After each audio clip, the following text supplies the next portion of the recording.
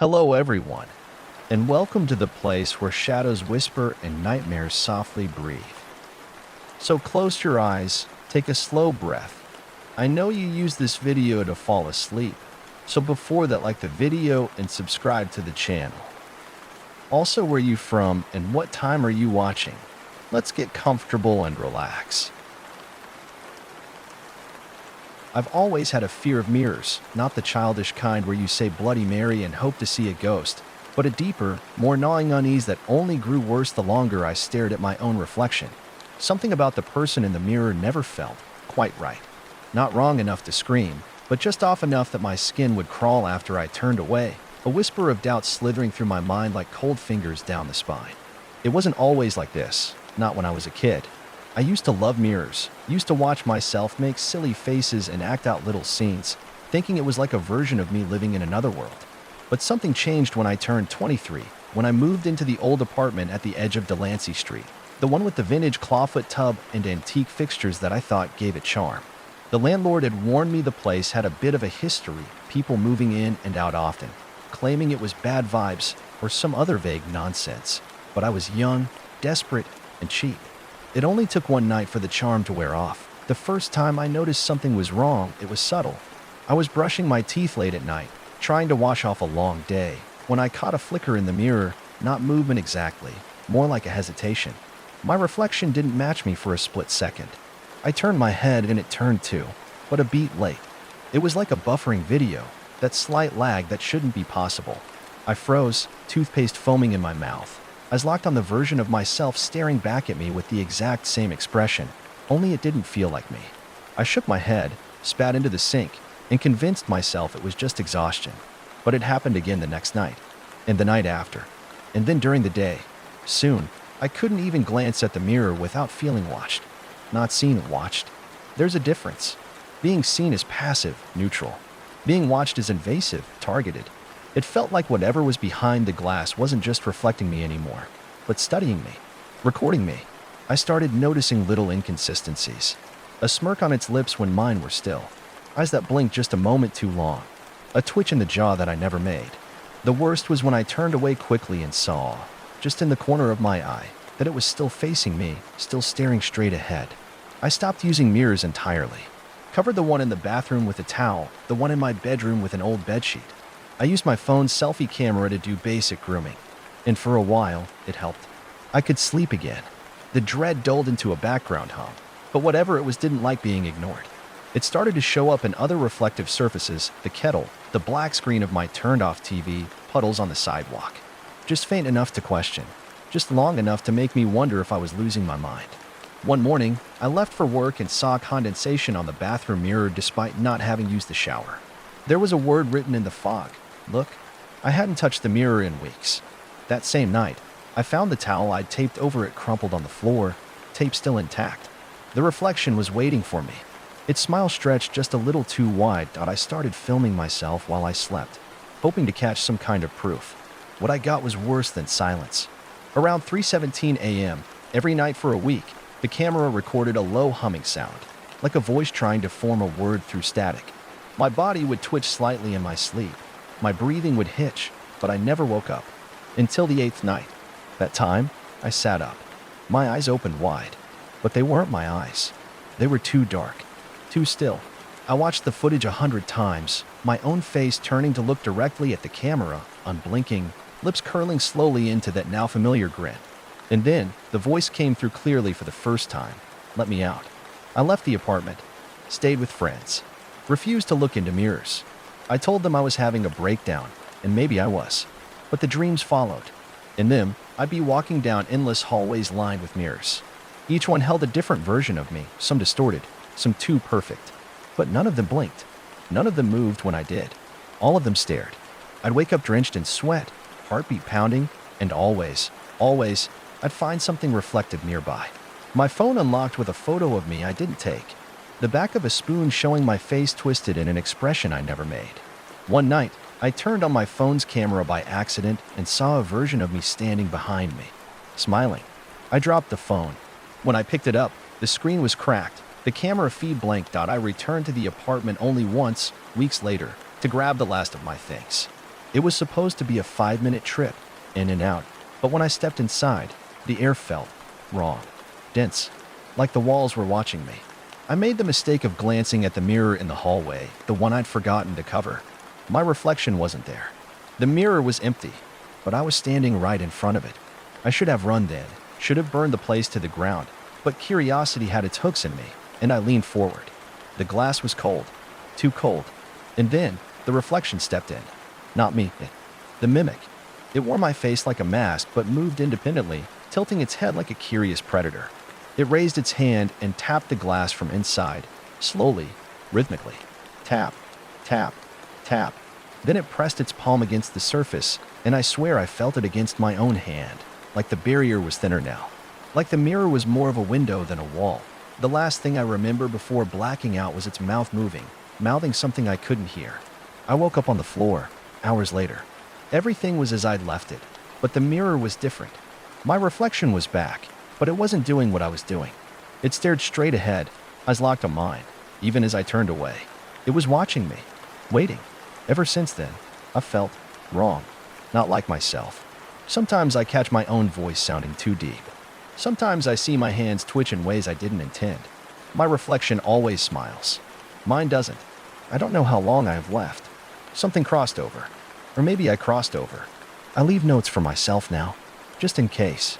Scratched into the wood of the dresser. Carved into the underside of the desk. Written in fog on the mirror I can't bring myself to destroy. Every message says the same thing. Don't trust the one in the mirror. I tried to tell someone. I really did. My sister, at first. I thought if anyone would believe me, it'd be her. We'd grown up with ghost stories, whispered late into the night, and she was always the one who said, "What if it's real?" She humored me as I told her everything about the apartment, the mirror, the reflection that moved wrong, the dreams, the video. She didn't laugh, didn't call me crazy. She just nodded slowly and asked, "Have you checked to see if you still cast a reflection?"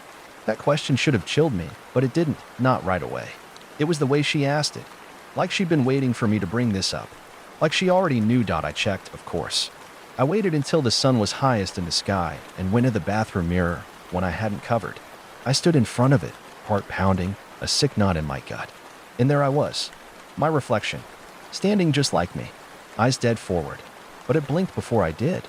I watched carefully, trying to control every movement, raise an eyebrow, purse my lips, and the reflection copied it all.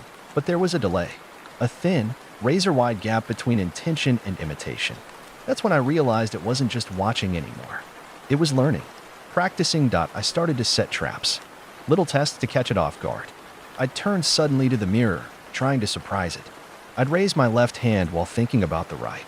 I recorded myself again, live this time, using a handheld mirror and my phone at the same time. I tried to keep calm, to stay rational, but it wasn't rational. I reviewed the footage and saw it clear as day. My reflection glitched. It hesitated. Its eyes darted to the camera. Mine never did. It knew. It wasn't just a trick of the light or a symptom of a breaking mind. It was aware. It was pretending. And it was getting better. I stopped sleeping. Every time I closed my eyes, I could feel it pushing. Not physically, mentally. Like it was pressing thoughts into my brain from the other side. I'd wake up gasping, unsure if I'd slept at all, but always with memories that didn't belong to me. I'd remember things I hadn't done, walking barefoot through shattered glass, speaking to strangers in languages I didn't know, looking into mirrors that showed a different world. They weren't dreams. They felt too real, vivid, tactile, like my consciousness had been pulled somewhere else, like I'd worn that reflection's body for the night, like I was being conditioned, and then I lost time. It started with seconds, then minutes, then entire hours would vanish. I'd find myself standing in front of the mirror with no memory of walking there. My phone's photos began to populate with images I didn't take, selfies in dark rooms, always with a single mirror in the background, and me in the foreground, but different, smiling, too wide, too still. Sometimes I'd be in locations I didn't recognize, underground tunnels, crumbling basements, places drenched in mold and shadow. Once, I woke up in a motel 2 towns over. No idea how I got there. No car, no phone, just a smear of something dark under my nails and the word "soon" scratched into the bathroom mirror. Backward. That's when the whisper started. Not in the mirror, not in dreams. In my own head. I'd be walking down the street, trying to ignore the pounding pressure in my skull, and I'd hear it, my voice, but not mine. Lower, smoothed out, calm like oil, slipping over my thoughts, whispering things I couldn't quite make out. Words like open, bleed, invite. I told myself it was psychosis. That's what anyone would think, right? Stress, sleep deprivation, paranoia, it's a cocktail for delusion. But how do you explain the things outside your own mind? The bruises that appear without cause? The strangers who look at you with a flicker of recognition and fear, as if they've seen you before doing something terrible. It all came to a head last week. I had boarded up the bathroom, removed every mirror in my apartment. I was living in a box, barely lit, windows covered in thick black fabric. No reflections, no glass. I wore sunglasses indoors just to avoid catching myself in a window. I thought I was safe, thought I'd cut it off from me completely. But it came anyway. It started with the laughter. Not loud, not insane. Soft, like someone chuckling to themselves in the dark. It would happen when I closed my eyes, always at the edge of sleep. Then came the knocking. 3 taps. Always 3. On the wall behind me, on the floor beneath my bed, on the inside of my closet door. I checked. Nothing there. Nothing I could see. Until I turned on my phone's camera again, slowly panning around the room. When the lens passed over the closet, I paused the video, frame by frame. In one frame, just one, I saw it. My face, peering through the crack in the door, upside down and smiling. I don't think it needs mirrors anymore. I think I let it in. Last night, I dreamt of the other side. Not in fragments, this time in full. It was like standing in my apartment, but reversed, backwards, wrong. The walls were lined with mirrors, but they weren't reflecting. They were windows. And behind every one stood another version of me, laughing, screaming, crying, burning, melting, bleeding. Some of them were dead. Some of them were missing their eyes. One of them waved. And from behind that one, it stepped forward. It looked like me, but perfected. Symmetrical, beautiful, unblinking. It walked through the reflection, stepped across the veil like it was nothing, and whispered, "You've been chosen." You opened the door. Then it pressed its forehead to mine, and I felt it. Like static behind my eyes. Like something poured into me. I woke up with my lips moving, whispering something in a language I couldn't understand. My hands were covered in ink. The walls of my apartment filled with strange symbols, scrawled over every surface. I don't remember doing any of it. Now, I can't even look at myself in the dark screen of my phone. I see it there, watching, closer every time, smiling wider, breathing slower, like it's waiting for the final moment, when the line blurs so thin that I won't even realize I'm gone, that it's taken my place. If you're reading this, if anyone ever finds this, don't look into the mirrors. Don't film yourself. Don't stare into your own eyes for too long. You might see the lag. You might see the smile. And if you do, it's already too late. I haven't left my apartment in days, maybe weeks. Time slips now like oil through cracked fingers, hard to hold, impossible to track. Every attempt to maintain a routine disintegrates as soon as I try. I go to make coffee and find the mug already broken on the floor. I pick up a book and it's filled with words I can't read, glyphs that squirm at the edge of my vision, familiar in a way that makes my stomach twist. My phone doesn't work anymore. It turns on, sure, but the interface is all wrong. No apps, no texts, just a single blinking icon at the center of the screen. A mirror. Tapping it opens the front camera, and every time it does, the face looking back at me is a little less mine. It doesn't mimic me now. It watches. It smiles, even when I cry. It tilts its head like a predator trying to figure out how best to fit its meal into its mouth. Sometimes it mouths things. Sometimes, if I let the camera run long enough, I see hands, my hands, reach out from the edges of the frame, wrapping around the throat of my reflection like it's being strangled by something outside the screen. But it never panics. It wants it. Last night, I think it was night, the power went out. Or maybe I just forgot to pay the bill. I don't remember. Doesn't matter. The dark doesn't protect me anymore. It used to, but not now. Now the dark is where it thrives. Without the overhead lights, every surface has become a war zone of shadows and warped reflections. I've learned to navigate by candlelight. Even that's dangerous. The wax pools form shapes I don't recognize. I see eyes in them. Teeth. Sometimes, when the flame flickers just right, I swear I hear my name whispered inside the hiss of melting wax. I boarded up the windows 2 nights ago. No, 2 events ago. That's more accurate. I can't call them nights anymore. Time is just a loop now, circling something vast and patient. But I boarded them up because I saw something watching from outside. Not a person, a shape, tall and thin, pressed against the glass, as though trying to mimic the idea of a person. When I got close, its face matched mine, but frozen, eyeless, skin stretched tight like parchment. It didn't move, didn't breathe. But when I blinked, it was suddenly closer. I covered the windows immediately, hammering wood over them until my hands bled, until I could no longer hear the soft tapping from the other side. I hear it in the walls now. Not the shape, the other me, the one from the mirror. Sometimes it whispers, sometimes it hums. Once it laughed, and I felt something inside me crack, like glass underfoot, like my thoughts were being walked on. I thought about killing myself. A few times. Thought it might be the only way to stop it. To close the door I'd opened by staring too long, by believing too much. But when I held the blade against my wrist, the reflection reached out and pressed its blade to the other side of the glass. It mirrored me exactly, but there was no blood. Just a smile. As if daring me. As if waiting. And I knew then, in a flash of horror that felt like ice poured through my spine, that if I died, it would take my place. Step through the frame and become me. Flawlessly. And no one would know. So now I stay alive not for myself, but out of spite. I won't let it win. Not yet. But it's getting stronger. Bolder. It used to be confined to the mirror, then the screen, then the windows. Now it moves through reflections that shouldn't exist. The gleam on a spoon, the ripple of a puddle, the curve of a polished doorknob. Yesterday, I caught it in the gleam of my own eyeball, reflected faintly in the metal edge of the sink. It winked at me. I've started to change too. Not just mentally, physically. I find bruises in perfect symmetrical pairs, one on each wrist, one on each hip.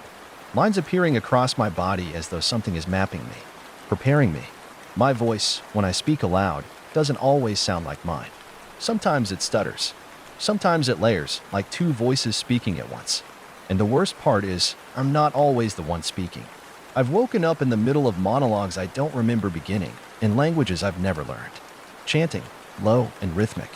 The words taste metallic in my mouth. My throat burns afterward, and I find blood crusted under my tongue.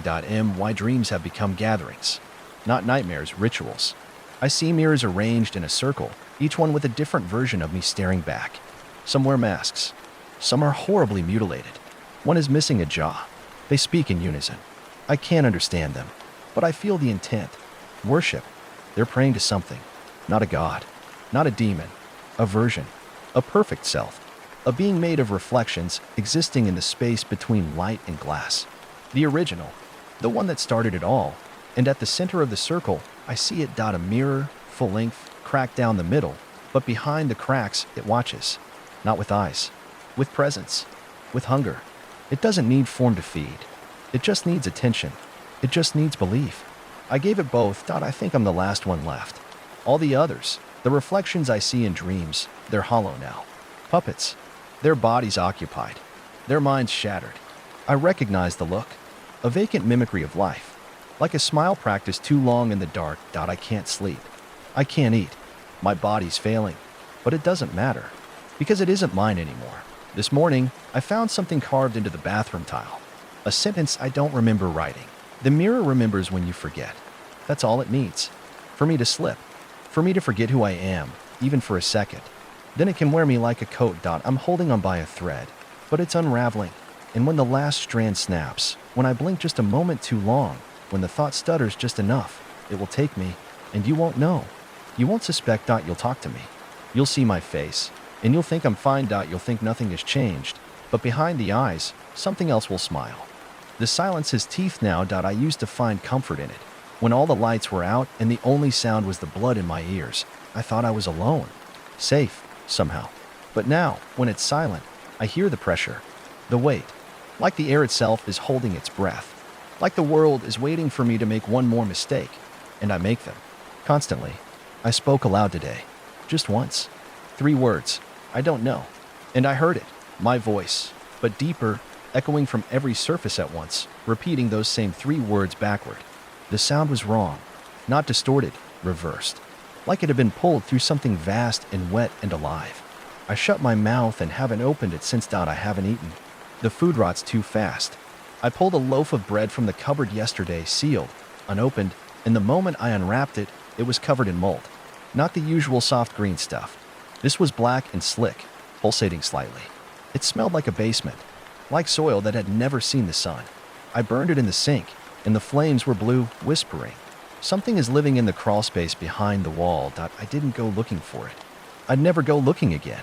But the sound, it started last night.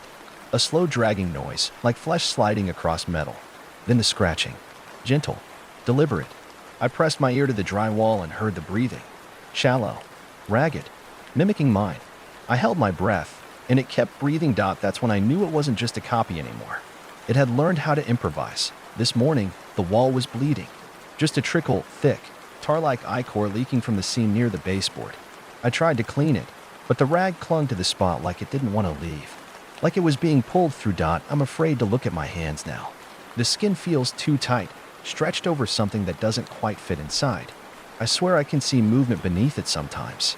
Not muscle, something else. Something writhing. My veins pulse out of sync. I counted the beats of my heart, then counted the pulses in my wrist, and they were off by 2. I keep thinking I'll catch it mid-transition. That if I turn fast enough, I'll see the illusion flicker. But I'm never fast enough. It's always just me standing there. Or what I think is me. And then there's the phone. I threw it away. Smashed it. Smashed 4 of them. But they keep coming back. I wake up and one is charging beside the bed. Always the same model. Always pristine.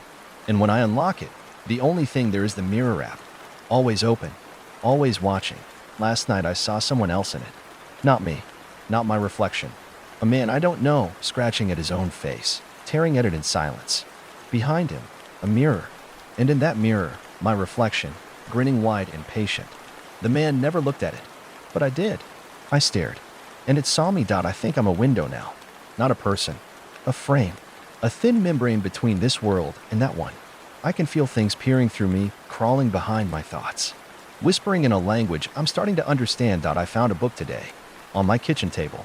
I didn't put it there. It's bound in soft, pale leather. No title. No markings. When I opened it, I found only mirrors. Dozens of tiny shards embedded into the pages, each angled slightly differently. Each showing something wrong. My face split across the seams, my eyes dilated into black pools, my mouth open in silent laughter that didn't belong to me. I tried to close it, but my fingers wouldn't obey. They trembled, twitched, cracked. I heard bone grinding on bone, like something was adjusting the architecture of my hand. I screamed. No sound. Just a sharp exhale that didn't fog the air. I finally managed to slam the book shut. The room shifted. The walls bent inward for just a second, like breathing. And for the first time in days, I heard something speak aloud. Not in my head. Not through a screen. Right beside me. Almost ready. That's all it said. Calm. Gentle. Like a parent checking on a sleeping child. I don't know what it means, but I feel it. In my spine. In the back of my throat. I am being readied. Not killed. Not consumed. Prepared. Molded into a vessel. A mask. A door. The worst part is, some days I'm okay with it. There's a strange relief in giving up. In letting the thing behind the glass take over. No fear. No hunger. No loneliness. Just a smooth, cold clarity. A version of me without pain. I can feel the moment creeping closer. I lose hours now. Waking up in different clothes. Different places in the apartment. Sometimes with messages written on the walls in a trembling hand that isn't quite mine. Things like, you look too long. He's better at being you than you are. They won't know. It's already wearing your voice. I recorded myself last night. Just to see. Just to know. And the video showed me sleeping, peacefully, for the first hour. Then I sat up. Eyes still closed. Mouth slack. And I began to speak. Not in English. Not in any language I recognize. But the words rolled out like liquid glass, smooth and bright and horrifying. And then, slowly, my eyes opened. But they weren't mine. Too wide. Too wet. As if the sockets had been freshly hollowed and something new had just climbed in. The thing stared at the camera, smiled, and said, in perfect, unbroken English, recording complete, transmission successful. Then it lay back down, closed its eyes, and I didn't move again. Until I woke up. I deleted the video, but it doesn't matter. The image is burned into my mind. Every time I blink, I see that grin. I don't think there's anything left to do now. The mirrors are everywhere. Not just glass. Not just reflections. Screens. Eyes. Thoughts. There's no place left to run. The thing that crawled through my reflection is no longer a visitor. It lives here now, not beside me, as me. And the next time I blink, the next time my attention slips, even for a breath, I'll be the one on the other side, screaming behind the glass, watching as it walks around in my skin, laughing, and no one will know. Not my sister, not my friends, not you. You'll just think I got better, that I'm doing fine, but behind the eyes, I'll be clawing at the walls, begging you not to look too long. I don't know how long it's been since I last opened the front door. At this point, the outside world is a rumor, something that happened to other people in another lifetime, like a dream that dissolved the moment I woke up into this, whatever this is. A half-lit purgatory where I can feel myself stretching thin, being pulled like taffy between two mirrors facing each other, trapped in the endless echo of versions of myself. There's no noise from the hallway anymore. No distant elevator bell. No creak of the stairs or slam of a neighbor's door. Just silence. Hollow, perfect silence. And the constant feeling that I'm being watched by someone standing just an inch outside my peripheral vision. I stopped using the bathroom mirror a week ago, covered it in thick black plastic and layers of duct tape. But even without seeing my reflection, I feel it. I feel him. The other me. The one that isn't bound to flesh. I call him that now, he. It's not a reflection, not a hallucination. He is a separate entity, a parasite made of thought and memory and mimicry. And he knows me better than I know myself. He whispers things I didn't know I remembered. Childhood mistakes, cruelties I buried, fantasies I thought were harmless. And he repeats them back in my voice. Slow, patient, each word like a hook under my skin, pulling me closer to that glassy surface I swore I'd never look into again. But today, something changed. It started with the walls. They moved, not dramatically, not like something out of a haunted house, just subtle enough to make me question my sanity. The angles of the apartment feel off now. Hallways that should be straight have developed slight curves. Doorways are narrower, like the building is squeezing inward. I can feel it when I walk, how the pressure changes with each room I pass through. Some feel heavier, like the air is thick with water or static. Others are too light, as if gravity has forgotten them. I've started seeing corners where there shouldn't be any. Strange folds in the walls that vanish if I turn on a light. And inside those folds, sometimes, I catch glimpses of movement. Shadows that writhe without a source. Figures hunched and twitching like broken marionettes, only visible from the corner of my eye. The ceiling breathes. It exhales cold wind at night. I lie on the floor now, not daring to sleep in my bed. Too many dreams there. Too many footsteps I didn't make. From the floor, I can watch the ceiling swell and contract, as if the apartment itself is alive, and I'm just a stubborn infection it's trying to digest. I haven't spoken to another human in. I don't know. I tried to call someone once, just to hear another voice. But when they answered, it wasn't them. It was me. My voice. But calm, collected, smiling. Hey, it said, with a softness that turned my blood cold. I've been meaning to call. I hung up, threw the phone in the bathtub, but it rang again 5 minutes later. No caller ID, just a static hum that grew louder the longer I waited. I turned all the electronics off, cut the power at the breaker. Still, somehow, the TV turns on at exactly 3:33 every night. Same image, always, a hallway that looks almost like mine, but longer. The walls are pulsing, wet and pink, like the inside of a throat. At the far end stands a figure with my silhouette, head tilted, smiling, waiting. I've started recording myself while I sleep, not out of curiosity, out of fear. I don't remember what I do at night anymore. I wake up sore, bruised, hands covered in ink or soot or strange, sticky residue I can't identify. I'm always in a different room, sometimes with no memory of how I got there. The recordings are worse than I imagined. I end them. I move with confidence. I pace the apartment like a predator. My movements are smooth, deliberate. I hum songs I've never heard before, low, warbling things that make the walls tremble. Sometimes I speak in languages I don't understand. Sometimes I stop in front of the mirror, even the one I taped over, and I smile. The tape ripples, like something is pressing back from the other side. And then I whisper things. Names, coordinates, dates. I don't know what they mean, but every night, the list gets longer. 2 nights ago, I carved something into the floorboards. I woke up on my knees, blood under my fingernails, splinters embedded in my hands. The message was long, scrawled in a looping, elegant script I didn't recognize. At first glance, it looked like gibberish. But when I stared at it too long, the letters began to rearrange themselves. They told me a story about a man who looked into a mirror too long, A man who found something staring back that didn't blink. A man who traded his reflection for freedom.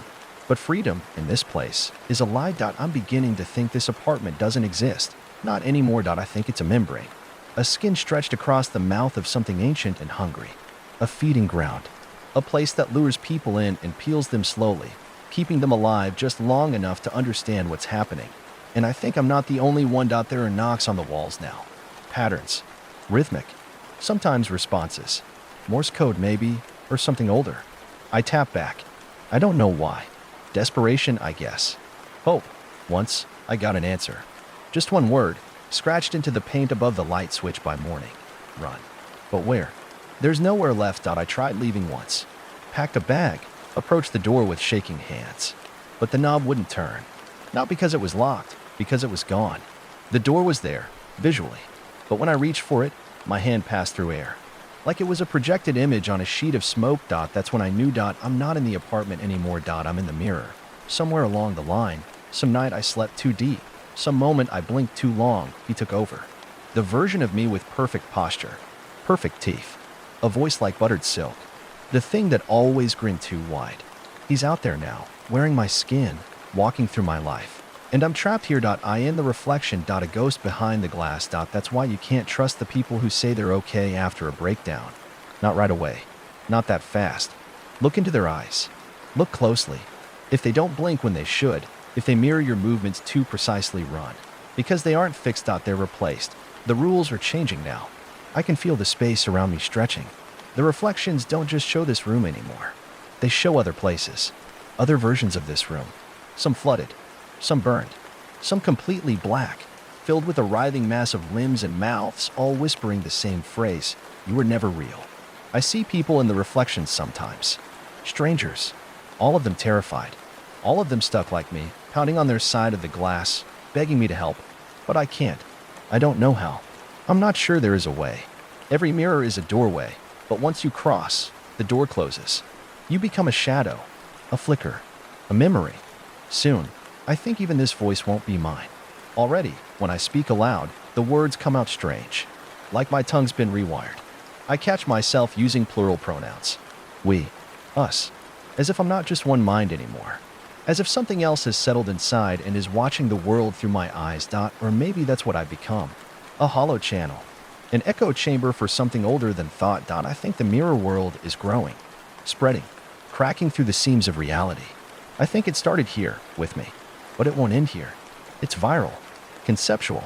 It infects through attention, through belief. If you've listened this far, if you've read every word, you've seen it now. You've felt it. The twitch when your reflection doesn't quite match. The shimmer in your peripheral vision. The momentary doubt when you turn away from the mirror and wonder, did it turn too? That's how it starts. A single thought.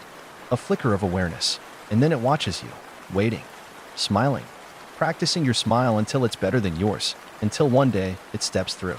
And no one notices the difference, not even you.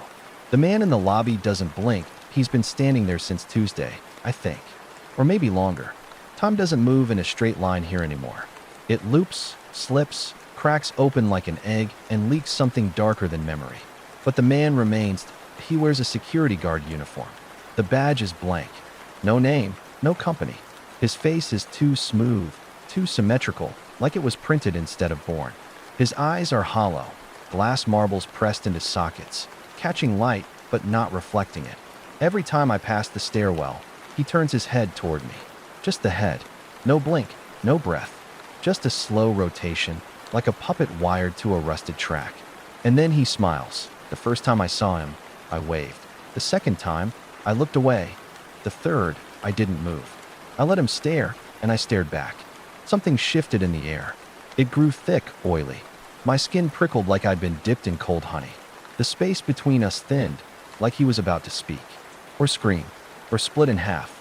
Then I blinked, and he was gone. I never used the elevator. Not after what happened to Greg. Greg lived 2 doors down. Accountant. Loved jazz. Harmless guy. We weren't friends, but we exchanged hellos. 3 weeks ago, he stepped into the elevator. I remember this because I heard the doors open and glanced out my peephole. He had groceries. Chicken, eggs, a 6-pack. Smiled at someone off camera. The doors closed. They never opened again. Maintenance came. Police. They pried the thing open with a crowbar. Empty shaft. No car. No cables. Just a black, yawning void filled with distant whispers. Like hundreds of people talking backwards all at once, layered into a sickening static. Greg's apartment is still sealed with crime scene tape. But the light in his bedroom turns on every night at 2:47 a.m., flickers for exactly 13 seconds, and turns off. In 01 lives there now, in 01 alive. I hear from others now. People like me that we don't meet in person, that's too dangerous.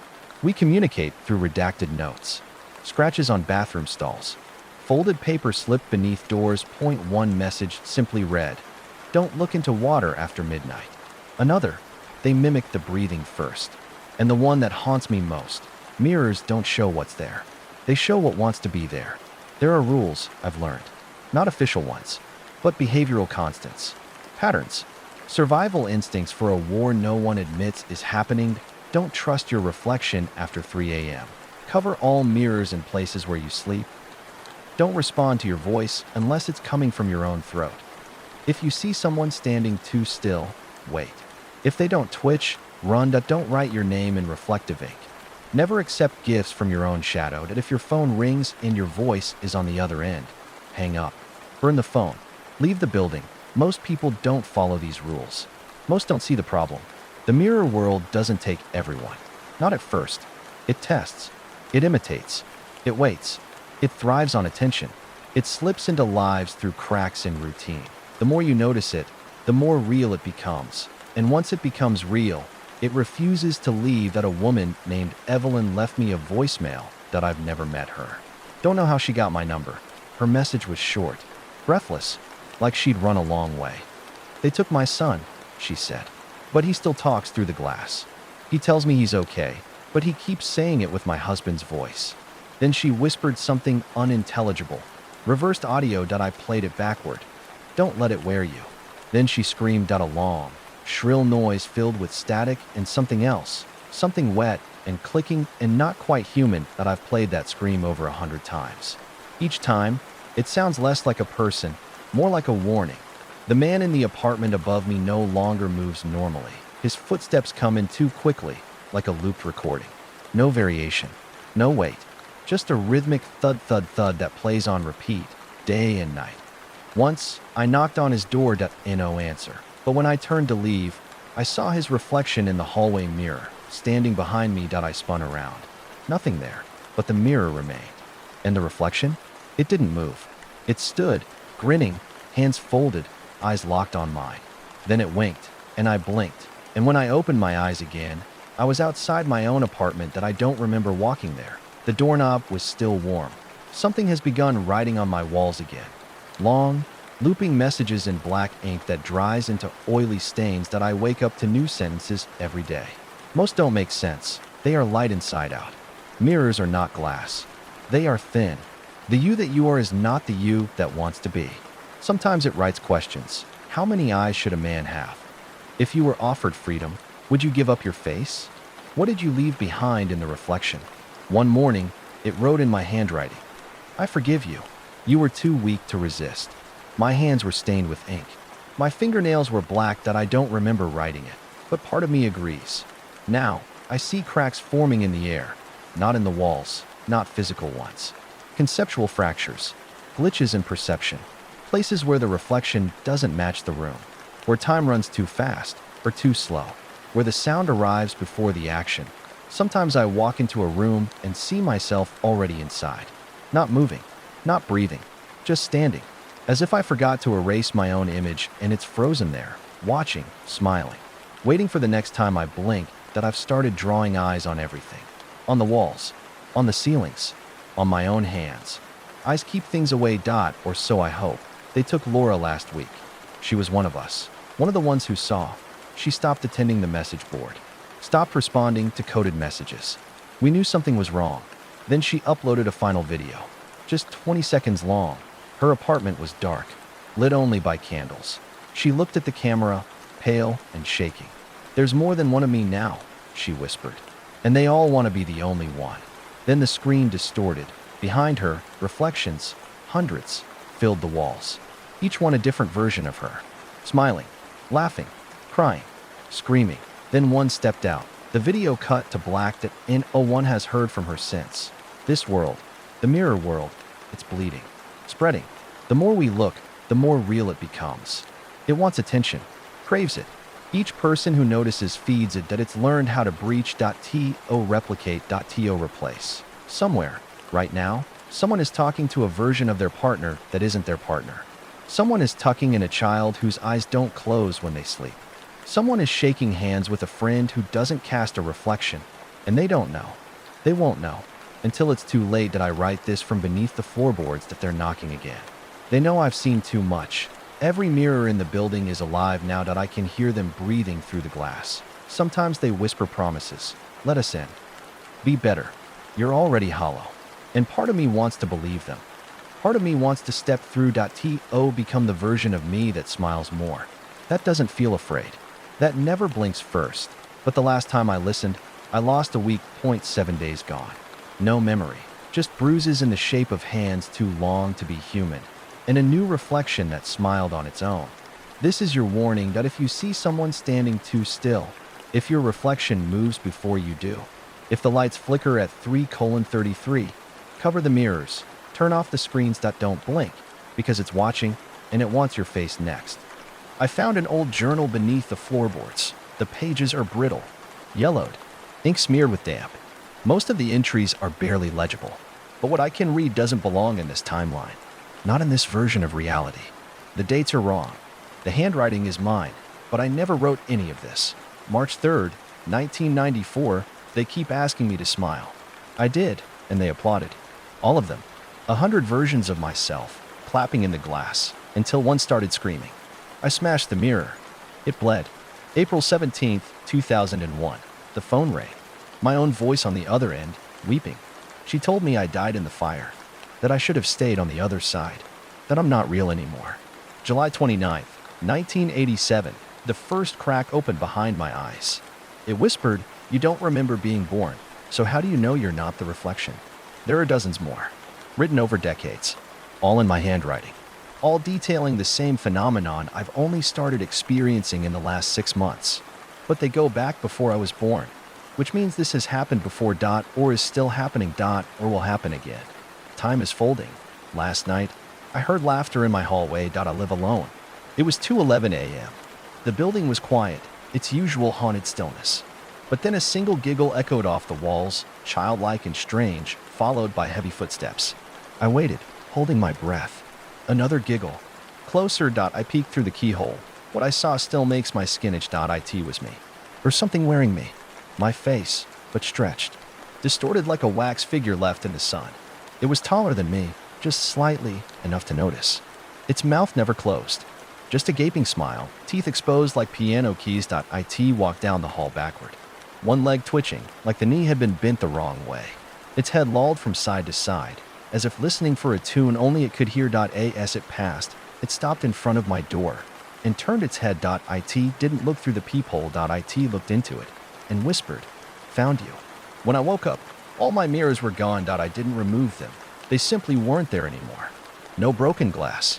No frames. Not even dust where they used to hang. But the reflections were still here. Reflections in doorknobs. In windows. In puddles. Each one showing things that weren't in the room with me. Behind me, in every surface, I saw movement. Shadows pacing. Figures standing still. Some of them looked like me. Some didn't.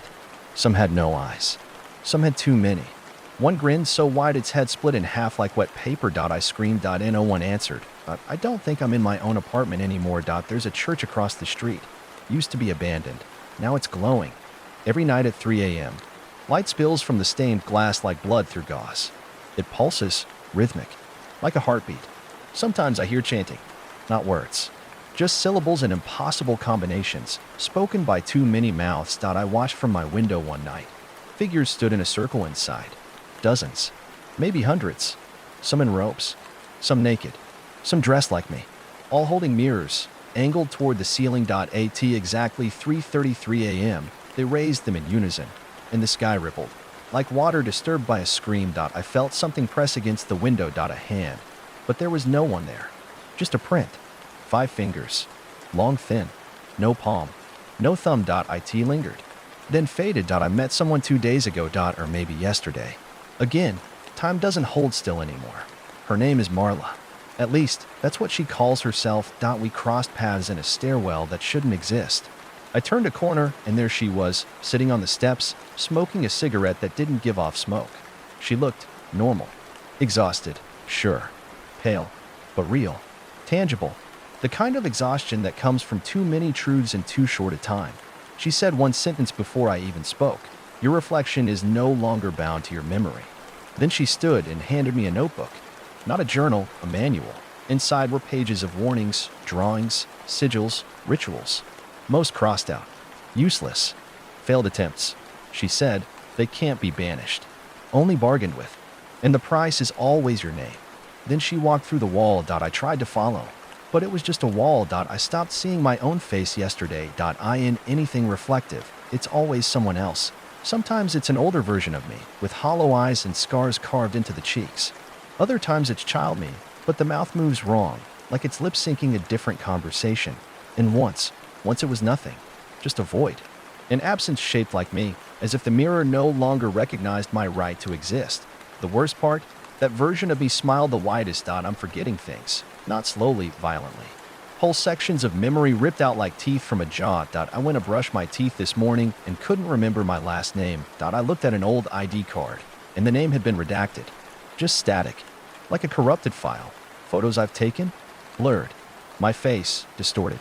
As if someone erased me from history one pixel at a time. I opened an old box of family keepsakes. Inside were baby photos, but none of the children were human.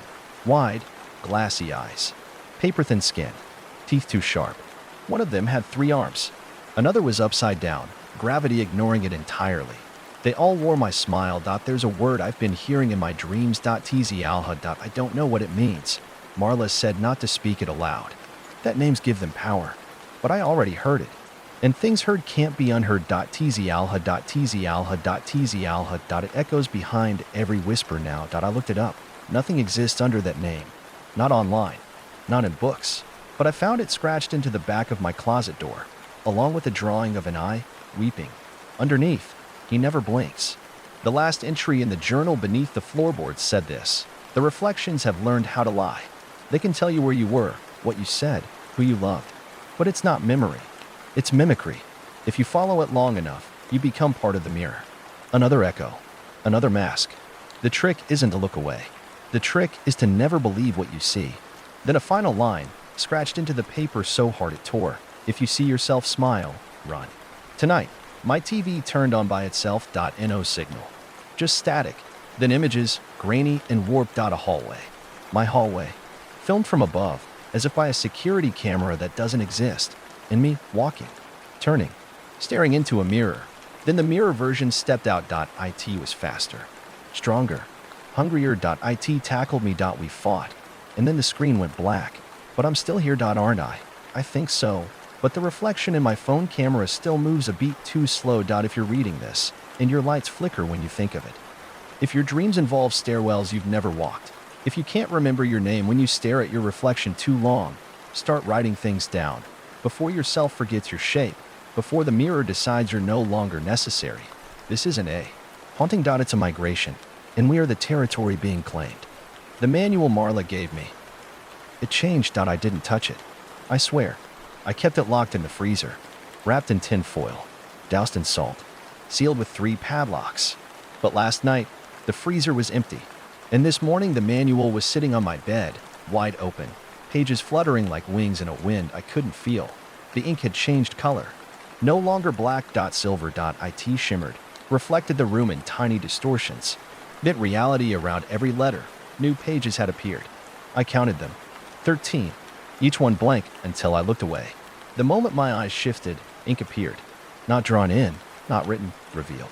Like the book had always known what it wanted me to see, but had waited for the right moment to let it bleed through. The new pages all had a heading in the same disfigured hand, the practice of unbeing.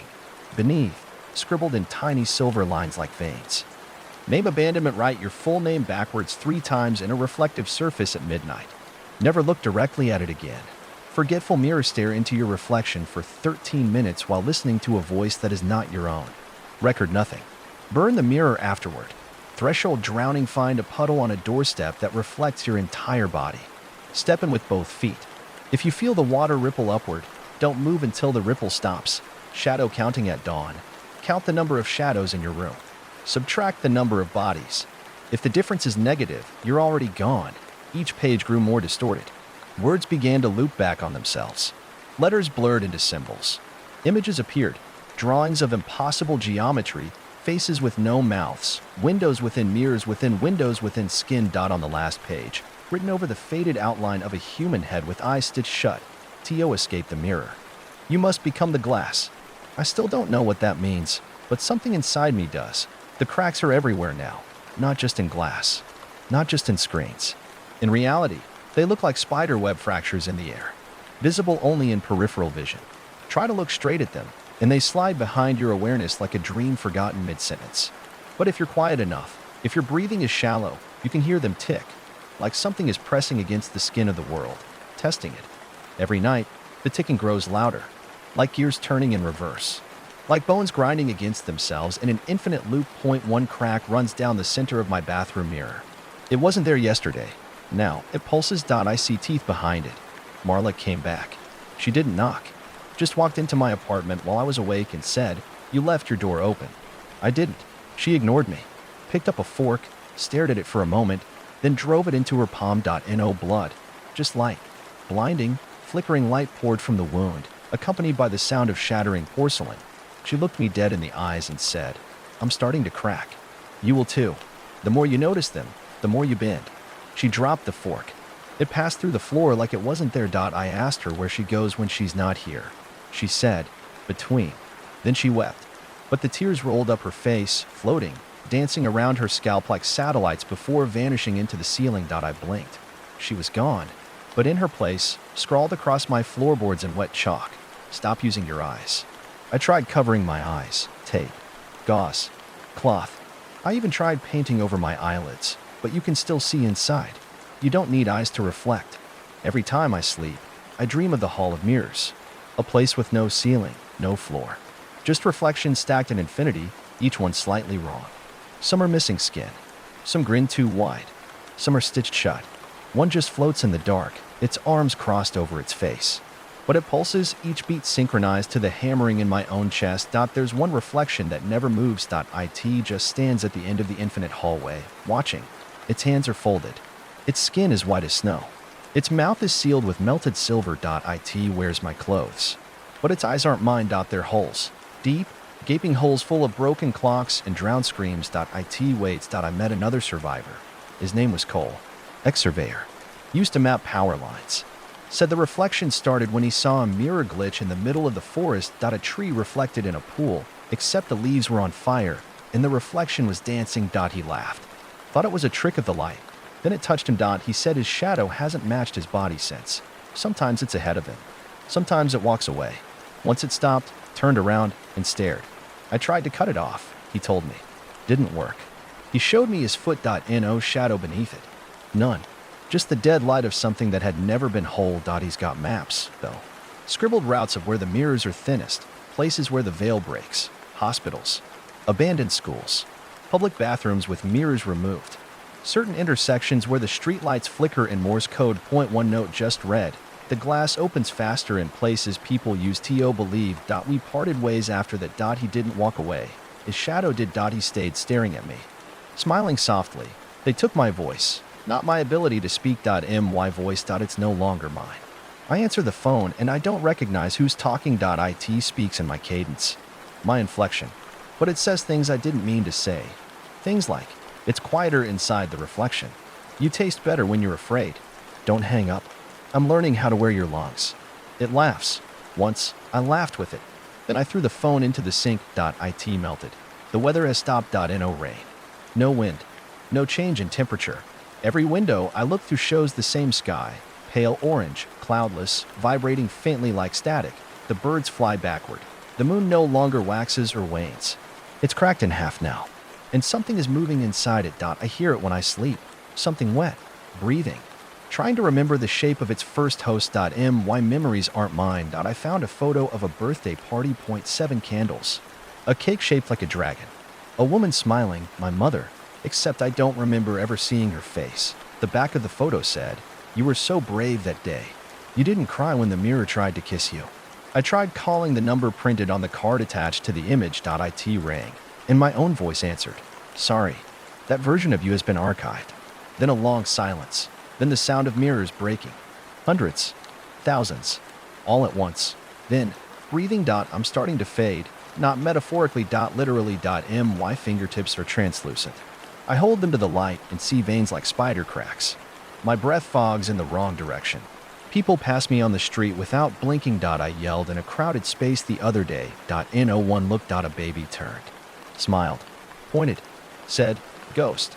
Its mother pulled it away, eyes wide, whispering, "Don't look. Don't let them see you see them." That was the moment I knew. I'm no longer on the right side of the mirror. And tonight, oh God, tonight, I caught my reflection packing a bag. Not me. Folding clothes. Carefully, methodically, humming a tune I haven't heard since I was 5. Then it looked up, winked, and mouthed, "I'll take it from here." Then it turned out the light, and I blinked, and I woke up in the mirror. I can't tell if I'm dreaming anymore. Or worse, if I've woken up from everything I thought was real. In the mirror world, things are nearly the same. My apartment is here. The furniture is familiar. The walls hold the same cracks, the same mold in the same corners. But something's off. The light has no source. The shadows stretch the wrong way. Every surface reflects too much. And none of it feels like it belongs to me. I look into the mirror, and there's no longer a copy of me on the other side. There's nothing. Just a deep, endless corridor, vanishing into blackness, framed by the echo of my own apartment. But sometimes, something walks by in the distance. It doesn't look like me, but it knows how I move. Everything here is made of glass. The walls, the floors. Even the air shimmers like it's refracted through something fragile. When I walk, the sound isn't footsteps, it's cracks. Every step sounds like I'm standing on the edge of shattering. My voice echoes in ways I can't explain. Sometimes I say nothing, but the space around me whispers in my voice anyway. "You shouldn't be here. You should have looked away. Now we all have to wear you." I've tried to leave. Every door leads to another room, another hallway, another copy of the same place, just slightly wrong. One apartment had blood on the ceiling. Another had dozens of picture frames with the photos torn out. But in one, the bed was still warm, and something was breathing beneath it. Marla found me again. In the mirror version of a stairwell that twisted like a Mobius strip. I'd been walking for hours, days, and suddenly, she was standing upside down on the ceiling, looking down at me like I was the one out of place. She said I was too intact. That's what attracts them. The more whole you are, the more they notice. The more pieces of identity you still believe belong to you, memories, names, preferences, loves, the more the mirror hungers to take it all. They don't want your body, she whispered, upside down. They want your pattern, your soul's fingerprint. Once they have that, they can replace you in every world at once. She told me the only way out was through the archive. A place at the center of the mirror world. A library of reflections. A vault of stolen selves. And maybe, just maybe, if I could find the right one, I could rewrite the path back to me. She said all this with a smile, then peeled her own face off. Underneath was nothing, just a void that wept static. Then she was gone. I've stopped hearing my heartbeat, but I feel it in the walls. The rhythm of this world is unnatural, like a clock that's learned to breathe. Every few seconds, the environment shifts subtly. Door handles appear where there were none. Windows blink open, full of teeth. Ceiling fans reverse direction without sound. I wrote my name on the floor with the tip of a broken nail. The letters floated for a moment, then disintegrated into tiny glass spiders that scattered into the cracks. I found a window. A real one. Or I thought it was. It looked out into my neighborhood. Normal houses, cars, trees blowing in the wind. A child riding a bike. I stared, heart pounding. Hope. Home. Then I noticed the child had no shadow. Then I realized the wind was blowing inward, into the glass. And then the child on the bike stopped and turned to look directly at me, and its face was mine. It held up a mirror. I looked. My reflection was smiling. But I wasn't. In the center of this place is a room of fragments. Shards of every version of every person who's ever looked too deeply into their reflection. Voices whisper across the floor like smoke. I stepped into the room, and every shard showed a different me. One version was a priest, eyes hollowed by faith. Another was an addict, teeth missing, fingernails cracked from digging. One had no face, just a smear of anguish. Another was perfect, confident, smiling, powerful, And he looked at me with pure disgust. I earned this, he whispered. You ran. They all stared at me, then turned their backs. The shards pulsed, and I heard 1,000 voices whisper, which version do you want to be eaten by? The archive is real. It's not a place. It's a mirror suspended in a vacuum of darkness, floating among infinite others, like stars made of memory. Each mirror is a soul, a consciousness, a life, and the archivist is here. She's tall, featureless. Her body is wrapped in melted reflections, hands reaching out from beneath the surface, writhing like they're drowning. She offered me a deal. Choose one, she said. Any version. Any better you. Take its place. Forget this place forever. I asked her what would happen to the one I chose. She smiled. Her teeth were made of broken light. It will be archived. Like you should have been. She held out a mirror. I saw her inside. The version of me who never looked too long. The one who still lived. Still laughed. Still loved. I reached out. But she looked at me and whispered, Don't. I have a daughter. Please. I don't want to disappear. I dropped the mirror. It screamed. The archivist frowned. You should have chosen, she said. Now we will. The mirror world has begun its reversal, not the breaking of our world, the replacing. Everywhere, people are being mirrored, subtly at first. I can't tell if I'm dreaming anymore. Or worse, if I've woken up from everything I thought was real. I in the mirror world. Things are nearly the same. My apartment is here. The furniture is familiar. The walls hold the same cracks, the same mold in the same corners. But something's off. The light has no source. The shadows stretch the wrong way. Every surface reflects too much, and none of it feels like it belongs to me. I look into the mirror, and there's no longer a copy of me on the other side. There's nothing, just a deep, endless corridor, vanishing into blackness, framed by the echo of my own apartment. But sometimes, something walks by in the distance. It doesn't look like me, but it knows how I move. Everything here is made of glass, the walls, the floors. Even the air shimmers like it's refracted through something fragile. When I walk, the sound isn't footsteps, it's cracks. Every step sounds like I'm standing on the edge of shattering. My voice echoes in ways I can't explain. Sometimes I say nothing, but the space around me whispers in my voice anyway. You shouldn't be here.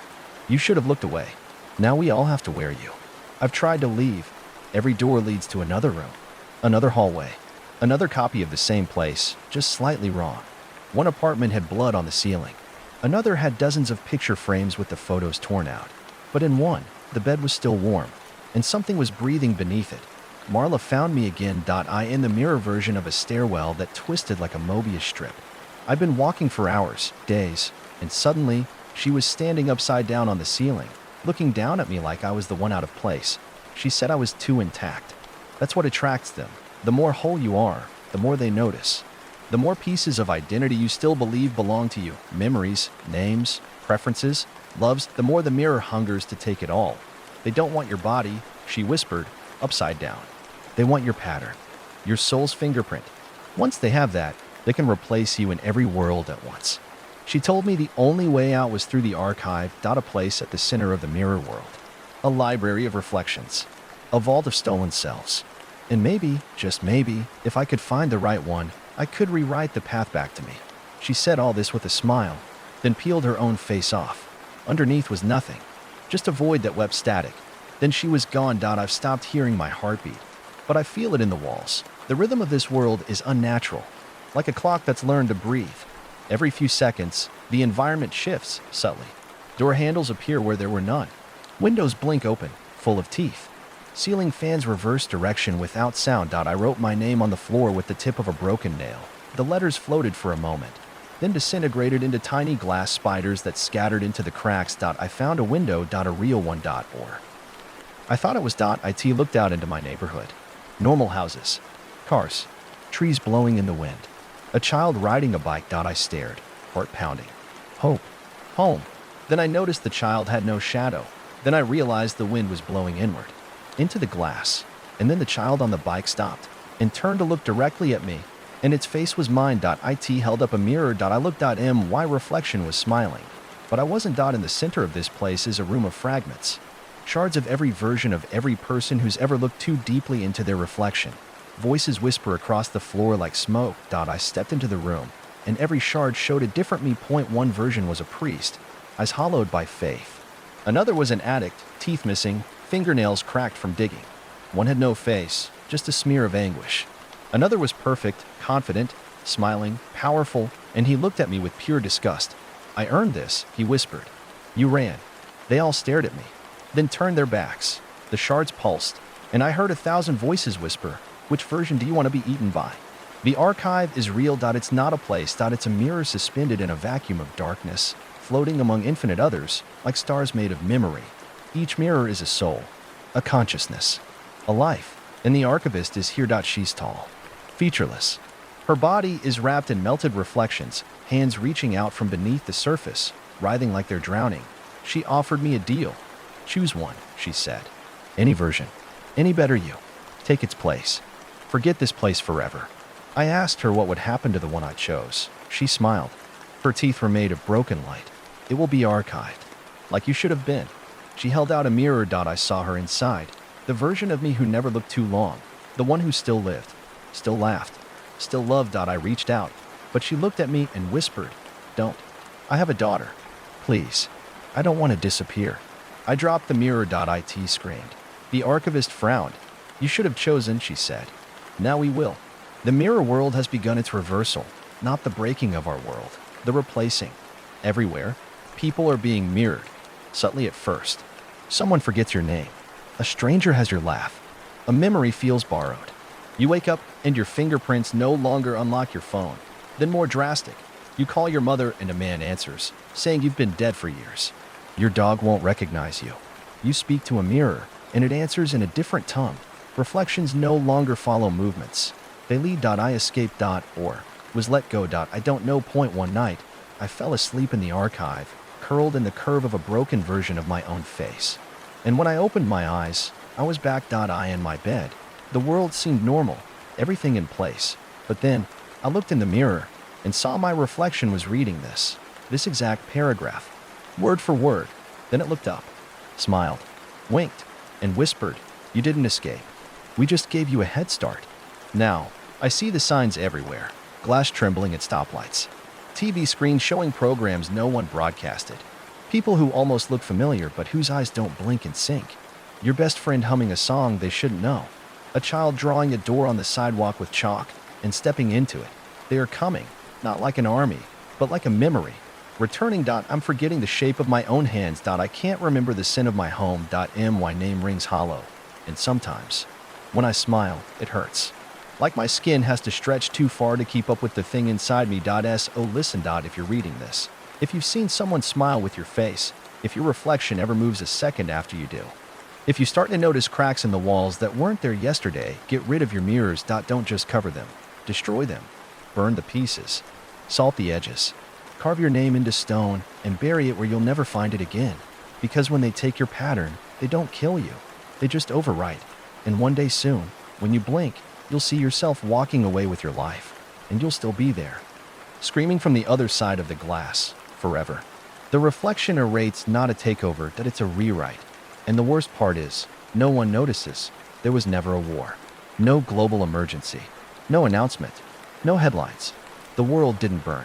It simply shifted silently, invisibly, completely. I woke up this morning, and the sky was no longer a shade of blue I'd ever seen before. It pulsed like muscle tissue, not sky. The clouds moved like they were being stirred from below. And yet, cars still drove. Children still went to school. People smiled, bought coffee, answered emails, kissed each other goodbye. But they're not people. Not anymore. I know this because I still remember before. And remembering is dangerous. It began slowly. At first, just small signs. The man who delivered my groceries didn't blink. Not once. My neighbor smiled too long, holding it until his lips started to twitch. When I asked if he was okay, he tilted his head too far, like a puppet, and said, "Just practicing the face."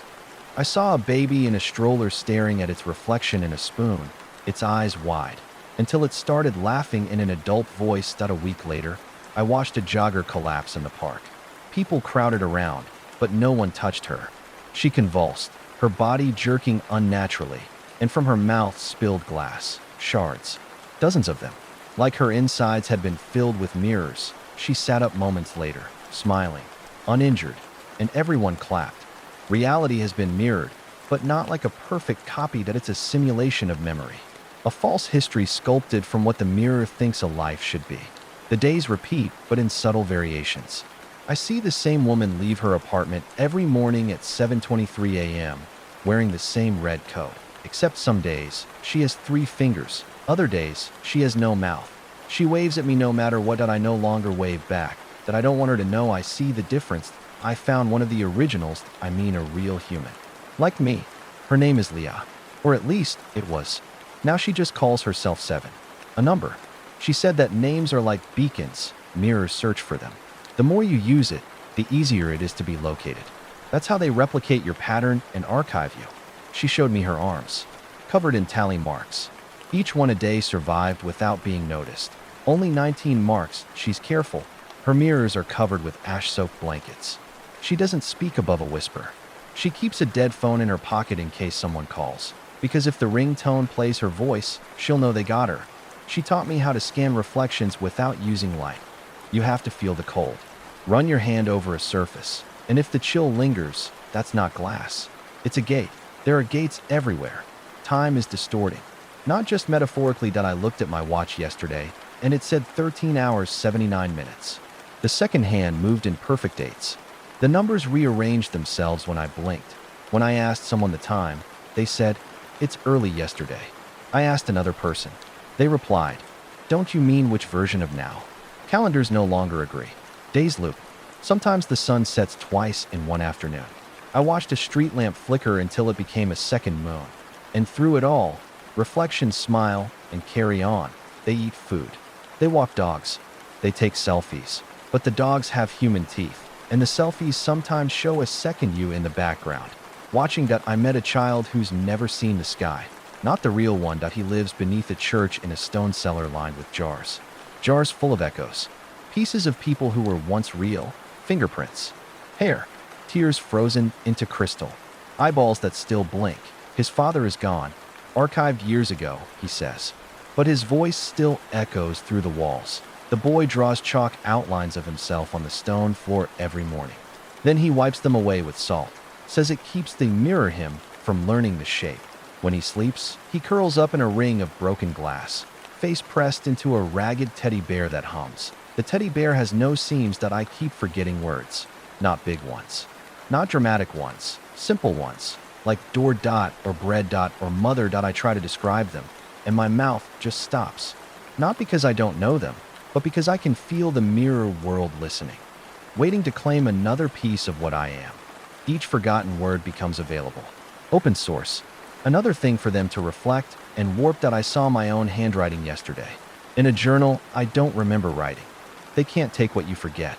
They can only take what you cling to. So now I carry that journal everywhere.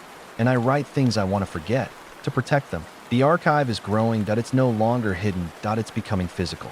I've seen it. A library taller than mountains, spread across dimensions. Floating shelves full of glass organs. Lungs that still breathe. Hearts that beat in Morse code. Every aisle hums with sorrow.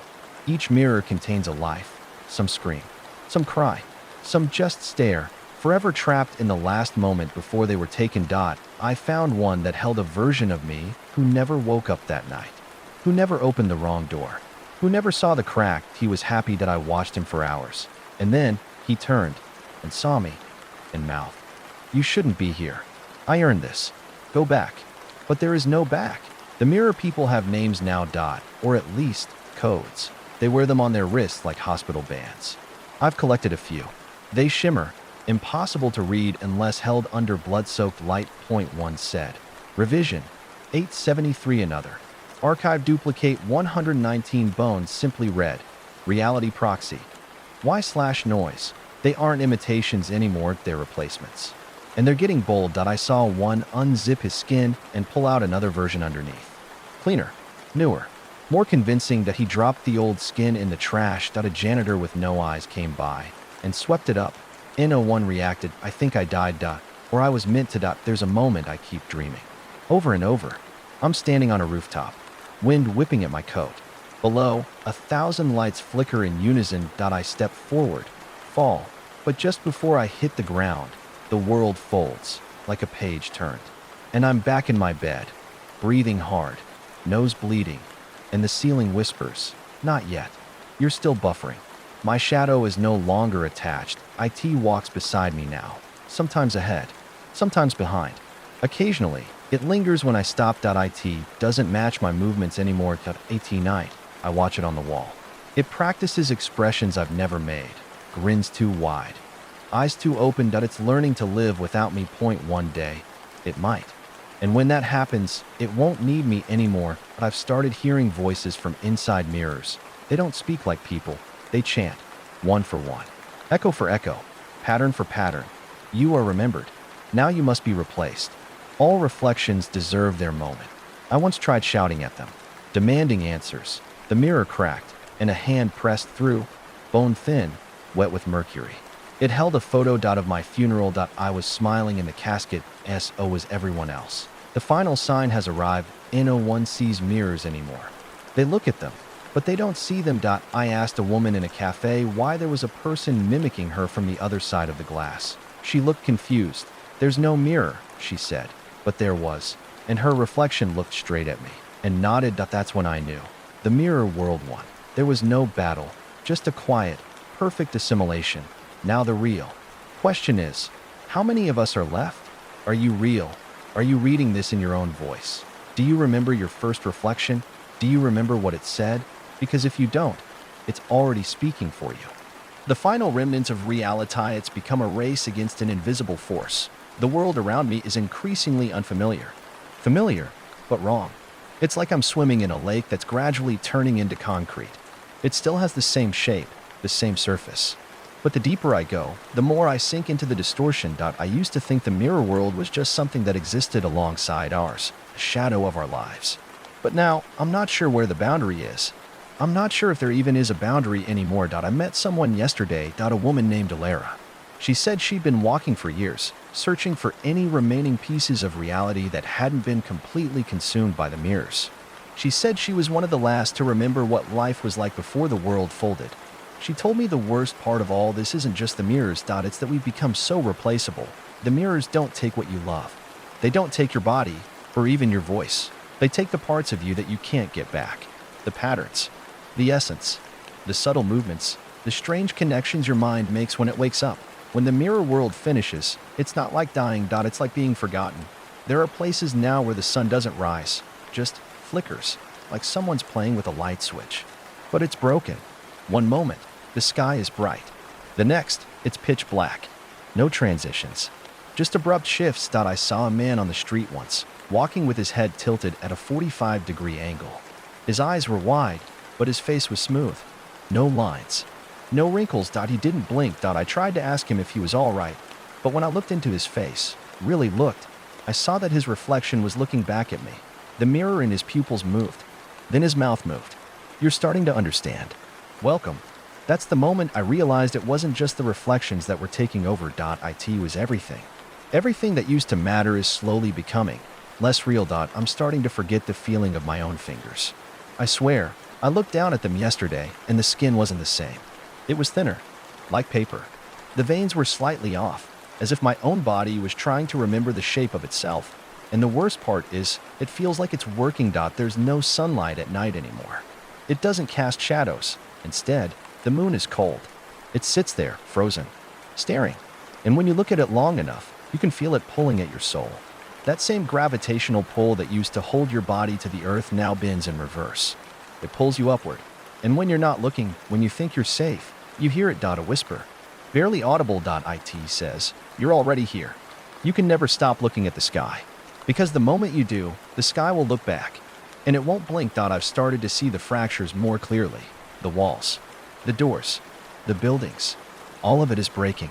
The longer I stay in one place, the more I see the cracks spiderwebbing across everything. The pavement trembles, the windows vibrate. There's something underneath it all, like a beast trying to break free, and yet, no one notices. People walk by as if the walls don't bleed. I followed Alara into a church once, an old, crumbling structure at the edge of the city. She led me down into the basement, where the air smelled stale, like dust and salt. There, she opened a door that hadn't been there before. Behind it was nothing, just an expanse of void. But Alara smiled.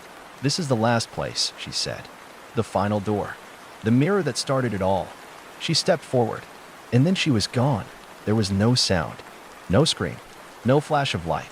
She just disappeared. I stood there for a long time. The door was gone, but the empty space remained. A perfect hole where something used to be. Now, I'm trying to track down the archive, the last remaining place of truth. I've heard rumors of a library that contains the final remnants of reality, somewhere beneath the crumbling layers of this world, hidden away in the darkest corners of the mirrored world. They say the archive is a place of truth, but not in the way we think of truth. It's not about facts. It's about memory, about the pieces of us that refuse to die. But if the archive exists, then I have to find it, and I have to find it before the mirrors do.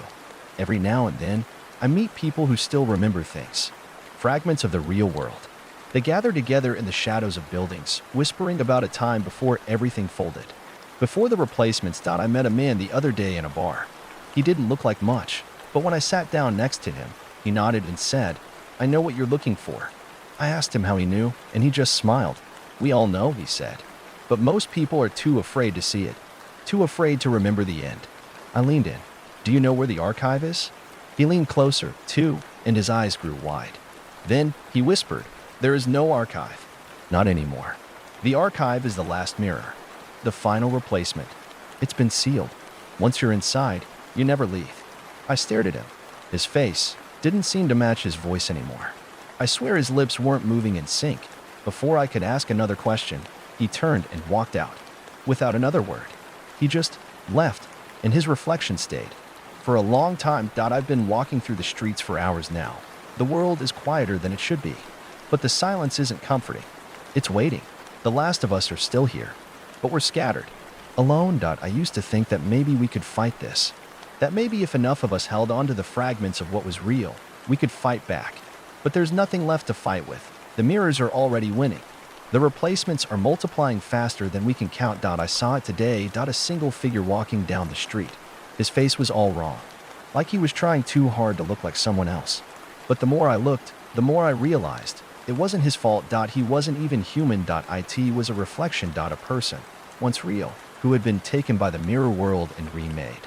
A blank canvas of someone else's design. The reflection was gone from his eyes. His expression was pure emptiness. And when he smiled at me, I realized he wasn't the last person left. I was. The final step is near. I can feel it. There's no time left. I look in the mirror again and see a shadow staring back at me. Not mine. Not the one I remember. It is watching me. The world is already folded, and when the shadows finally fade, I'll be the one left behind. The collapse of the original. It's hard to breathe now. The air is thick. Every inhale feels like pulling in something that's not oxygen. More like dust from the edges of a world that's quietly crumbling into dust. Each step is slower, more deliberate, but I can't stop walking. I can't stop moving. The mirrors are everywhere, and the world is shifting beneath them.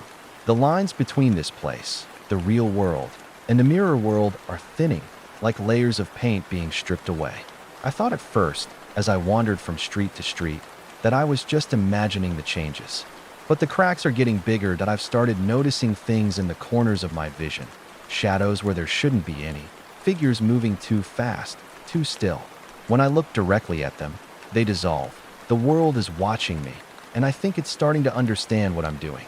The mirrors are aware of me now. I came across the first real piece of this world's disintegration a few hours ago. A building, the kind that's been there forever, crumbling now, cracked across the foundation like it had been struck by lightning. But it wasn't lightning. It was the world fracturing. There's a sound that accompanies these fractures, an unbearable buzzing, like the world is caught in an eternal glitch. I've never heard anything like it before.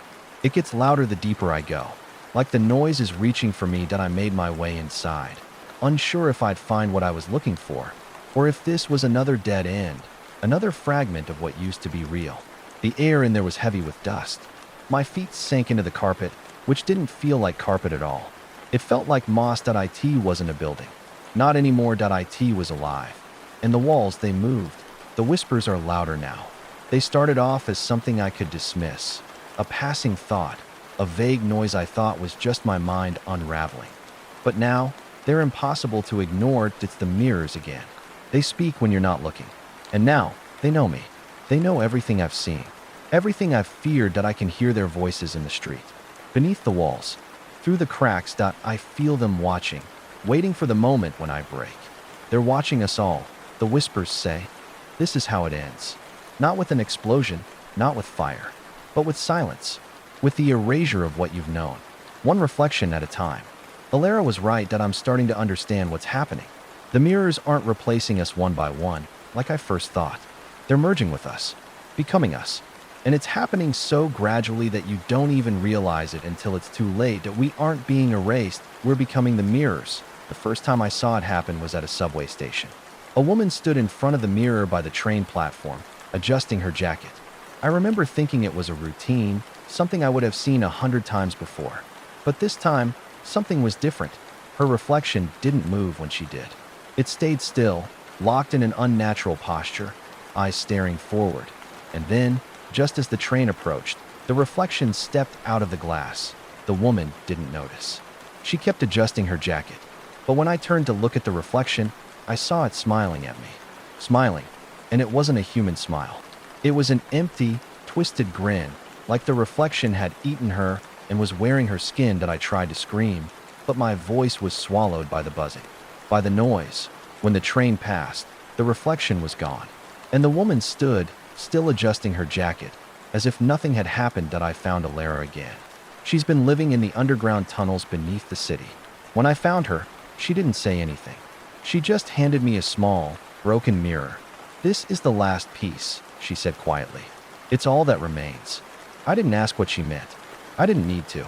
The buzzing in my head was getting louder, and I could feel the weight of the mirror pressing against my chest, a steady, constant reminder of how close we were to the end. That we sat in silence, the world above us cracking like glass underfoot. That I walked through the city today. I didn't see any people. There were shadows, plenty of them, but no people. The mirrors had already taken them. I can see it now, the empty spaces where they used to stand. The streets are filled with holes, patches of empty air, cracks in the very fabric of reality. The last few survivors are scattered, hiding, trying to keep their distance. But they're starting to notice too. The mirrors are taking over the last of us. The ones who haven't been replaced yet. We're fading, just like the world. Slowly, imperceptibly, we're becoming part of the empty spaces, just like the others that we can't run. We can't hide. We're being absorbed into the mirrors. And one by one, we'll disappear. That I reached the old library. The one they said held the last remaining traces of the original world. It wasn't a library anymore. It was an archive. And it was empty. That I stepped inside, and the walls breathed. The air shifted. The mirrors were everywhere, glimmering like ice, reflecting the fragments of a world that had already begun to vanish. The last record was there. My name, and the date of my disappearance. The mirrors are everywhere now. They're in the air, in the ground, in the people who pass by. They're behind us, beneath us, inside us. That I used to think I could escape. I used to think there was a way out. But there isn't. There's only one thing left to do. One final step. And I think I'm almost ready. That I've seen enough of the mirrors now to know what they're doing. What they want. The reflection of the world isn't a copy anymore, but it's a replacement. That I walked past a glass door today. It was cracked. A small, neat fracture. That I saw a reflection of myself.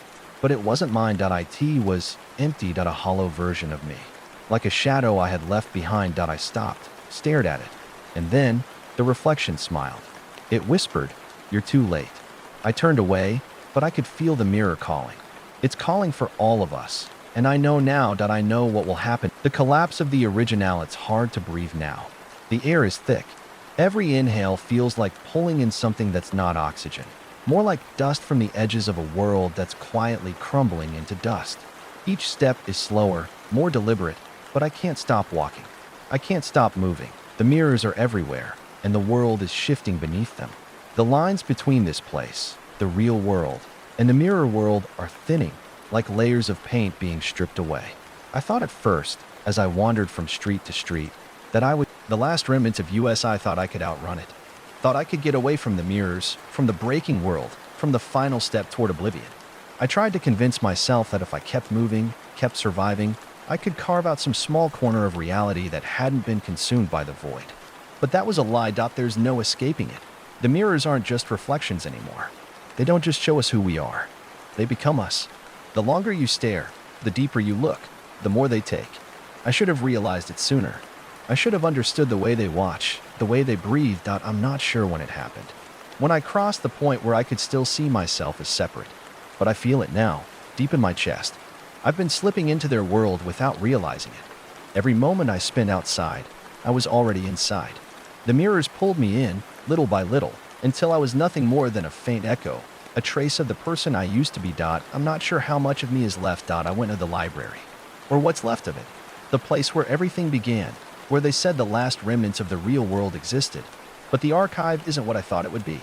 The shelves are bare, and the air is thick, like something is pressing down from above. The books that were here, if they ever existed at all, are now just fragments of glass, shards reflecting me in ways I don't understand. I picked up one of the shards. The edges were sharp, and I could feel a buzz in my fingers, a faint vibration, like the glass was pulsing with a life of its own. I saw myself in it. But it wasn't me anymore. The reflection I saw wasn't right. The eyes were different. The smile was colder.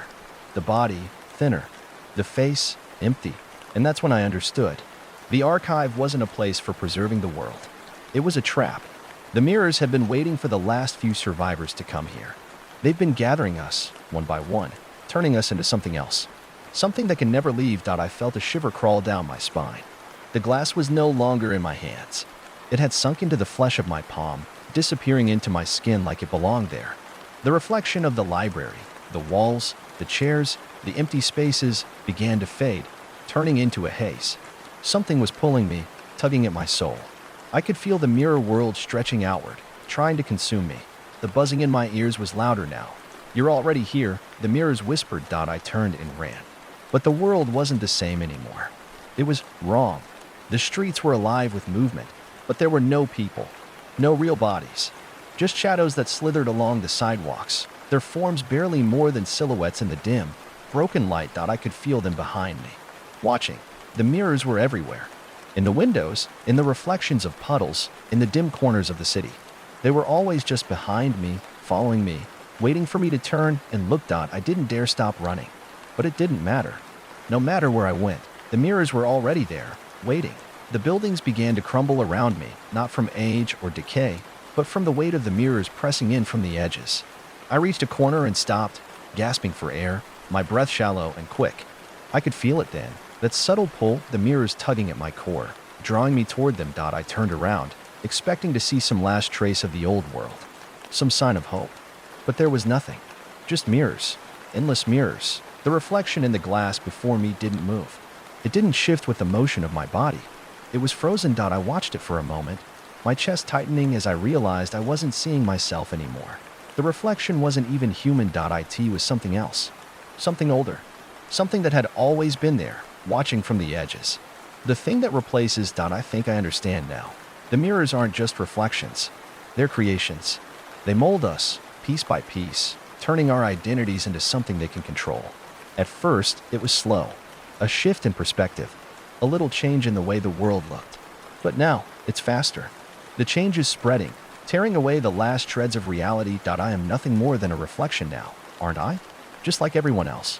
We're all mirrors. We're all reflections of something we'll never understand. We were never meant to survive. The world outside is breaking. It's collapsing under the weight of the reflections. I can hear the buzz now, louder than ever before, pounding in my head, thundering through my bones. I stumbled into a building today, desperate to find something, anything, that could explain what was happening. But it was all empty. Every room, every hallway, just cold, cracked walls and the buzz. That never-ending buzz that drills into your brain and makes you feel like you're losing your grip on what little's left of yourself. I ran deeper into the building, past rooms full of broken glass and mirrors. They were waiting for me. In every shard of glass, in every reflection, they were watching. Their presence was suffocating, and I couldn't escape it. I could feel them pulling at me, trying to draw me in, trying to break me. I thought I saw something, a person, a figure in the distance. Maybe another survivor. Maybe someone who could help. But it wasn't a person. It was a reflection. It smiled at me, the way the mirrors do. It smiled, and its teeth were too sharp, too white. It wasn't a human anymore. It was a husk, and then it disappeared. I don't know how long I've been wandering now. Time doesn't make sense anymore. The days blur into each other, and there's nothing to mark the hours.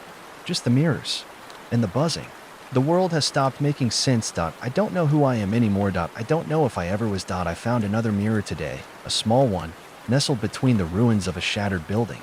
I looked into it, and for a moment, I thought I saw my own reflection, but it was gone before I could truly look. It wasn't me. It was the mirror. It always has been. The world is dying, but it's not an end. Not really. It's a transformation. We've always been reflections. Always. And the mirrors are all that's left. I don't know how much time I have. How long before the last thread of me fades away, swallowed by the glass. But I know this much. There's no escape from the mirrors. They were always here. And soon, there will be nothing left of us. Just shadows. Just reflections. The final pulses of life. There's something oddly peaceful about the mirrors now. When you stare at them long enough, they don't seem so threatening anymore. At first, they were dark and unnerving, glassy voids reflecting everything and nothing, staring into you, judging you. But now, when I look at the endless sea of glass stretching across the city, I realize the truth. They are us. We are the ones who have shifted, who have transformed into reflections. The city I knew is gone. The once familiar buildings, broken, cracked, and distorted, now serve as gateways between dimensions, places where the mirrored world and the original reality merge. I pass by doors and windows, and behind every reflection, I see fragments of myself, of people I once knew. But none of them are alive anymore. They're ghosts, shadows caught in the glass, trapped in the same eternal stillness that has consumed us all. I don't know when the change happened. One moment, I was running, struggling to find any corner of safety left in the collapsing world, and the next moment, I was standing in front of a cracked mirror, staring at a reflection that was not mine. I tried to step away, but my reflection didn't follow. It remained, frozen. It smiled, and the smile stretched unnaturally wide, as if the mirror had devoured all of the human emotions from it, leaving only the grotesque outline of a person. I reached toward it, tentatively at first, then with more urgency. It wasn't my body anymore, not my reflection. It was something else. It felt like I was falling into it, like the mirror was sucking me in, pulling me toward an abyss. And I realized then, the mirrors don't just reflect us. They are pulling us in, absorbing us, twisting us into their own form. We are the reflections, and the reflections are becoming us. I found the others in the underground passageways of the city. They were sitting there, waiting for something or for someone. They didn't speak at first when I entered. They just stared at me. I recognized their faces, but not their expressions. Their eyes were hollow, glazed over with the same emptiness that haunted the mirrors. They were no longer alive, not in any meaningful sense. They were reflections, trapped in the world between worlds. "What are you doing here?" I asked. They didn't answer.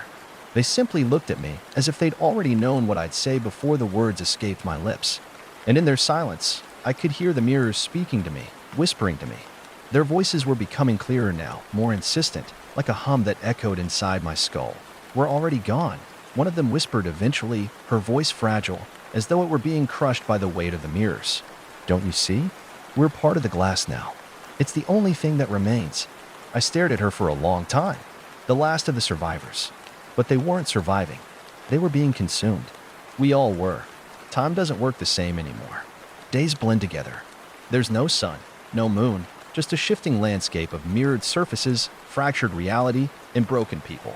The mirrors are everywhere, but so is something else, something that lurks just beneath the glass. I heard it again today, the buzzing. But this time, it was louder. It felt like my head was vibrating with it, a constant hum that resonated deep within my bones. It's not just the mirrors that are here anymore. It's something else, something that lives in the reflections, something that has been waiting for the world to fall apart. I saw something in the reflection of a broken window today, something that wasn't me, or wasn't the reflection of me.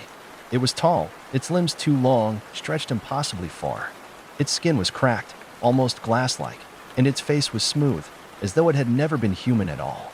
It stared at me from the other side of the glass, and for a moment, I thought it would step out of the window, reach through the shards, and drag me into the mirrored abyss.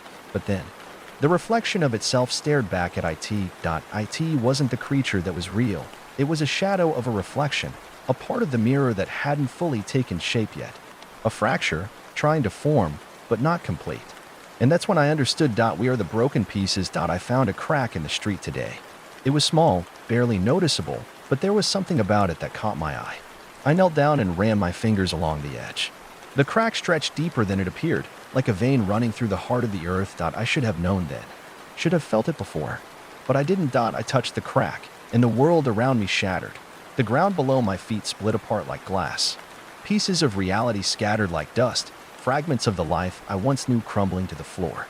And in that moment, I realized there's no escaping the mirrors. There's no escape from the endless reflections. They have us. They've always had us. And the more we try to run, the deeper we fall into their grasp. We are nothing but echoes now, reflections of something that once was. We are nothing without them. I walked through the city again tonight, my footsteps echoing off the cracked pavement.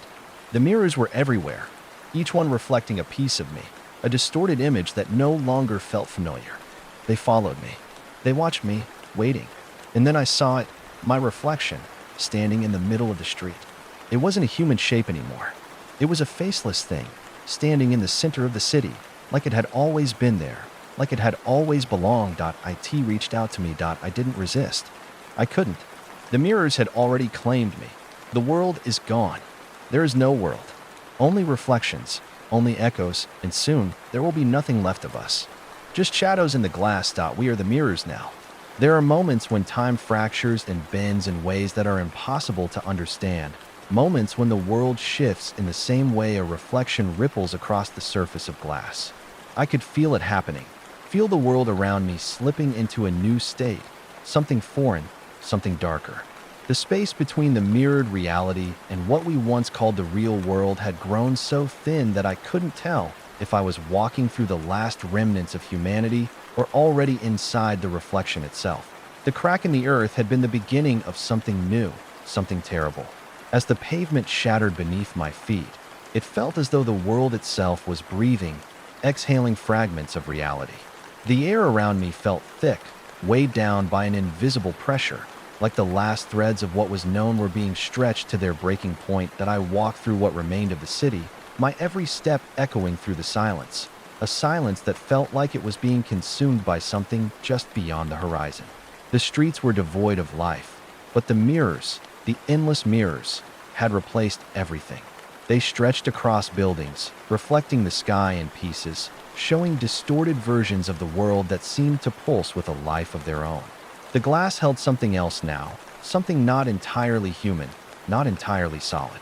It had become a space where the real had bled into the unreal, where the fractures in our reality allowed something else to seep through. That I could see it in every reflection. The empty faces staring back at me, their eyes hollow, their smiles stretched too wide, too wrong. They didn't blink. They didn't move. But I could feel them. They were watching me, waiting for me to realize that I had become part of the glass, that there was no longer a barrier between me and them. I turned a corner, trying to move faster, trying to outrun the feeling that was tightening in my chest. But it was useless.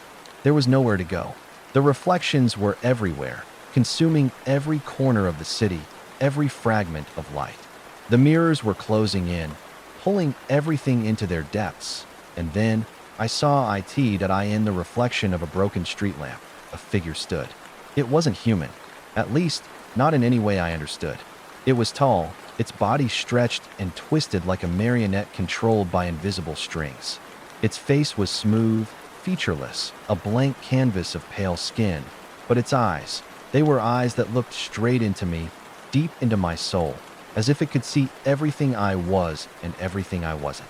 It grinned, and in that grin, I could see 1,000 reflections of myself, stretched and distorted, all staring back at me from its mouth, from its eyes, from its skin. That I stumbled backward, but the reflection didn't move. It didn't change. It was just there, waiting. And then, I heard it, the buzz. It had been growing louder, more intense, more insistent, like the hum of an old machine that had come to life. It wasn't just in my ears anymore. It was in my bones, in my chest, in my very thoughts. The buzzing was like 1,000 voices speaking at once, all layered on top of each other, drowning out everything else that I couldn't think. I couldn't breathe. The world around me blurred, and for a moment, I thought I might collapse. But the reflection of the creature, no, the thing, didn't let me go. It stayed with me, its eyes locked onto mine, its grin widening with every second. I couldn't look away. It reached toward me, its long, twisted arms stretching out through the broken glass, and I felt a pull, strong, like gravity, like it was drawing me in, pulling me toward it, toward the mirror. I tried to fight it, tried to step back, but my body wouldn't move. It was as if the mirrors had already claimed me, already trapped me in their web. The air grew colder. My skin prickled with an unnatural chill as I felt my body begin to sink, to dissolve into the reflection. My hand, once steady and strong, trembled as I tried to reach out for something, anything, to hold on to, but there was nothing. The world was slipping away, like sand through my fingers, like a dream that was fading too fast to remember. And then I heard the words. Not from the creature. No, these words came from somewhere else. A voice, distant, soft, like it was coming from deep within the reflection itself. You're already gone. I didn't know what it meant at first. I didn't understand. But then I saw it, a shadow. No, not a shadow. A mirror of myself, standing in front of me, looking back at me from the other side of the glass. It wasn't me, not truly. It was something else, something older, something that had taken my place. And the reflection, it wasn't just a mirror anymore. It was a new reality, and I wasn't in it. That I reached toward the figure, my fingers scraping against the cold glass, but it didn't reach back. It just stood there, staring at me with those empty, glassy eyes. It was the same, yet so different. It was as if it had always been me, and yet it wasn't. The buzzing grew louder. My body felt like it was being torn in half, pulled into the reflection, but I couldn't escape it. There was no escape. The mirrors had already consumed everything. Everything I knew, everything I was, had already been swallowed whole. The world was gone.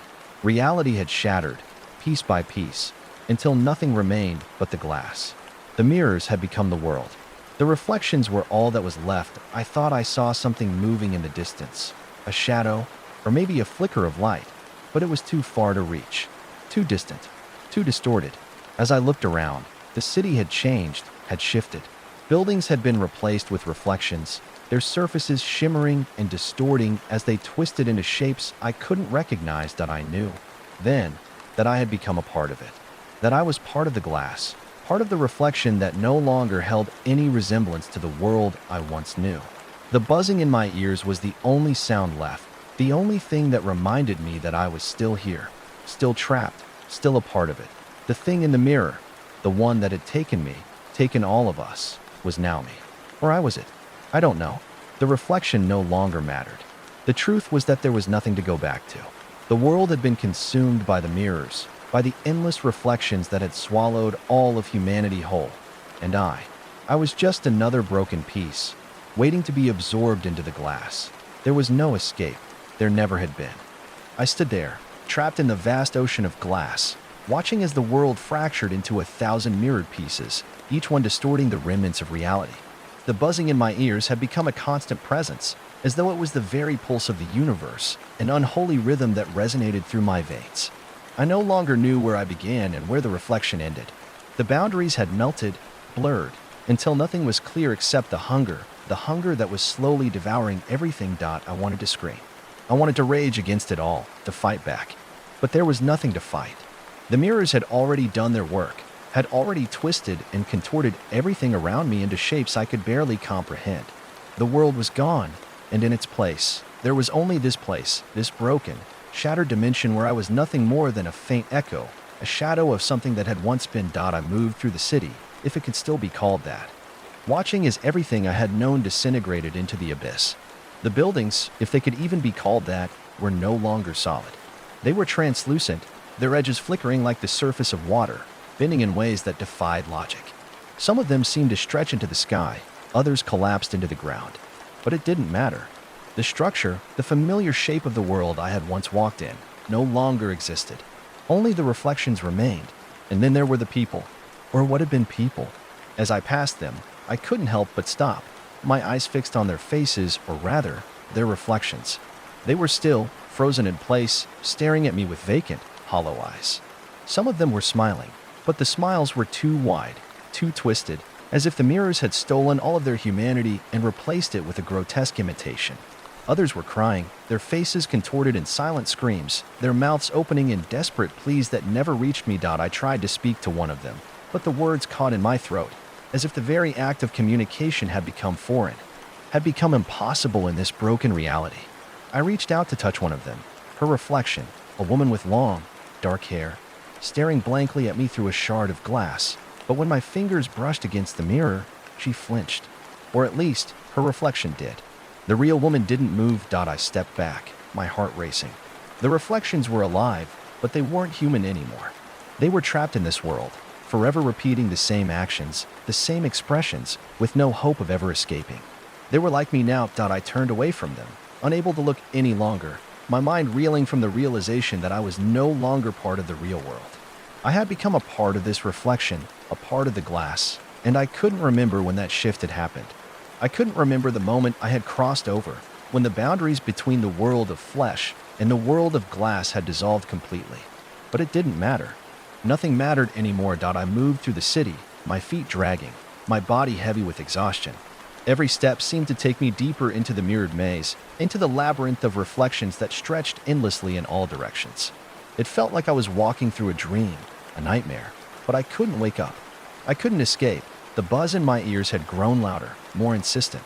It wasn't just sound anymore. It was a presence, an oppressive force pressing down on me, suffocating me. The longer I stayed here, the more I felt myself slipping away, fading into the very thing I feared. The mirrors were consuming me. Piece by piece, I found myself in what had once been a park, or at least, I think it had been a park. There were no trees now, no benches or paths. There was only the glass, the shattered, cracked mirrors that covered every inch of the ground. Some were flat, reflecting the sky above, while others were twisted, warped like the bodies of the people I had passed earlier. And in the center of it all, there was a figure, standing perfectly still. At first, I thought it was just another reflection, another distorted imitation of what had once been human. But as I drew closer, I saw that it wasn't a reflection at all.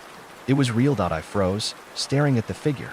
It was tall, too tall, its limbs unnaturally elongated, twisted in ways that shouldn't have been possible.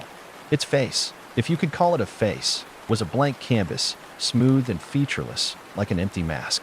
There was no mouth, no eyes, nothing to indicate that it was even alive. But the way it stood there, unmoving, its posture rigid and unnatural, made me realize that it wasn't just a figure, it was something else. Something that had emerged from the mirrors. It didn't move. It didn't speak. But I could feel it. It was watching me. I stepped forward cautiously, my heart pounding in my chest. I didn't know what it was, what it wanted, but I couldn't just stand there. I had to know. I had to understand what had happened to this world, to me, to all of us. So, I approached it, each step slower than the last, my body trembling. As I drew closer, I noticed something odd about the figure. There were cracks in its skin, small fissures, like the surface of shattered glass. And as I stared, I could see the reflection beneath those cracks. But it wasn't my reflection. It wasn't any reflection I recognized. It was something darker, something more ancient. A flicker of movement caught my eye. A shadow passed behind the figure, something that shouldn't have been there, something that seemed to bleed out from the cracks in its skin.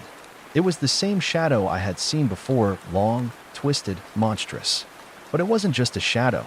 It was part of the figure, part of whatever this thing was. I reached out, almost instinctively, my hand trembling as I touched one of the cracks.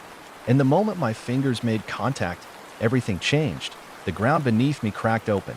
The mirrors around me shattered, the reflection splintering like glass breaking under pressure. The figure in front of me began to move, its long limbs jerking unnaturally as though it were waking up from some long slumber. The shadows inside it writhed, coiling around its body like serpents, and its featureless face began to smile. I stumbled back, my heart hammering in my chest. The figure stepped forward, its body twisting with each movement, its limbs stretching further, its reflection warping and shifting in ways I couldn't comprehend. It was no longer a single entity, it was an amalgamation of reflections, a creature born from the glass itself. I tried to run, tried to escape, but it was too late. The buzz in my ears reached a deafening crescendo, and the world around me dissolved, the mirrors closing in like a living thing, swallowing everything whole. There was no more city, no more sky. There was only the glass, the reflection, and the hunger. And I realized then, as the creature reached out for me, that I had become part of it. There was no longer a world to return to, no hope of escape. I had been absorbed, consumed, and now I was one with the reflection, a shadow in the glass, waiting to repeat the cycle forever. I couldn't breathe. I couldn't think. It was as though the very air had been drained from my lungs, replaced with the cold, oppressive weight of the reflection. It pressed in on me from all sides, suffocating every ounce of life I had left. turning my thoughts into nothing more than distant echoes. The creature's smile, the smile that wasn't just its mouth, but something woven into its very being, grew wider, as if it could sense the last remnants of my defiance flickering within me, ready to extinguish it completely. The buzzing in my ears, that maddening, relentless hum, had reached a pitch that vibrated deep inside my bones, filling me with an urgency to move, to run, but my body wouldn't respond. I was frozen in place, bound by the very mirrors that had consumed everything around me. I tried to scream, but the sound was swallowed whole, sucked into the distortion that surrounded me. I tried to move, to break free, but the more I struggled, the more the world contorted. The glass, the mirrors, they weren't just reflections anymore. They had become alive. They pulsed with an unnatural rhythm, their surface rippling as if breathing. The city, the place where I had once stood, had disappeared. All that remained was the glass, endless reflections, and then I felt it. The first tendril of something wrapping around my ankle, cold and slick, like a snake made of shadows. I jerked in panic, but the more I struggled, the more it wrapped itself around me. It was not the reflection of a shadow, it was the reflection of the hunger, of whatever had turned the mirrors into something alive, something that existed beyond space and time, something that had eaten away at reality, piece by piece, until all that remained was this endless, suffocating void of glass and reflection. The tendrils tightened around my legs, pulling me deeper into the reflection, into the heart of whatever this place was, whatever had become of the world. As they dragged me closer, I saw the creature's reflection once more, only this time, it was no longer standing still. Its long arms reached out toward me, bending and twisting with unnatural grace, its fingers elongated into claws, its face now fully visible, though still a mask of smooth, featureless skin. But it was its eyes, the eyes, that sent a surge of terror through me.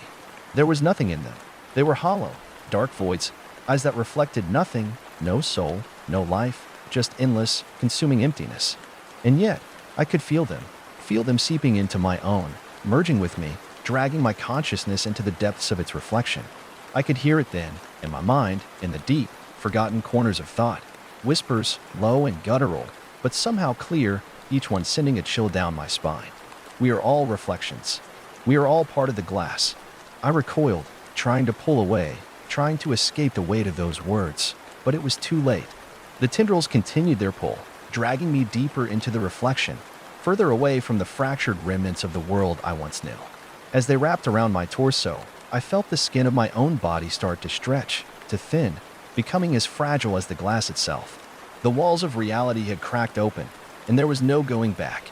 There was only this, a world swallowed whole by reflections, by mirrors that no longer showed the truth, but something far worse. I reached for something, anything to hold on to, but there was nothing. The tendrils twisted, contorted, and pulled, until the ground beneath me vanished entirely. I fell through the endless mirror. For a moment, I was weightless, suspended in a space where nothing made sense, no up, no down, no time. The very laws of existence had been replaced by the reflection. And then, just as quickly, the sensation of falling ended, replaced by an impact that rattled my bones. I hit the ground. Hard. But when I opened my eyes, it wasn't the ground I had landed on. It was another reflection. The sky above me was a twisted mirror, its surface shattered, but still holding together in jagged fragments. The city, or what was left of it, stretched before me, but it was unlike anything I had seen before. The buildings were no longer solid, no longer real. They were distorted shapes, moving, alive, their surfaces writhing with shifting shadows and fractured light. I scrambled to my feet, panic rising like bile in my throat, but the more I looked around, the less I understood. I wasn't alone. Figures moved through the streets, but they weren't human. Their forms were twisted and malformed, creatures of shadow and glass, their bodies contorting and shifting with each step. They were reflections, too. They were all reflections. But they weren't like me. They had been here longer, if such a thing even made sense. I tried to step back, but my feet wouldn't obey. I stumbled forward, falling into the street, my hands pressing against the cold, jagged fragments of glass. And then I saw it. First, it was only a flicker, a slight movement in the corner of my vision. But when I turned toward it, I saw something far worse than the creatures, the reflections, the twisted landscape. I saw a door. It was just a door, standing alone, tall and imposing, a doorway carved out of black stone, completely untouched by the fractured world around it. It stood there like a monument, unmoving, but there was something pulling me toward it, something deeper than instinct, something that gnawed at my insides, demanding that I go to it. I didn't want to. I didn't want to move. But the force pulling me was too strong. The reflection, the glass, the hunger, it was all leading me toward it. The whispers grew louder in my mind, filling my thoughts with a single phrase over and over again. Step through the door. I couldn't stop it. I couldn't escape it. I moved toward the door, my body trembling with fear, my legs refusing to obey, but still, I moved. With every step, the figures around me grew more agitated, more desperate. Some of them screamed, their mouths stretching wide, but the screams never left their mouths. They were trapped, frozen, like marionettes controlled by the will of something far older, far darker. The buzz in my ears intensified, becoming a shrieking, guttural sound that tore through my skull, ripping at my sanity. But none of it mattered. The door was the only thing left, the only way forward. And when I finally reached it, when my trembling hand touched the cold, smooth surface of the stone, I heard it, the voice. Step through. It was a command, a promise, and I couldn't resist. I pushed against the door, and it opened without resistance, as though it had been waiting for me. The moment the door opened, a cold gust of air slammed into me, and I stumbled through, falling into a place. I couldn't breathe. I couldn't think. It was as though the very air had been drained from my lungs, replaced with the cold, oppressive weight of the reflection. It pressed in on me from all sides, suffocating every ounce of life I had left, turning my thoughts into nothing more than distant echoes. The creature's smile, the smile that wasn't just its mouth, but something woven into its very being, grew wider, as if it could sense the last remnants of my defiance flickering within me, ready to extinguish it completely. The buzzing in my ears, that maddening, relentless hum, had reached a pitch that vibrated deep inside my bones, filling me with an urgency to move, to run, but my body wouldn't respond. I was frozen in place, bound by the very Story 2. The night was thick with the hum of distant winds, whispering between the cracks in the walls of the old house. I sat in the dim-lit room, the air damp and chilled, as if it had absorbed the suffering of every soul that had ever stepped foot on this forsaken land. The house had been abandoned for years. No one in their right mind would have dared live here, not with the history it carried, the stories it whispered, the strange things that happened just outside of the corner of your eye. I had found it by accident. Or perhaps it had found me. The moment I crossed the threshold, something changed. There was a heaviness in the air, something that pressed against your chest, demanding you breathe deeper, slower, as if it was in control of your very lungs. The floorboards creaked beneath my weight, each step a protest against my presence, but I couldn't leave. I had come for answers to the questions that had gnawed at me for so long. My family had lived here long before it fell into ruin. My great-grandfather had built the house with his own hands, stone by stone, brick by brick. He had been a man of peculiar habits, spending hours at the dusty old desk in the back room, scribbling furiously in his journals, his face a mask of desperation. He was obsessed with something I couldn't understand. Not until recently. I had inherited the journals when I was old enough to understand their cryptic writings. My grandfather's words, broken and frantic, spoke of an entity, something that didn't belong to this world, something that moved through shadows, that clung to the darkness like a disease. He wrote of the house itself, as though it were alive, aware of the trespassers who walked within it. He described it as a place that could distort time, that could warp reality itself. And then, there were the other entries, the ones that filled me with dread, the ones that spoke of the house claiming people, of them vanishing without a trace, never to be seen again. I had to come here. There was no choice. The dreams, the whispers, they had all led me to this point. I knew I had to find out the truth before it found me, before I became another entry in my grandfather's cursed journals. The first night, nothing happened. I sat in the same chair where my great-grandfather had written his final words, reading through his journals again and again, looking for something I had missed. It was then that I heard it, the faint scratching noise. Like something trying to claw its way through the floorboards beneath me. I froze. It was subtle at first, a mere suggestion of movement beneath the floor, a creak of wood stretching. But it grew louder, insistent. The scratching turned to thumping, heavy and relentless, as if something large was burrowing through the house's foundations. I stood, heart racing, and walked toward the sound, though every step felt unnatural, as if the house itself was trying to draw me away. I reached the staircase, my hand hovering over the banister, unsure of what I might find. The air had turned frigid, and the shadows in the corners of the room seemed to stretch, lengthening and twisting as if they were alive, reaching for me. The sound from below was growing now, louder and more violent. It was coming from the cellar. I took a deep breath, my legs trembling, and descended into the darkness. The further down I went, the more the air thickened. It felt like I was diving into some otherworldly realm, one where reality itself was unraveling.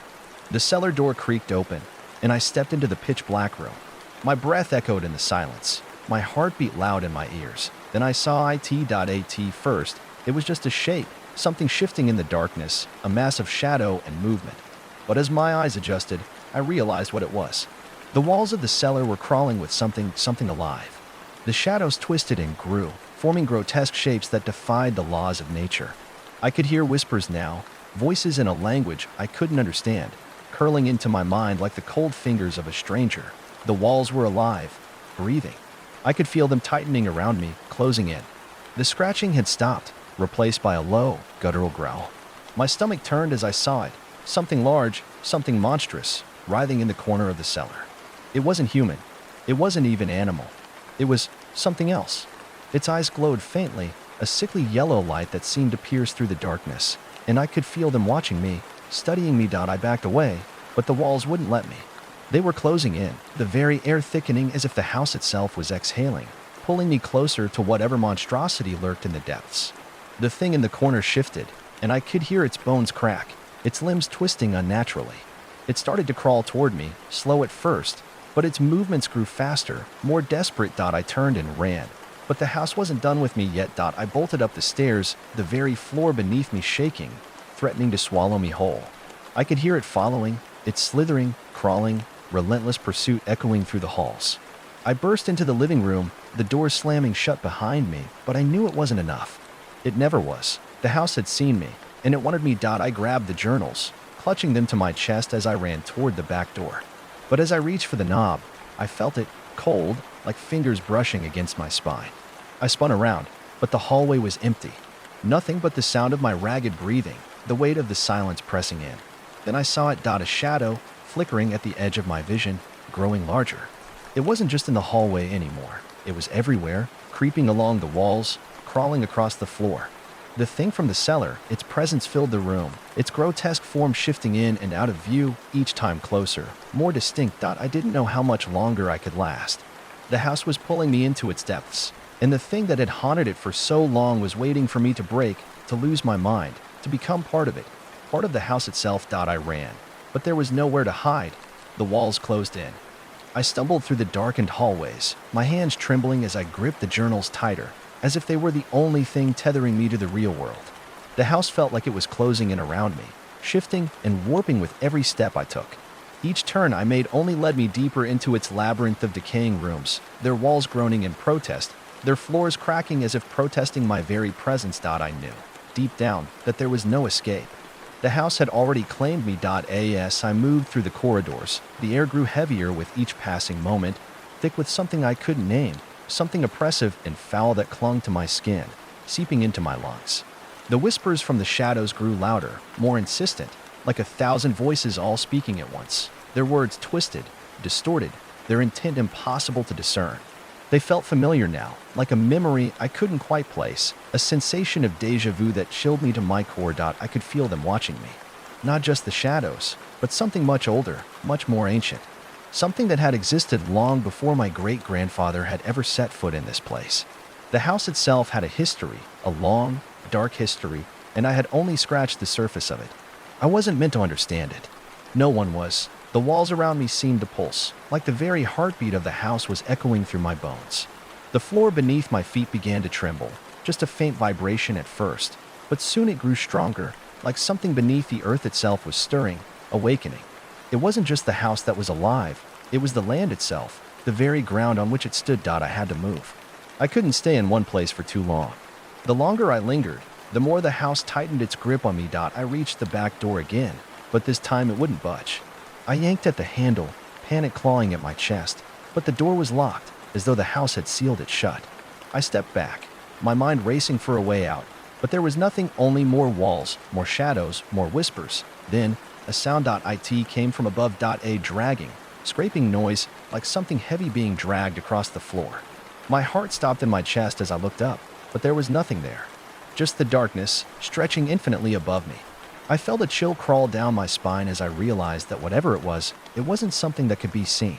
Not yet. I turned to run, but the house had already anticipated my every move.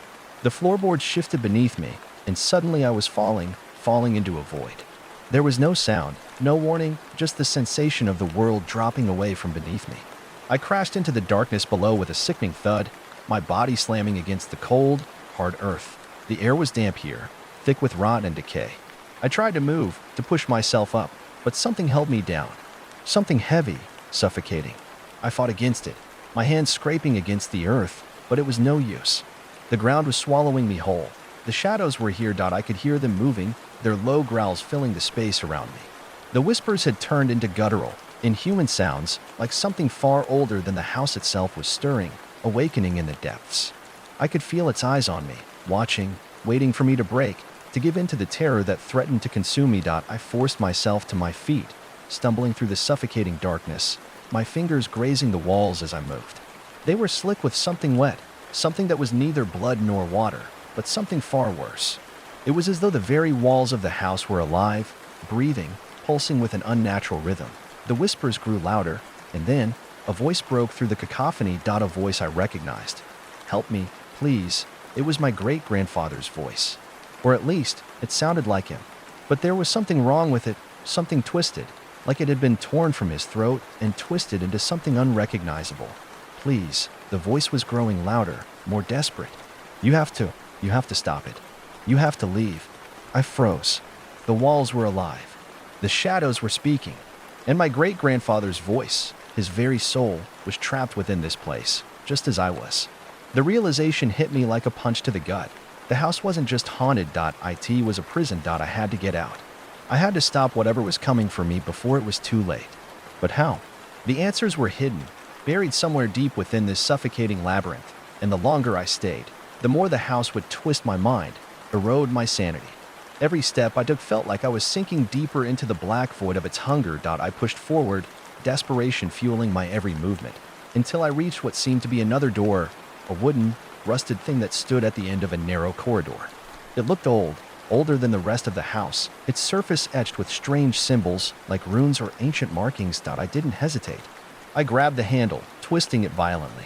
The door creaked open, revealing a room unlike any I had seen before. It wasn't like the decaying halls of the rest of the house. It was pristine, untouched by time. In the center of the room stood a massive stone altar, covered in what appeared to be blood, though it was dark and thick, like old tar. The room was lit by a dim, sickly light, casting long shadows across the walls. The air here was different, foul, and unnatural, like something had been sacrificed here long ago. Atop the altar lay something that made my stomach churn. A body, or what was left of it.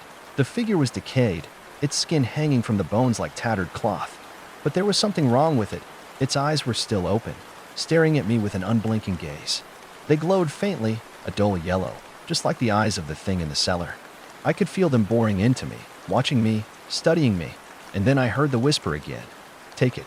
The voice, my great-grandfather's voice, echoed in my mind. It wasn't a plea anymore. It was a command. I stepped closer to the altar, my heart pounding in my chest.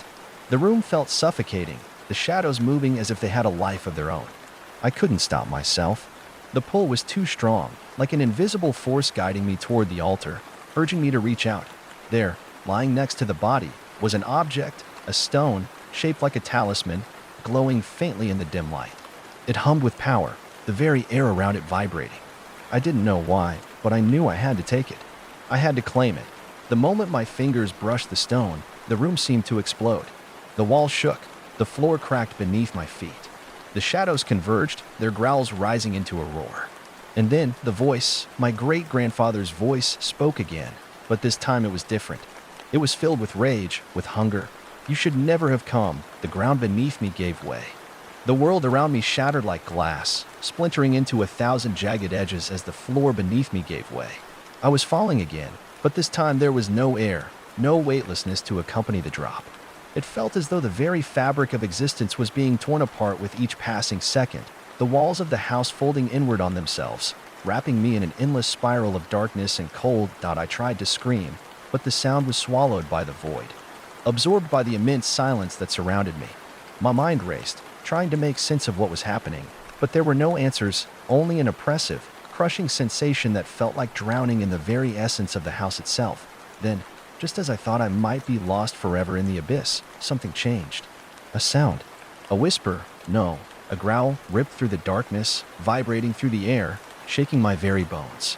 It was coming from all around me, not just the walls or the floor, but the air itself seemed alive, thrumming with a terrible presence. I landed with a sickening thud, my body crashing into what felt like soft earth, but it was different, wrong.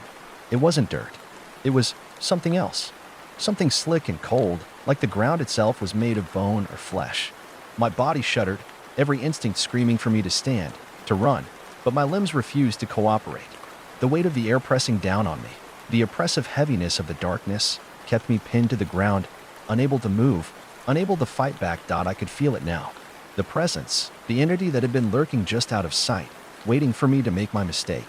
The house had wanted me. No, it had wanted me. The floor beneath me began to shift, the surface rippling like water, stretching and contorting as if the earth itself was alive. The ground moaned, groaned, and then there was the unmistakable sound of claws scraping against bone. I lifted my head, my vision hazy, trying to make sense of what I was seeing. And then I saw them. Eyes, hundreds of them, thousands, glowing faintly in the darkness like stars scattered across the vast emptiness. They weren't human, not even close. They were too large, too alien. They blinked, some opening wide in unblinking stares, others closing in slow, deliberate motions. And they were moving, shifting, turning toward me with an almost unnatural synchronicity. The whispers came again, only now they weren't whispers. They were voices, guttural, distorted, a chorus of inhuman sounds that filled the air like a song of torment. The eyes closed in unison, and then the ground trembled beneath me once more. Something massive, something ancient, rose from the depths. I wanted to scream, to run, but there was nowhere to go. The walls, the floor, the very air, it was all closing in on me. The thing from the cellar, the thing my great-grandfather had written about, was no longer just a shadow. It was here. It was real. And it was coming for me. A massive shape rose from the depths of the earth, its form barely visible in the thick darkness. But I could feel it.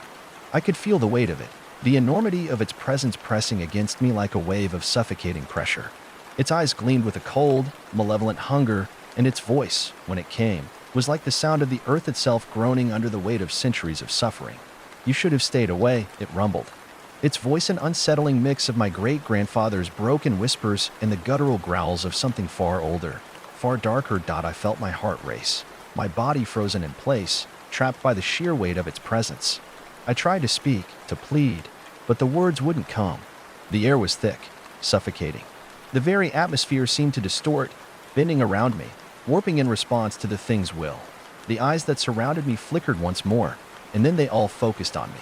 The intensity of their gaze felt like 1,000 knives piercing my skin, like they were peeling away the layers of my soul. The house was watching. The land was watching. And it was waiting. I closed my eyes, trembling, but then a voice broke through the suffocating darkness. It was my own voice, my own thoughts, but it wasn't mine anymore. It was the house speaking through me, using my own mind to weave its twisted will. It's already too late. I opened my eyes, and the thing was standing in front of me, towering over me like a nightmare brought to life. Its form was a mass of shadows, shifting in and out of focus, but I could make out the outlines of its body, long, jagged limbs that seemed to stretch and twist unnaturally, its head an endless void of blackness. And its eyes, those sickly yellow eyes, stared down at me, glowing with an almost unbearable hunger. "You are part of it now," it said, its voice no longer a rumble but a cold, guttural whisper that seemed to crawl into my very bones. "This house, this land, it claims you." I tried to move, tried to scream, but my body wouldn't obey. It was as if the very air around me had turned to stone, locking me in place. The thing stepped closer, its limbs twisting and contorting with each movement. I could feel its presence enveloping me, seeping into every corner of my mind, eroding everything that had once been human. "This is your fate now," it whispered. "You are one with the house. You are one with the darkness." A cold, icy sensation spread through my chest, as though something deep inside me was freezing over, turning to stone. I could feel my heart slowing, my thoughts becoming more and more distant, as though I were being pulled away from myself, as though I were slipping into some terrible, endless void. The creature's form, the world around me shattered like glass, splintering into 1,000 jagged edges as the floor beneath me gave way. I was falling again, but this time there was no air, no weightlessness to accompany the drop. It felt as though the very fabric of existence was being torn apart with each passing second, the walls of the house folding inward on themselves, wrapping me in an endless spiral of darkness and cold. I tried to scream, but the sound was swallowed by the void. Absorbed by the immense silence that surrounded me, my mind raced, trying to make sense of what was happening, but there were no answers, only an oppressive, crushing sensation that felt like drowning in the very essence of the house itself. Then, just as I thought I might be lost forever in the abyss, something changed. A sound. A whisper. No. A growl ripped through the darkness, vibrating through the air, shaking my very bones. It was coming from all around me. The darkness around me tightened, crushing all sensation, pulling me deeper into the abyss. I could no longer feel the air. No breath in my lungs, no beat in my heart. Only the oppressive weight of the house, the land, pressing against me, consuming me. The tendrils of the creature, the thing, had wrapped themselves around my body, binding me to this twisted, corrupted place, and I could feel it pulling at my soul, draining the last remnants of what made me human. It was more than just physical confinement. It was psychic, spiritual. It was as if the very fabric of my existence was being unmade, thread by thread, until there was nothing left but an empty vessel. The house was alive. I knew that now, with a sickening certainty. It wasn't just a building. It wasn't just stone and wood. It was an organism, a parasite that fed on life, on souls, and the more it consumed, the more it grew. The thing that had claimed my great-grandfather, that had twisted his mind and consumed his very essence, was the same thing that was now twisting me, turning me into part of its endless hunger. As the tendrils tightened, I was drawn deeper into the very bowels of the house. I could hear it, breathing, shifting beneath the floor, beneath the walls, beneath the land itself. The sound was like the slow, rhythmic beating of a heart, ancient and far too large for this world. It was the heartbeat of the house, and I was its next sacrifice. I could feel my mind slipping. The house's influence was crawling through me, erasing the edges of my thoughts, replacing them with whispers, with voices, with the hunger that had driven my great-grandfather to madness. His words, once frantic and desperate, now echoed in my mind with an unsettling clarity. You can't escape it. The house will never let you go. It has always been here, and it will always be here. I could feel his presence, not as a memory, but as a living thing, inside my head, like the parasite had taken him, too, and woven his consciousness into the very fabric of this place. The house knows your every thought. It sees through your eyes. It will consume you until there's nothing left but the house. Nothing left but its hunger. I tried to resist, tried to force his voice out of my mind, but it was impossible. The more I fought, the tighter the tendrils wrapped around me, pulling me closer to the heart of the house. The shadows shifted around me, like they were alive, as though the walls themselves were breathing, exhaling darkness into every corner. I was being consumed, piece by piece, and I could feel my own thoughts beginning to fade, slipping like water through my fingers. Then, just when I thought I might lose myself entirely, something changed. A flicker of light, a small, fragile flame that seemed to push back the darkness. It was distant, almost imperceptible, but it was there. A memory, a spark of something that had once been mine. The journals, the ones I had carried with me into this nightmare. They weren't just records, they were a map, a key, a way to fight back. That I reached out with what was left of my consciousness, pushing through the fog, focusing on the image of the journals. I remembered them, the weight of their pages, the crumbling edges of the paper. I remembered the strange symbols my great-grandfather had written, the arcane rituals, the warnings, and the secrets he had hidden in plain sight. There was something in the journals, a way to sever the connection between myself and the house, to break free from its suffocating grip, but I wasn't sure if I could do it. The house had already begun its work. My body was no longer my own. My thoughts were no longer my own. I was becoming part of the house, and I knew, deep down, that the longer I stayed here, the harder it would be to remember what it meant to be human. A pulse of energy coursed through the darkness. I felt it, like a tremor beneath my skin, and I knew that the creature, the thing that had taken my great-grandfather, was feeding on me, feeding on my very essence. Its influence was growing stronger with each passing second. But there was something else. something that hadn't yet fully taken hold of me. The journals, the knowledge hidden within them. The darkness pressed in on all sides, suffocating me, but I pushed forward, my mind clawing its way through the chaos. The memories of the journals began to surface like fragments of a forgotten dream. The symbols, the rituals, the words my great-grandfather had written in the final, frantic pages. The house is not just a place. It is a curse. The house has no beginning. It has no end. It is a circle, a loop, a never-ending cycle. To leave is to return. To return is to be trapped. Only by severing the connection can one escape. I clung to these words, their meaning piercing through the haze. Severing the connection. That was the key. The house thrived on the connections it forged, the bond it created between its inhabitants and the land. I needed to break that bond, to shatter the link that tied me to this nightmare. But how? The tendrils around me tightened, dragging me toward the heart of the house.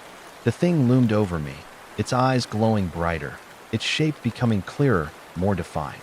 The walls of the house seemed to twist around us, folding in on themselves, becoming more and more alive with every passing moment. That I realized then that the key wasn't just in the journals.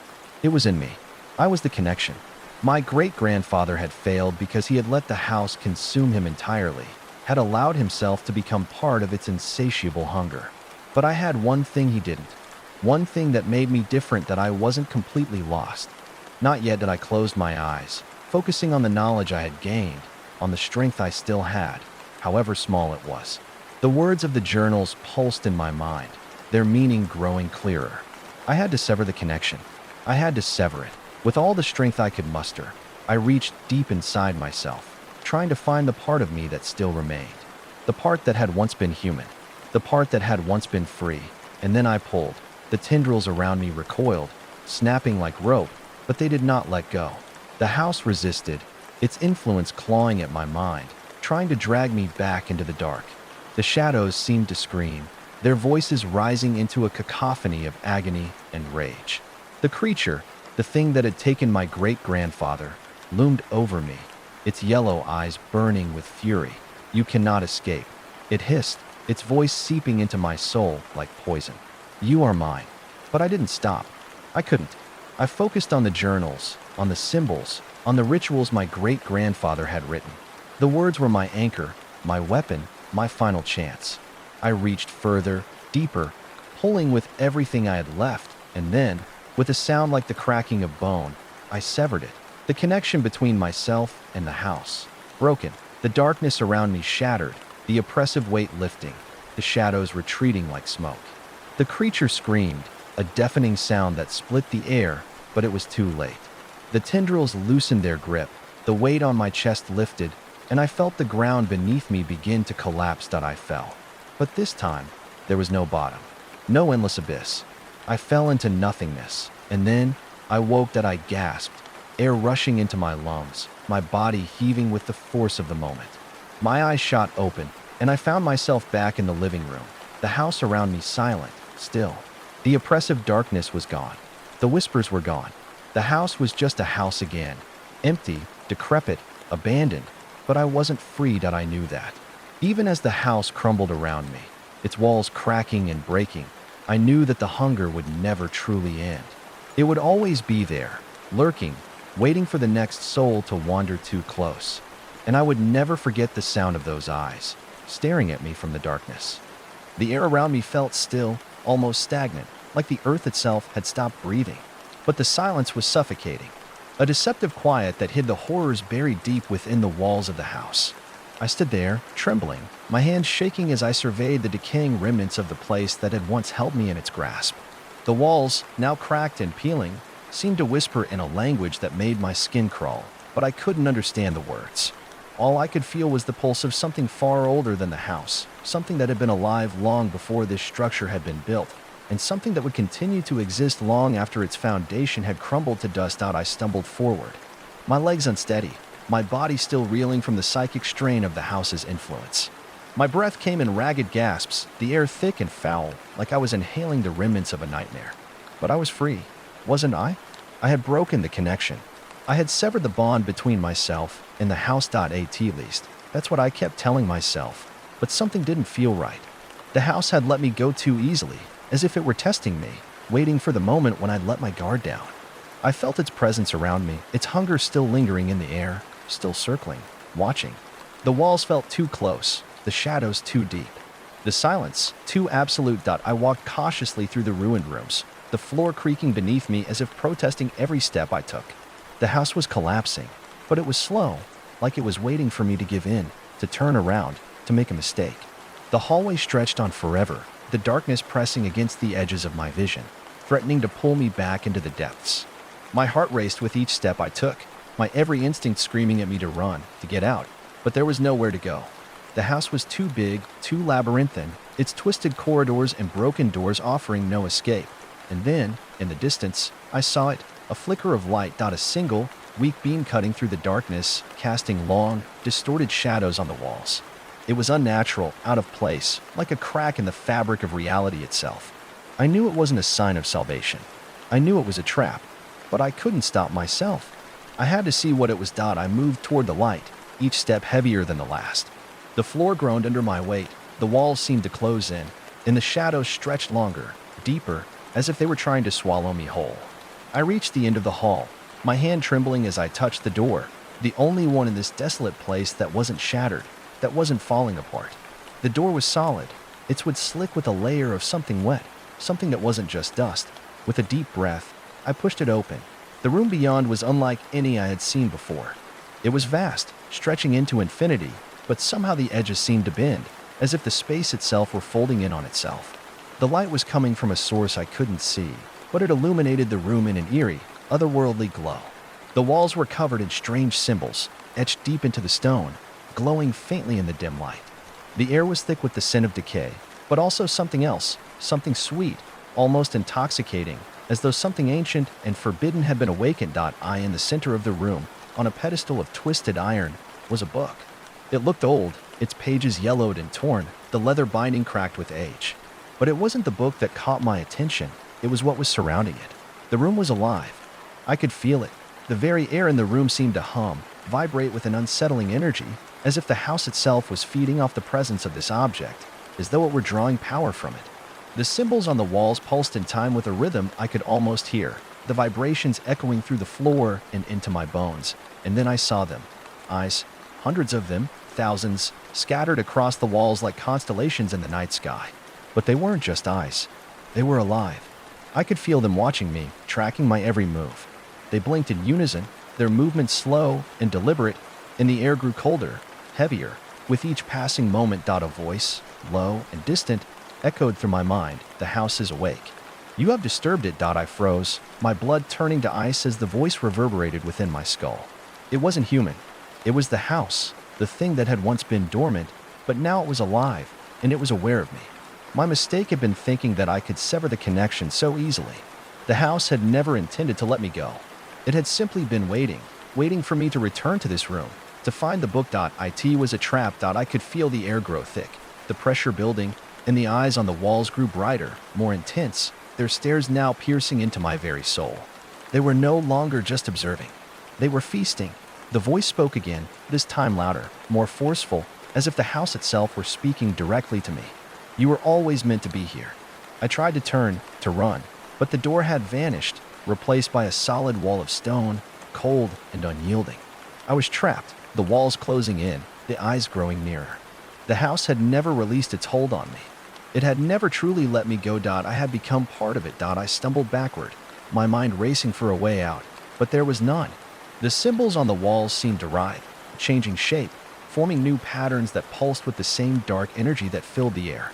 The book on the pedestal began to glow brighter, its pages rustling as though the wind were turning them, but there was no wind, no air.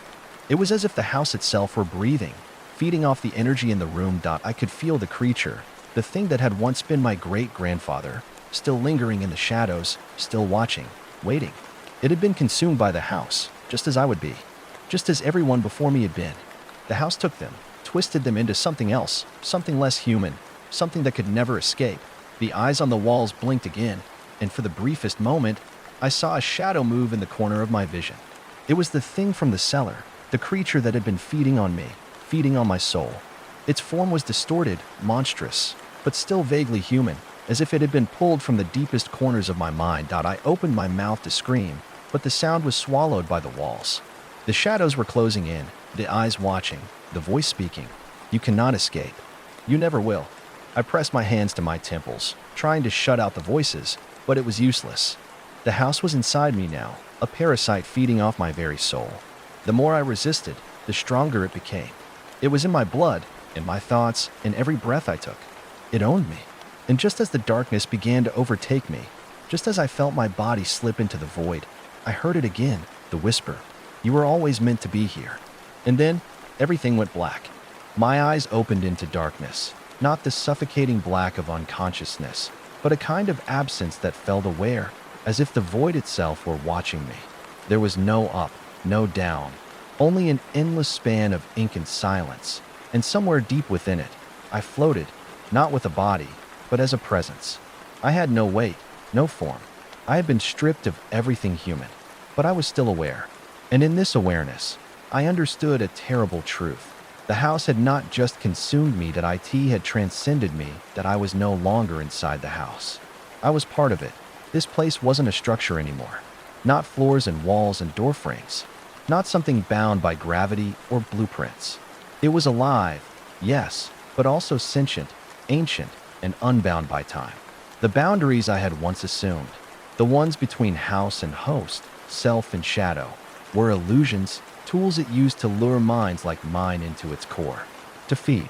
And now I was inside its mind, stitched to its architecture, suspended in a reality sculpted not from wood or stone, but memory, suffering, and hunger. I didn't float so much as drift through it, consciousness passing through folds of time like fingers brushing silk.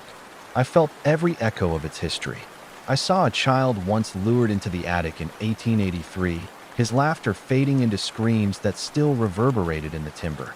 I felt the cold embrace of a woman who drowned herself in the bathtub upstairs in 1902, her grief clinging to the porcelain like mildew. I saw a priest dragged down into the basement by a congregation that had forgotten their God and begun worshiping the house instead. And I saw my great-grandfather. His memory shone brighter than the rest, not because it was newer, but because he'd tried. He'd fought it, written his rituals and spells in desperate ink, carved protective runes into the beams, spoke incantations beneath his breath while sleeping, thinking maybe dreams could protect him. They hadn't. He appeared beside me, not a ghost, not a hallucination, but a memory the house had absorbed. His face had collapsed inward, as if shriveled from within, and his eyes were empty sockets filled with ash. Yet still he moved, and still he spoke. You broke the connection. Thought you were free. That was your mistake. His voice was the sound of wood rotting. You severed your anchor to the world, but not the anchor to the house. You didn't escape it. You just gave yourself to it entirely. I tried to answer, tried to scream, deny, do anything, but I had no mouth, no voice. I could only feel. You are in the place beneath the house now, he said. The place that feeds the house. Its womb. And then I felt it. A presence, vast and eternal, curled like a sleeping god just beneath the thin membrane of reality. The house was just its finger, its touch upon our world. This void, this inverted abyss, was its body. It had a name. Not one I could speak, not in any human language, but I understood it nonetheless. It was not malevolent, because malice is a human construct. It did not hate, because hatred requires empathy. It consumed. That was its nature. That was all it had ever done. That was all it would ever do. I drifted further, my memories peeling from me like dead skin. One by one, they were taken. My mother's laugh, the sun-drenched days of childhood, the warmth of another's touch, all ripped away and devoured. I watched them drift into the fog and become rooms, an attic, a hallway, a new crack in the basement wall. Every person devoured became a piece of the structure. Every life taken became another stare, another whisper, another door that should never open. I was not just food. I was building material, and somewhere deep inside, I felt it carving me, not physically, not with knives or claws, but spiritually, carving my soul into a shape it could use, twisting my thoughts into echoes, my regrets into whispers that would drive others mad. It was turning me into a room, a memory loop, a trap that would beckon others that I was to become part of the bait. But then, something flickered. Not light, not hope. Something far older, a presence, watching me. Not the house. Beneath the layers of memory and nightmare, there was another entity. Something older than the house, buried far deeper. It didn't speak in words.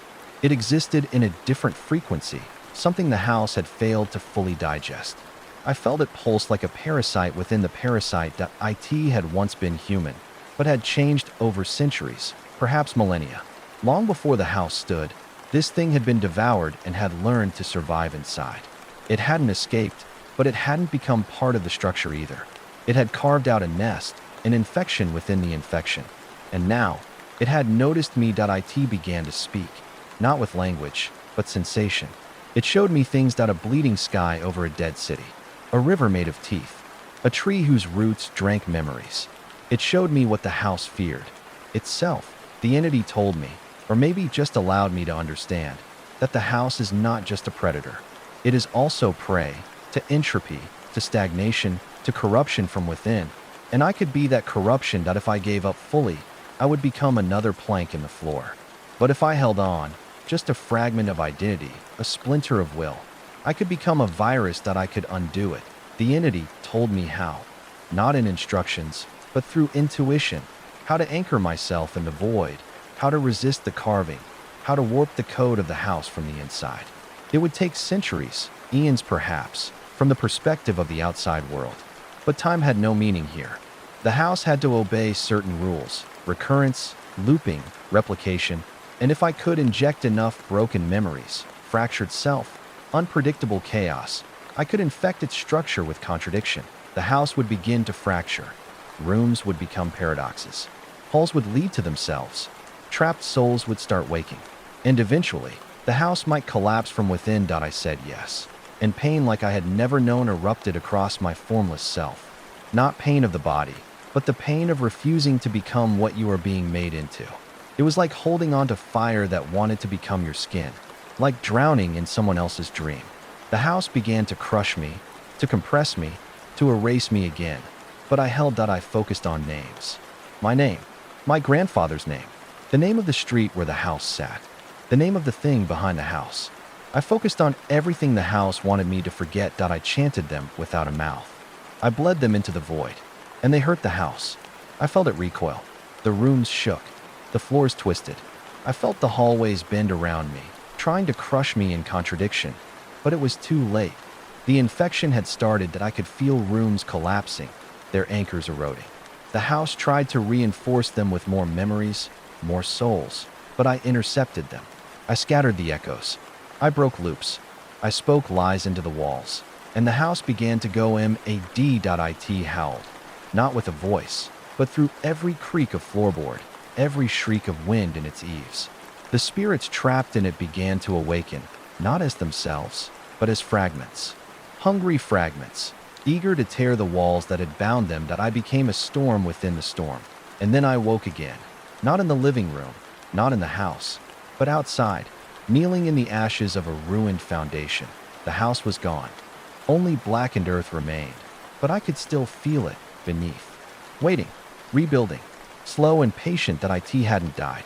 It never could, but it was wounded, broken, and I was the infection inside it. Some nights, I wake up in my apartment, certain I've returned to the house. I smell the dust, hear the whispers. My floorboards creak in ways that sound like breathing. I know it's still with me. And maybe one day, it will pull me back. But until then, I write. I scatter the story. Spread it, because maybe, just maybe, if enough of us remember, we can stop it from building itself again. Or at least, delay the hunger. Because the house always rebuilds, and the house always watches. And if you feel something watching you from the corner of your room tonight, don't look, because it wants you to see it. You think it's over. You sit in your new apartment. White walls, too clean, too quiet, with your back against the radiator, staring at the floorboards like they might breathe again. Every night, you light a candle. Not for comfort, not for ritual, but because the darkness is never really empty anymore. And something in you remembers what it means when the shadows gather in corners where they shouldn't. But you do think it's over. You want it to be over. You convince yourself that the house died when it collapsed, that the blackened earth burned it clean, that the thing you infected is gone now, withering from within, too fractured to ever rise again. But the infection goes both ways.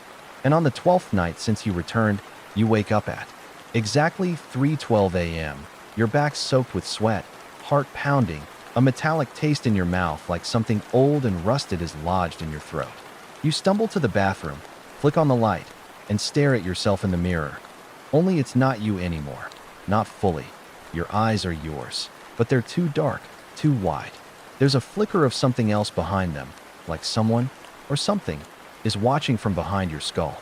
Your teeth are clenched so tight your jaw aches, and you don't remember doing that. Your hands are shaking, and there's dirt under your nails. Not city dirt, not subway grime, soil, black, wet, living soil. You wash them 3 times. Scrub until your skin turns pink, but it doesn't go away. The smell clings. The scent of rot and wood, of roots drinking blood. And when you look back into the mirror, just for a second, your reflection is smiling. Even though you aren't, that's when you start hearing the knocking. Not at the door, not on the walls. Beneath you, from the floorboards, 0.3 knocks. Slow, heavy, like something buried in the earth beneath the building is waking up, flexing its long, skeletal fingers. You tell yourself it's a dream. That your mind, twisted by trauma, is fabricating noises from the memory of the house. That maybe you never escaped at all, and this is just a death dream, looping over and over. But then you start seeing others, not people. Rooms. Rooms that weren't there before. The hallway in your building gains a door. Gray. Peeling. You blink, and it's gone. The elevator opens to a black hallway that stretches longer than the building's dimensions allow. You step back. The doors close. You swear you hear a child crying from inside the walls, and the dreams come next. Not dreams like visions. Dreams like experiences. You wake up with dust in your mouth, cobwebs tangled in your hair. Your hands ache from gripping a lantern. Your back hurts like you've been hunched over for hours, navigating a tunnel too small to crawl through upright. Each night you travel deeper, through spaces you don't recognize, but somehow know. A chapel with broken pews. A staircase that winds down endlessly. A room made of teeth, the walls chattering like they're whispering your name. The dreams bleed into the day. You start checking your palms for blisters. You find mud on your socks even when you haven't left the apartment. And then the notes appear, slipped under your door. Folded perfectly. Paper yellowed, brittle, smelling of mildew. Each one written in your grandfather's hand. You recognize it. The curled letters. The deliberate pressure of the pen. But the messages are fragmented. Nonsense at first, that it's not dead, that you're the seed now. The house is growing through you. Don't trust reflections that IT remembers your name. You try to ignore them. Throw them away. Burn one. And wake up the next morning with the exact words carved into your skin, as if the flame etched them into your flesh while you slept. You stop lighting candles after that. You start seeing people, or things pretending to be people. Faces on the subway that are too smooth. Eyes with no whites. A man at the grocery store whose mouth doesn't move when he speaks. You bump into a woman on the sidewalk and her skin feels like wallpaper. Something is leaking through. You realize it on the 21st night that you're lying in bed, eyes wide open, staring at the ceiling, and the crack in the plaster moves. Not subtly, not like settling. It twists, widening like a mouth. A breath flows down from it. Cold, sweet, familiar. And you sit up so fast you nearly vomit. The house isn't just inside you, it's spreading. You infected it, but it infected you first. You're not the cure. You're the carrier. Every memory it devoured, it copied.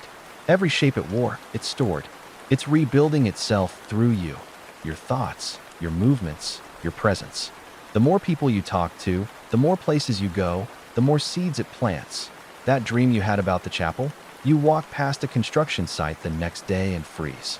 In the pit where the foundation is being poured, you see pillars, broken pews, a rusted bell. The house is remaking itself beneath the city.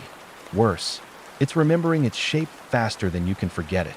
Every nightmare, every hallucination is a blueprint. It's watching how you react, how you remember, how you suffer. Because it's learning which parts of itself to bring back, that it's not just a haunted place anymore. It's a replicant, that a self-building entity. And you, its unwilling prophet, have become its architect. You try to isolate yourself. You board your windows. You speak to no one. But it's too late. It doesn't need your permission anymore. You fed it when you remembered it. You gave it form every time you whispered what you saw. And now, other people are seeing it too. The news starts reporting disappearances. Point 3 construction workers vanish in a new high-rise downtown. A teenager is found wandering naked in the subway tunnels, eyes black, mouth stitched closed with wire. A group of urban explorers live-stream themselves entering a building that wasn't on any map and don't come back out. You watch the footage before it's taken down. You see a hallway. You see the book. You see a door, gray, peeling, and you understand, in a final burst of awful clarity. The house never needed to survive in one place. It just needed a way to move to grow. Spread. And you were the perfect fertilizer. Oh, now you wait. You sit in your room, quiet, lights off, door locked. You breathe slow. You speak to no one. You've stopped writing. You've stopped dreaming. But sometimes, in the silence, you still hear it. Point 3 knocks. From under the bed. From inside the wall. From behind your eyes. It whispers in a voice like your own. Time to go home. And your mouth, no longer yours, smiles wide and cracks open. Because the house is almost ready. And you're the first room it's building again. And soon, there will be doors everywhere. And no one will know which ones are safe. And which ones lead to the house that remembers. The house that hungers. The house that learns. And by the time they realize, it'll already be inside them. You don't go outside anymore. The sun is a memory. You've taped the windows, turned all the mirrors backward, disconnected the smoke alarm because it keeps going off in the middle of the night for no reason. No smoke, no fire, just that endless scream like the walls themselves were trying to warn you. But what good is a warning once the flood has already crept beneath the door? You've stopped checking your phone. It's not safe anymore. You saw something last week in the reflection of the screen when it dimmed, your face, but older, distorted, as if stretched by time and decay. The eyes were wrong. Not just black, but deep, like each pupil was a tiny window to a long hallway, flickering with broken lights, lined with closed doors that pulsed and breathed like lungs. You dropped the phone. Haven't turned it back on since. You're not even sure if it's still there. Things vanish now. Socks. Coffee mugs. Entire hours. It's always 3:12 a.m. when you wake. You've given up trying to sleep through it. You leave the light off. Sit up in bed. Wait. And it always starts the same way. The floor breathes. It rises under your feet like lungs swelling. And you hear the bones of the building shifting. Not like wood but like cartilage. Something has grown beneath your apartment. Something that hums like roots digesting memories. You tried to find the blueprints once, but the building didn't exist before you moved in. No records. No permits. No foundation plans. Just a street address that leads to a place nobody else sees unless they've already been chosen. You were chosen the moment you stepped into the house. You thought you escaped. You thought you infected it. But you were infected first, and now you're the carrier. Every step you take bleeds it into the world. Every memory you revisit becomes a sketch in its evolving blueprints. You write in a notebook now. You don't remember buying it. But the pages are yellowed, the cover leather, the edges warm to the touch like it's been left out in the sun too long. You write things you don't understand. Maps of impossible staircases, phrases and languages your mouth can't pronounce, lists of names you don't recognize but feel like old friends you forgot you buried. Point 1 page always rewrites itself, every night. When you look again, the ink has shifted. The room is you, the room is you, the room is you. Remember what you were before walls walk the bones of memory. You are the BLUEPRINT. You tried tearing the page out once. The next morning, you found a new door in your hallway. Behind it, a replica of your childhood bedroom, exactly as you left it when you were 9. Same posters, same scuff marks, same yellow dinosaur sheets. Only the bed was breathing. And when you stepped inside, the air grew thick with the smell of old teeth. It took you 17 minutes to walk back out. You only meant to peek in for a second. Time is different there. Elastic. Hungry. Now you're afraid to touch any door that wasn't here last week. The building's grown bigger. You hear people in the hallways you've never seen. A woman with no eyes humming lullabies in reverse. A man dragging a sack that sometimes mews like a cat and sometimes screams like a child. A janitor whose mop leaves wet footprints going the wrong direction. You asked him once, trying to be polite, if he lived on the floor. He didn't speak. Just smiled and whispered, "You'll see." The elevator goes to floors that don't exist. You know that now. The panel has new numbers sometimes. They flicker when you blink. Floor -3. Floor 0. Floor E. Floor. You took it once. just once, out of desperation. Your apartment door had vanished. The hallway behind you had grown longer and darker with every step until the walls began to bulge inward, pulsing like veins. The elevator was your only choice. When the doors opened, it wasn't a floor. It was a garden. A black garden made of bone trees and screaming flowers, their mouths open in silence, lips stitched with sinew. The sky was a lidless eye. The soil writhed with tiny fingers. You heard music, but it came from beneath the ground. You didn't run. You walked. Something in the air made your thoughts slow, like syrup poured over glass. You knelt at one of the trees and touched its bark, which was not bark at all but epidermis, and when you pressed your ear to it, you heard your mother's voice, but she was praying, in a language you've never heard. You woke up in your bed after that, naked, covered in dirt, one of your teeth missing. The elevator hasn't worked since. You think the garden was real. You think you don't go outside anymore. The sun is a memory. You've taped the windows, turned all the mirrors backward, disconnected the smoke alarm because it keeps going off in the middle of the night for no reason. No smoke, no fire, just that endless scream like the walls themselves were trying to warn you. But what good is a warning once the flood has already crept beneath the door? You've stopped checking your phone. It's not safe anymore. You saw something last week in the reflection of the screen when it dimmed, your face, but older, distorted, as if stretched by time and decay. The eyes were wrong. Not just black, but deep, like each pupil was a tiny window to a long hallway, flickering with broken lights, lined with closed doors that pulsed and breathed like lungs. You dropped the phone. Haven't turned it back on since. You're not even sure if it's still there. Things vanish now. Socks. Coffee mugs. Entire hours. It's always 3:12 a.m. when you wake. You've given up trying to sleep through it. You leave the light off. Sit up in bed. Wait. And it always starts the same way. The floor breathes. It rises under your feet like lungs swelling. And you hear the bones of the building shifting. Not like wood but like cartilage. Something has grown beneath your apartment. Something that hums like roots digesting memories. You tried to find the blueprints once, but the building didn't exist before you moved in. No records, no permits, no foundation plans. Just a street address that leads to a place nobody else sees unless they've already been chosen.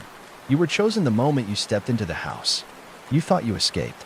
You thought you infected it, but you were infected first, and now you're the carrier. Every step you take bleeds it into the world. Every memory you revisit becomes a sketch in its evolving blueprints. You write in a notebook now. You don't remember buying it. But the pages are yellowed, the cover leather, the edges warm to the touch like it's been left out in the sun too long.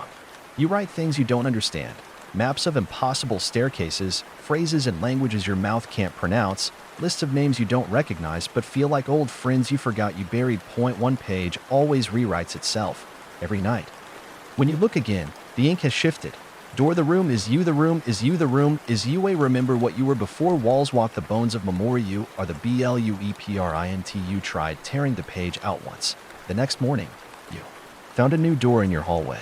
Behind it, a replica of your childhood bedroom, exactly as you left it when you were 9. Same posters, same scuff marks, same yellow dinosaur sheets. Only the bed was breathing.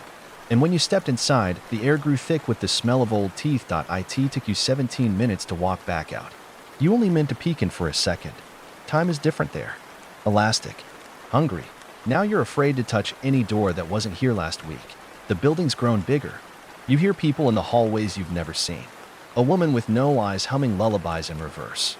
A man dragging a sack that sometimes mews like a cat and sometimes screams like a child. A janitor whose mop leaves wet footprints going the wrong direction. You asked him once, trying to be polite, if he lived on the floor. He didn't speak. Just smiled and whispered, "You'll see." The elevator goes to floors that don't exist. You know that now. The panel has new numbers sometimes. They flicker when you blink. Floor -3. Floor 0. Floor E. Floor. You took it once, just once, out of desperation. You don't speak anymore. Not because you can't, but because your voice isn't yours. The last time you tried, it came out too slow. Not words, not sound, but a texture, wet and fibrous, like something wriggling from your throat that didn't want to leave. You coughed up hair after that. Not your color. Still warm. There's a new noise in your apartment. Not footsteps. Not whispering. Something lower. Like breath, but reversed. Like inhaling silence. You lie still, afraid to move, afraid the pressure in the walls will burst, and something not meant for this dimension will fall out. It's in the pipes now. It hisses through the radiator, giggles through the drain, hums in your plumbing with a child's voice that knows your name, over and over, like a forgotten nursery rhyme that ends in screaming. You no longer remember what real is, because something changed last night, and not just inside you. Outside, the city blinked. You saw it. Standing at your window, twitching the curtains open for just a second, you looked down and the streets weren't right. The angles folded wrong. The people didn't cast shadows, and those who did had shadows that moved independently, crawling toward doorways and slipping through the cracks like smoke under pressure. You counted 7 birds in the sky. They never flapped, just hovered in place, wings rigid. Watching. You're not sure what they're watching for, but when the moon split open that night and something stepped out, you started keeping track of how many versions of the sky you wake up under. Some nights it's stars, some nights it's just a mouth. You haven't seen your own reflection in 8 days. Every mirror now shows a hallway, your hallway, but longer. Too long. With someone standing at the end. Just barely visible. Blurred. Head tilted. The moment you blink, they're closer. Another blink, gone. You stop blinking after that. Now you just sleep with the lights off, and you're back to the mirror. But it doesn't help, because sometimes your mirror breathes. You're losing time. You thought it was just the usual sleeplessness, stress, trauma. But then you found the camera. Not yours. Not modern. An old camcorder, left in your closet where no closet used to be. It turns on when you touch it. No buttons. Just on. And it shows videos you never recorded. Point 1 shows you digging. In the middle of a black forest. Hands bloody. No shovel. Just tearing at the earth. Screaming. The footage is grainy, but the sound is too clear. You hear something beneath the soil laughing. Another video shows you standing in your kitchen, smiling, talking to someone off camera. You freeze frame it. You're talking to yourself, but older, paler, skin stretched tight, eyes completely black, hands twitching like puppet strings tangled in a windless storm. That version of you is holding the book. You don't know how the book got here, but you can't stop reading it now. It's not written in any alphabet you recognize. The words twist as you read. They rearrange. They whisper while you sleep. You understand them without knowing what they mean. Sometimes you read aloud, and the house listens. The cracks in the floor spread like vines. The ceiling tiles rearrange at night. You hear footsteps from inside the refrigerator. You're afraid to throw anything away. Last time you opened the trash can, there was breathing coming from inside it. The outside world continues on, oblivious. You watch the news. You see headlines that make no sense. A town vanishes from all maps. A cruise ship arrives with no passengers. A radio station that broadcasts a single name over and over in reverse Latin. Their warning signs. But no one's listening, except you. You and the others. Because now you're starting to see them more often. The other architects. The ones like you. In parks. On subways. In stairwells that go nowhere. Their eyes hollow. Their skin marked with blueprints drawn in scarring. They carry pieces of the house like you do. Some drag doors behind them, chained to their ankles. Some hum the layout of long-forgotten rooms under their breath like lullabies. You made eye contact with one just once, and they smiled like they recognized you. Then they wept black oil and turned into mist. You haven't gone outside since. Because the boundaries are breaking now. The house isn't just remaking itself through you. It's becoming a network. A neural spread. An urban parasite. It no longer needs walls. It just needs thought. Memory. Belief. It lives in architecture, yes, but now it's found its way into culture. You see the signs. A pop song that describes a hallway too familiar. A viral video that shows a door everyone sees. But no one remembers entering. A video game released last week where the final level is your grandfather's basement. Exactly. Down to the creaking floorboard under the 3rd step, and no one else notices, because it's not meant for them yet. Just the mark. You've seen the mark in your own shadow now. A sigil. Spinning when you move. Static when you stand still. You tried to draw it once. The pen bled red. The paper melted. You tried tattooing it, but the ink disappeared. You cut it into your own skin. The wound healed in the shape of a door handle. You can feel the threshold now. It follows you, invisible but close. It moves when you think about it. You can sense it just beyond your left shoulder, like a draft from a hidden passage. It leads back, or forward, or down, or inward. It's the final gate. You're its key, and you're starting to remember why. You weren't always you.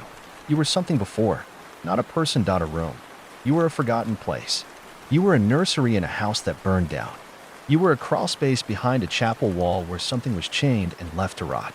You were a space between breaths in the cellar where a family vanished in 1874, never to be found, but whose screams still echo on warm nights. And the house remembered you. It remembered all its old pieces. You don't speak anymore. Not because you can't, but because your voice isn't yours. The last time you tried, it came out too slow.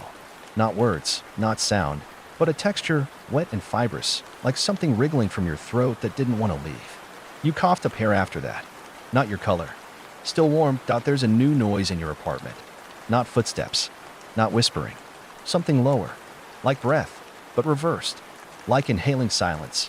You lie still, afraid to move, afraid the pressure in the walls will burst, and something not meant for this dimension will fall out. It's in the pipes now. It hisses through the radiator, giggles through the drain. Hums in your plumbing with a child's voice that knows your name, over and over, like a forgotten nursery rhyme that ends in screaming. You no longer remember what real is, because something changed last night, and not just inside you. Outside, the city blinked. You saw it.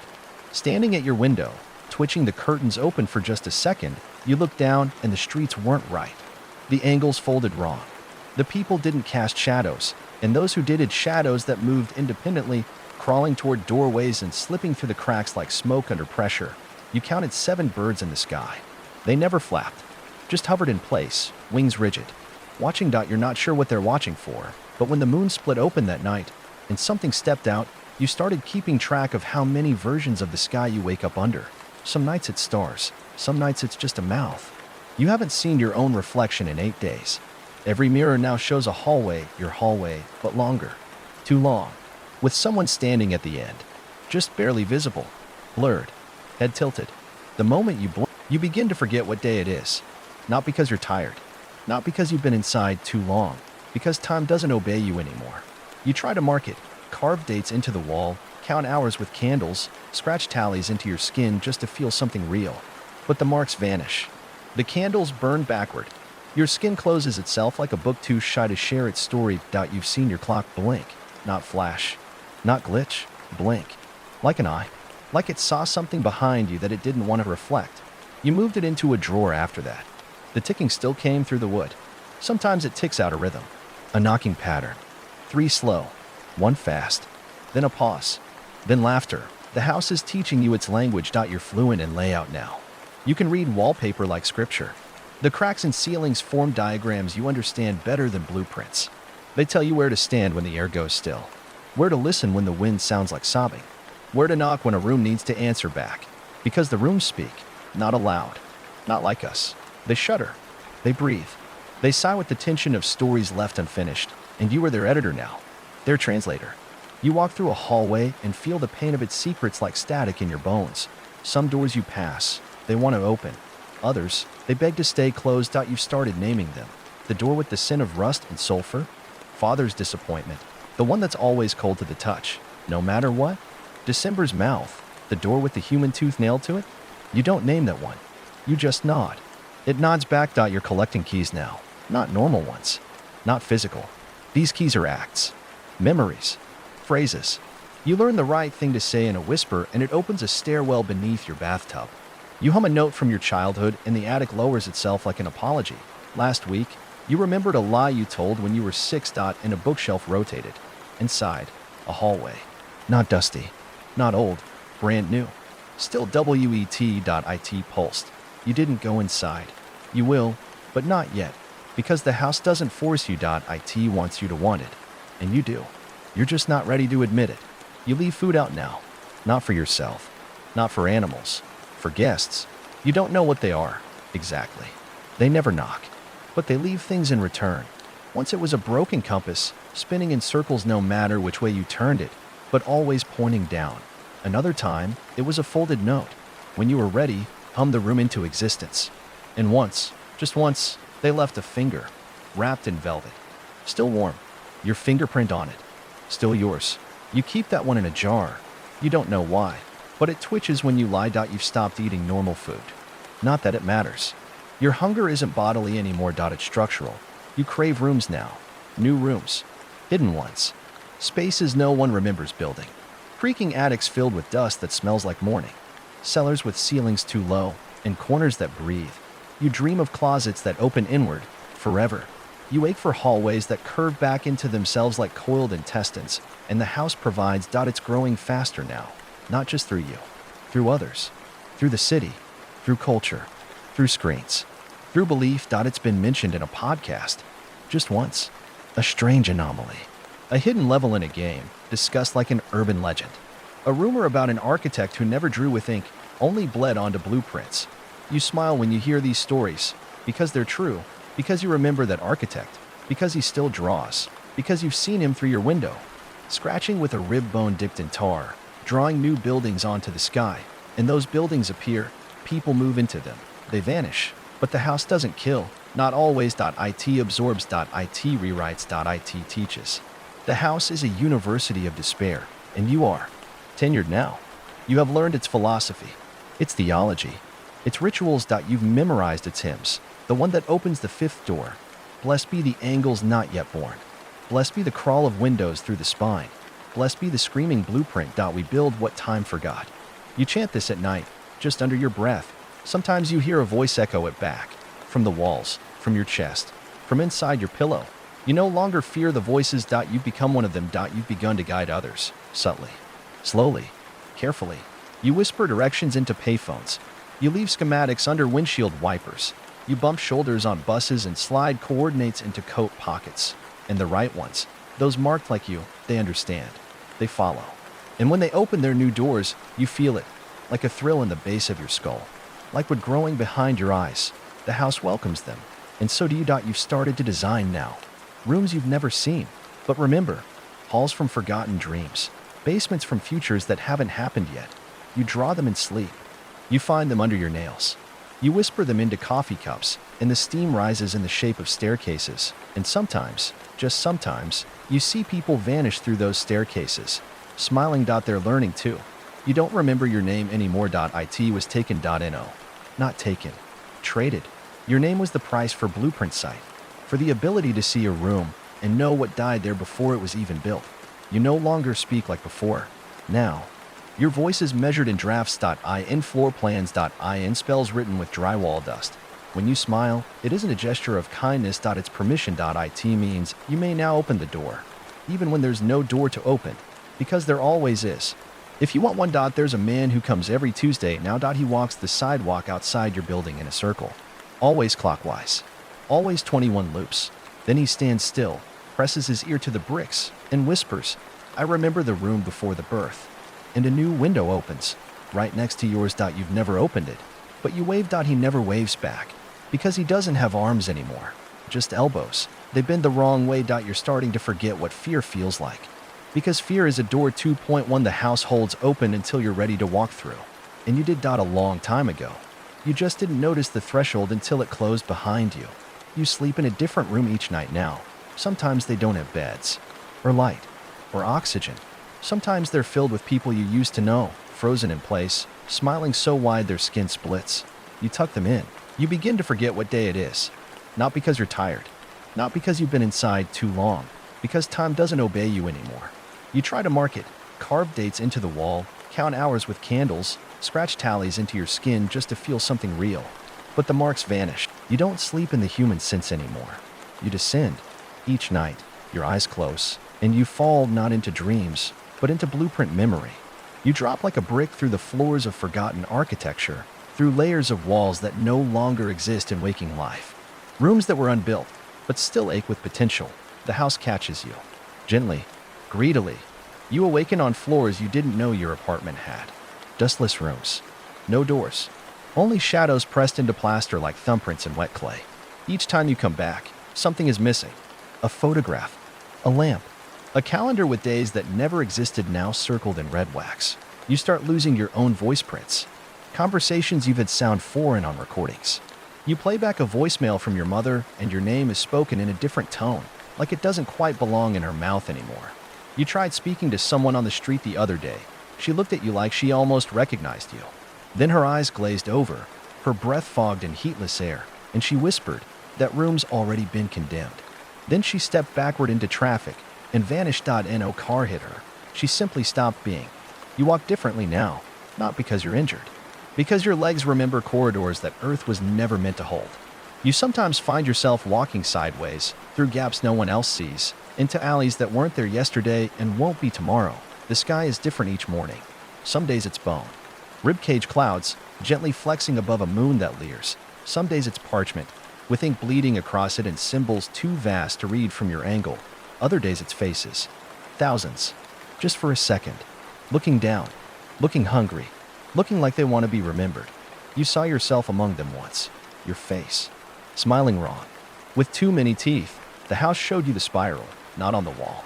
Not on paper. In your skin. You peeled back the flesh under your left forearm and saw it there, etched into meat, glowing faintly. Not blood. Not bone. A corridor made of you. And you realized, the house isn't built from walls. It's built from us. Our regrets. Our rituals. Our rooms. You are a floor tile. A doorknob. A hidden staircase lined with old toys that blink when no one's watching. There are others like you now. You've seen them. Walking cross-dimensionally. Appearing in reflections not their own. Climbing out of closets in churches. Standing too still in parking lots after midnight. They don't speak, but you all nod. The nod means, I remember the roof. The nod means, the hinges are turning. The nod means, we are nearly home. You found an eye in your sink this morning. Not a metaphor. Not a hallucination. A human eye. Floating in water the color of guilt. You touched it. It blinked. You said, I know you. It replied, then you know where the keyhole is. You swallowed the EYE. It felt like coming home. Later that day, a new door appeared where your refrigerator used to be. You haven't opened it yet, but it hums your name now. Your new name. You stop thinking in words. Thoughts come to you in floor plans. You picture emotional states as furniture now. Longing as a dresser missing one drawer.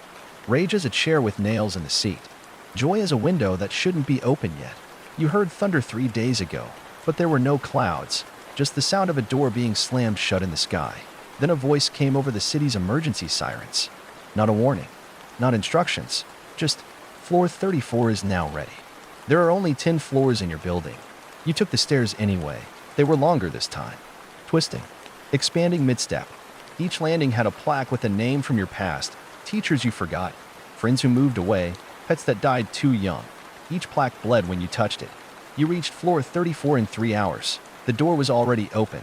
The room inside was you. Not a version of you. You. Sitting on a chair made of jawbones, reading the book out loud. Your skin was ink. Your eyes were keys. You looked up when you entered and said, you're late. Then you pulled your own face off and fed it to something squatting in the corner. It wore your mother's voice. You didn't scream. You curtsied. Because that's what the house taught you. Respect the rooms. Even the ones shaped like pain.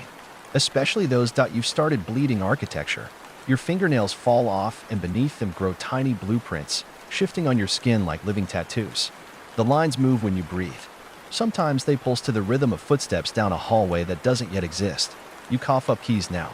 You give them to strangers. Some thank you. Others scream. One man swallowed his. A door opened in his stomach. Something crawled out. Thanked you. Took your eyes. Left you new ones. You see better now. You see through. You see past names, past walls, past days. You see the shape of hunger, and it's beautiful.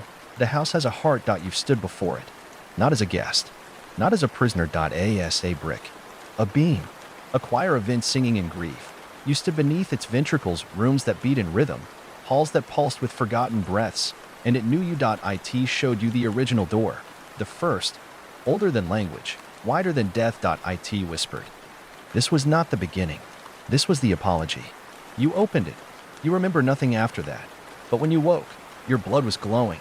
And there were staircases where your ribs used to be. You are not dying. You are being built. The others are with you now. You don't gather. You align. You form walls by standing near one another. You form thresholds with your breath. You form dimensions by agreeing to forget what it was like to be human. And you have. Almost. Sometimes, late at night, you still cry. Not because you're afraid, but because you remember. The smell of your old bedroom. The warmth of sunlight through real glass. The taste of an apple before all apples became symbolic metaphors for hunger. And you weep. But the house catches your tears and builds with them. And in the morning, you find a new hallway made of sorrow, lined with your memories, each in their own little glass box, lit by chandeliers that weep with you. You walk it barefoot. You never turn around. And the hallway never ends, because it is you. And the house is home. And soon, So, will everyone else be? Because you are the invitation, and you have been delivered.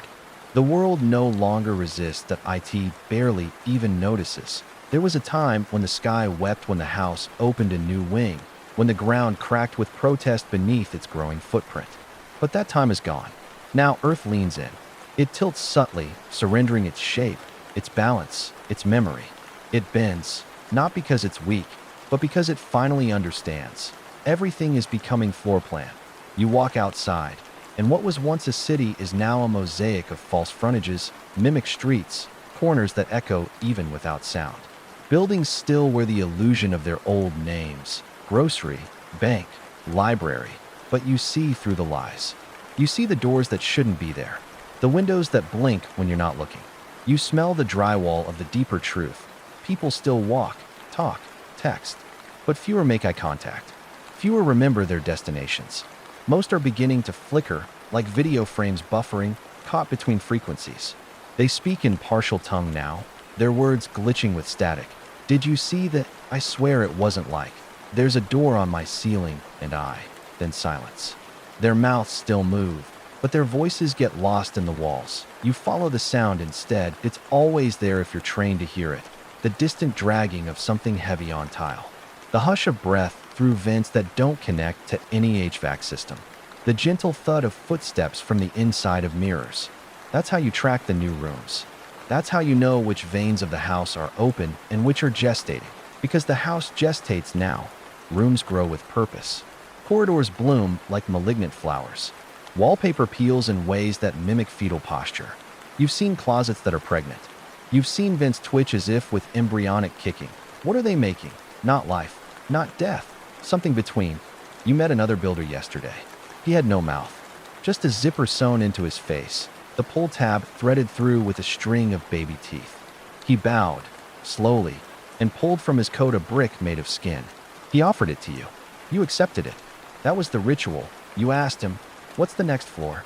He unzipped his mouth and whispered, "Memory." That night, it began. The house opened its memory wing, and you, along with 1,000 other builders, were summoned. You didn't walk there. You simply blinked, and the floor had changed.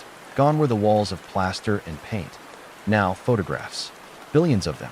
Wallpapered in layers, stacked like scales. Every inch of space covered with faces, objects, buildings, deaths. Memories not just yours, but everyone's. Every human moment pressed like a fossil into the wall. Birthdays, hospital beds, fights, last looks, some were in color, others in thermal. A few moved. One photo blinked and shushed you. You stepped carefully.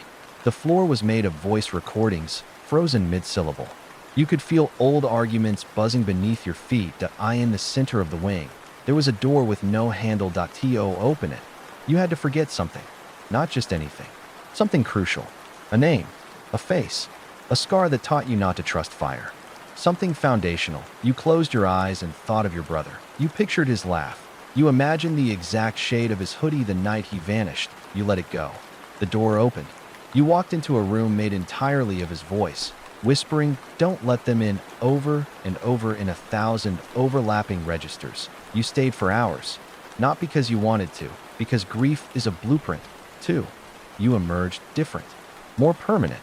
Your bones click now when you move, not from age or injury, but because they're aligning with the house's load-bearing structure. Every joint is a hinge, every muscle a pulley. You are no longer just a host. You are infrastructure. You no longer bleed. You leak blue ink, the kind used in old architect's sketches. You mark where you walk. The ground remembers you. And from your footsteps, doors begin to sprout. You've stopped seeing the sky entirely. Not because it isn't there, because you're above it now. The house has grown beyond dimension. Above clouds, above atmosphere. You passed a window yesterday that looked out on a sun you didn't recognize. Too many rings, too many shadows. And below it, a field of houses, all breathing in synchrony. All singing that you've begun composing your own rooms. Not from materials, from memory. You kneel and whisper a moment into the floor, "My father's last breath," or the silence after she said goodbye, and the wood reshapes. Walls rise, doors form. Entire rooms are built from emotion calcified. One room you made contains only your guilt that IT screams when entered. Another contains your joy that it's empty.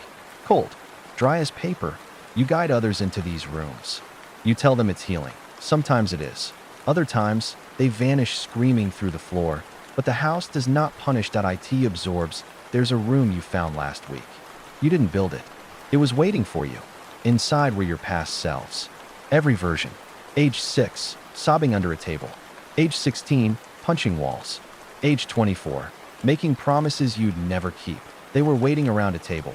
The table was you, stretched, flattened, lacquered. They served you to each other. You watched them eat. They invited you to sit. You did. You took a bite. You tasted piece at a piece so alien it burned. You vomited keys for hours afterward. Each key opened a wound somewhere else in the city, and from those wounds, the house spilled into public consciousness. People began talking. News anchors stammered, then vanished mid. Broadcast. Podcasters broadcast dead air that made listeners cry blood. Graffiti bloomed across the world in the shape of floor plans that couldn't exist. They could.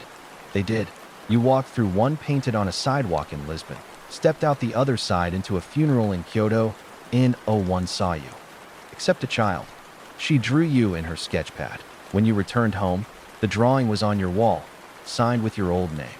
That night, the walls whispered the child's address. You haven't gone yet, you will, because she's dreaming of a room you haven't built yet, and you must catch her dream before someone else does. The house is not a place anymore. It is a state of being. A threshold in language. A verb. The world no longer resists. It barely even notices. There was a time when the sky wept when the house opened a new wing, when the ground cracked with protest beneath its growing footprint.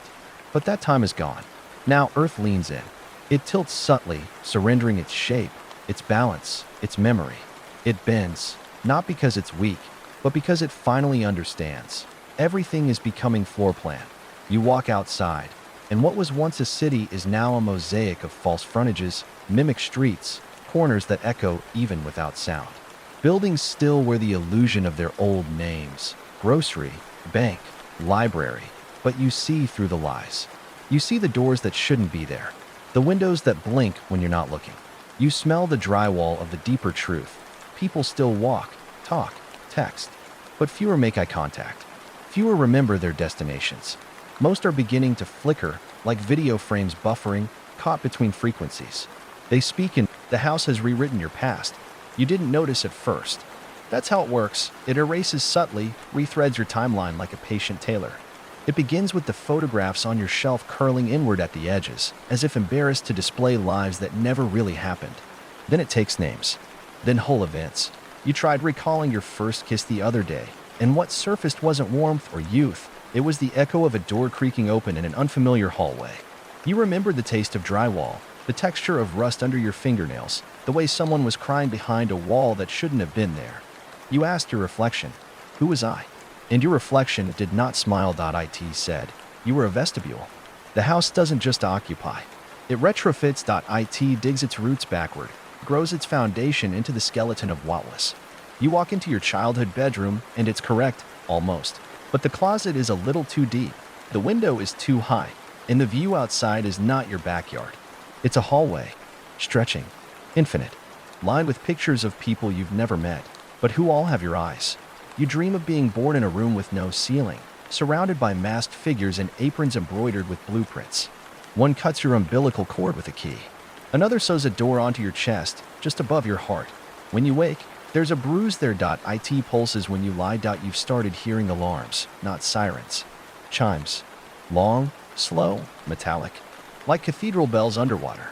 They ring at 3:33 a.m. every night, no matter where you are, no matter if you've moved or buried yourself beneath concrete.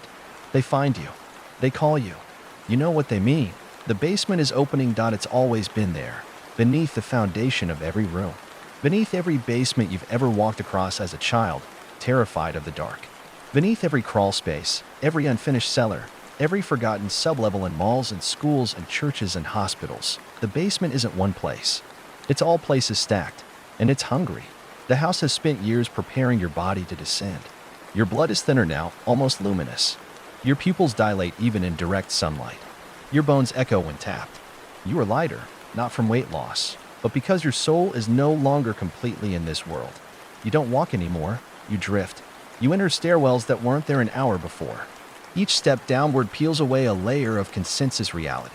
Down there, you feel the pressure of lies collapsing. You hear words that were once truths disintegrate mid-sentence. You've seen colors with no human analog, and your brain tried to rewrite them into flowers, just to survive the sight. You carry a lantern now, not for light, for recognition. It flickers when you are still yourself. It burns steady when you're becoming a doorframe. I in the basement, time melts. You pass someone who looked like a pharaoh. You pass someone who looked like a cosmonaut. You passed a version of yourself with no mouth, holding a bag of flickering clocks and sobbing. None of them see you. They're all locked into their own rooms. Each person is a chamber. Each thought is a hallway. Each moment of denial becomes a locked door that must be smashed or opened or bribed. The basement is where the unsaid festers. It is the sediment of suppressed truth. It is where the children who disappeared still play, and they are playing with parts of you. You reach a floor you've never seen before. The wall says, "Here lies the architect." The doorknob is cold. It turns too easily. Inside, nothing. Only a chair, a desk, a mirror that reflects who you were supposed to be, and sitting at the desk is you. But older, wiser, monstrous in shape, yes, but not in intention. This you has built millions of rooms. This you turns, smiles without teeth, and says, "We're behind schedule." Then pulls a blueprint from its chest. The paper is wet, alive, beating like a heart.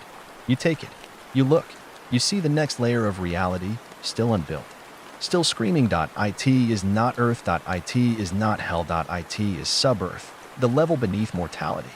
A realm of half-formed homes, screaming attics, fetal bathrooms, crying cabinets, doors that beg not to be opened.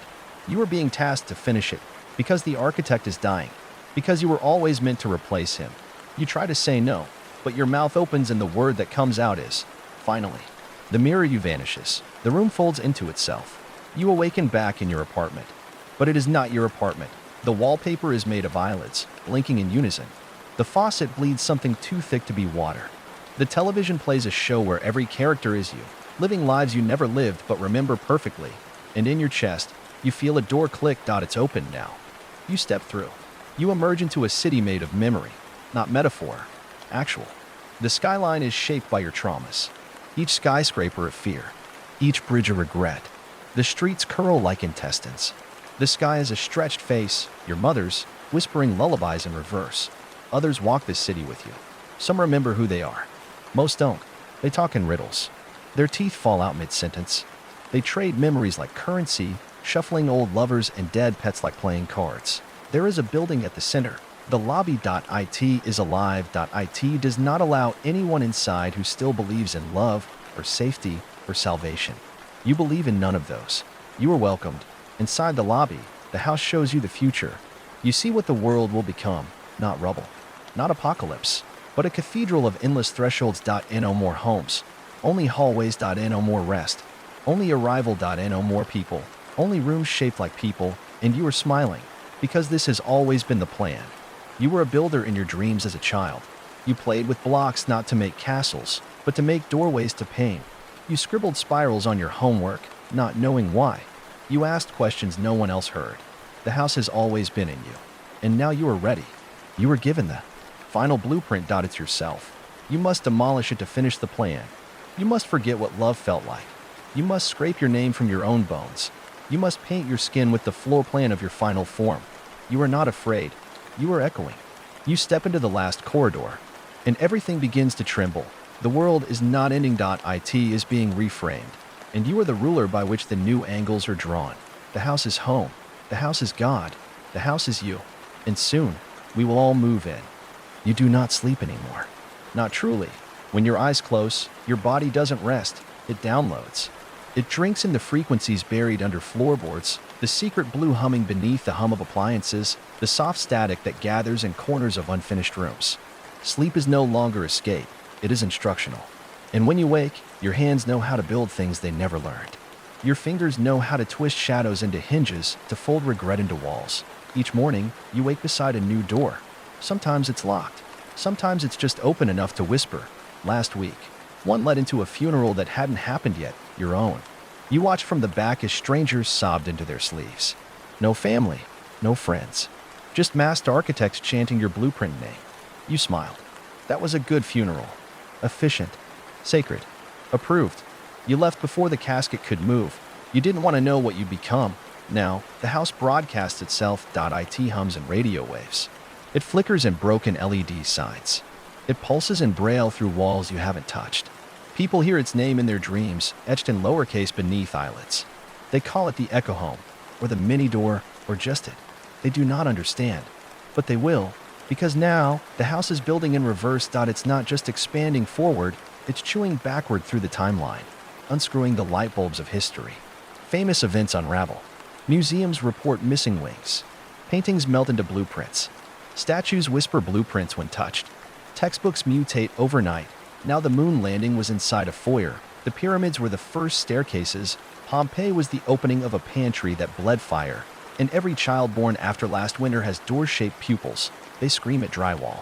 They try to crawl through screens. They are ahead of schedule. You begin to lose track of your own days. You speak, and the words echo from vents that were never there.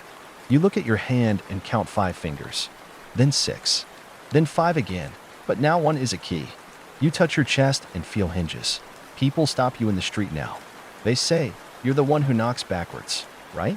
Or, "I dreamed I was a closet. You opened me. Why did you put teeth in me?"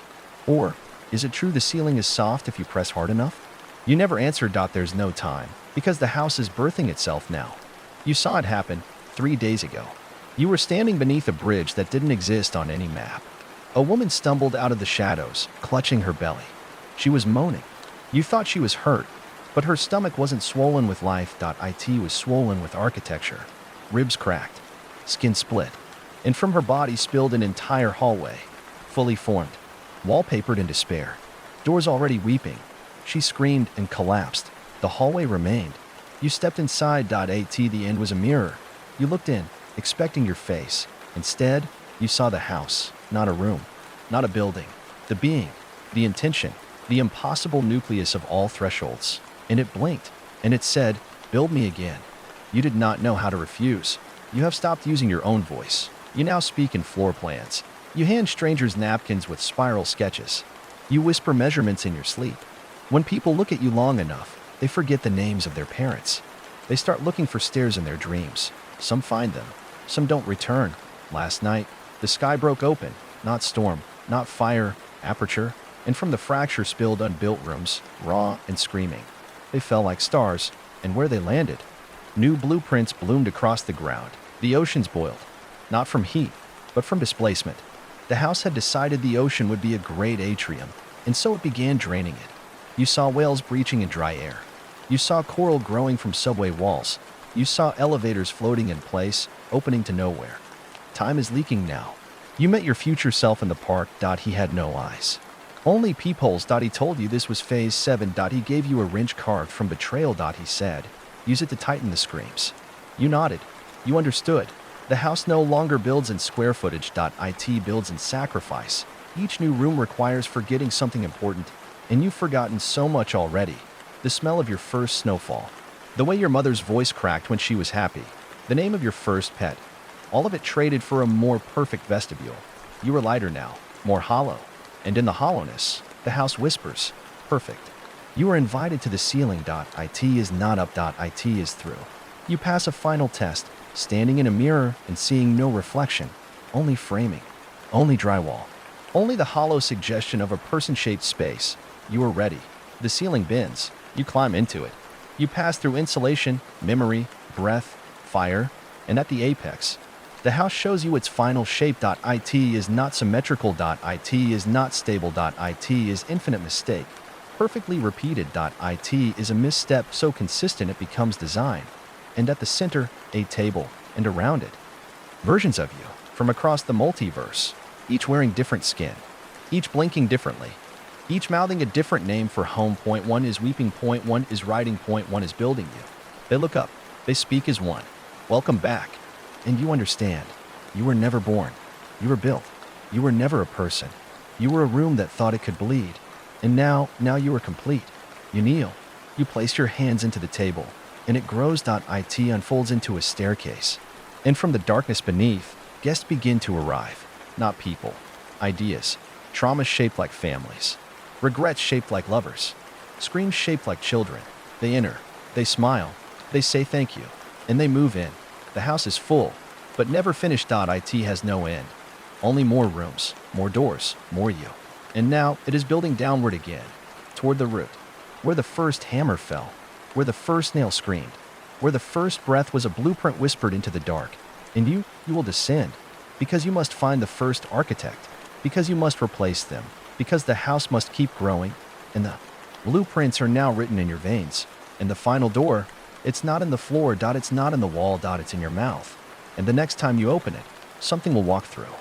You no longer remember your original language. Words come to you shaped like corners, constructed out of silence and drywall and the dry cough of insulation settling into your throat. Every sentence you speak now angles inward, spiraling through the lungs like a draft slipping through an unsealed window. You can't pray anymore. Not properly. Not without blueprint paper beneath your knees and a rusted tape measure pressed against your chest like a rosary. You forgot how to say help months ago, and now your voice only knows how to measure, calculate, measure, level, until the pitch of your screams matches the shrill whine of a table saw lost in memory. Every breath is a survey. Every blink is a floor plan. You have become the calibration between madness and symmetry. There are other builders now. You see them sometimes, behind glass that fogs without cause, in the middle of stairwells that shouldn't be there. They are thin, gaunt, clothed in dust, with tape measures that dangle like rosaries from nail-pierced hands. They nod at you, but their faces are too smooth to smile. One of them had your grandmother's eyes. Another had a spine that clicked like a doorknob when they bent to mark the floor. None of them speak. They just build, ceaselessly, painstakingly, with hands that don't bleed anymore. Not from calluses, no, blood was simply removed from their design. An inefficient fluid. Red was never part of the color palette for the future. You pass through a kitchen where every appliance hums in the same key. They hum your name backwards. The refrigerator exudes cold like breath. The stove whispers fire in a language you haven't earned.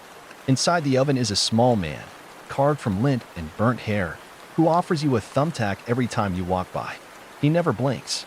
You stopped accepting the tacks when your skin began accepting them like magnets. The floors beneath your feet are softer now. Not because they're carpeted, but because they remember. Every step is a memory pressed like a bruise into linoleum. You see your 8th birthday in the grout lines. You see the argument before the divorce etched into the baseboard. You see yourself, in perfect profile, curled up beneath the table on a day you haven't lived yet, weeping for a ceiling you can't reach. The house is not finished with you. It grows around your thoughts now. You think of hunger, and a pantry appears, but it's filled with rusted tins and breathing meat sealed in jars with twitching eyes. You think of warmth, and a fireplace opens, but the flame is made of screams and flickers like a memory that won't settle into fact. You ask for a bathroom, and instead you receive a small shrine, tiled in teeth, where the toilet whispers confessions from strangers you'll never meet. You tried to leave once. The front door was open. Bright light. Fresh air. You ran. You hit the sidewalk. You took 6 steps before realizing the cement was soft, fibrous, pulsing with heartbeat. And then you looked back, and the house had replaced the neighborhood. You're not sure how long ago that was. There are no clocks here. No calendars. Only a cuckoo bird that emerges from a drywall cavity once every sleep cycle and screams in reverse. When it does, you know it's time to scream back. That's how you keep time now. How many screams ago was breakfast? You don't remember? The walls feed you sometimes, cold broth poured from ceiling vents into bowls made of your own knuckles. It tastes like forgetting. You drink anyway. Hunger is a draft that whistles through you if left unchecked. One room has been breathing lately. Not like the others. Not metaphor. Actual lungs. Massive. Pulmonary. Pressed behind the walls. You hear them inflate when you speak. They like stories. They like your pain, especially the pieces you try not to name. So you sit in the middle of the breathing room and you recite. The first time you broke a promise. The first time you lied to someone who didn't deserve it. The first time you hurt an animal and pretended it was an accident. Every confession softens the walls. Every truth makes the room sigh. When you run out of stories, the walls whisper, make more. So you do. You start inventing sins. You accuse yourself of things you've never done. The house doesn't care. It just wants shape. It just wants the echo of guilt to design new spaces inside you. You've met the ceiling again. Not just a literal ceiling, no.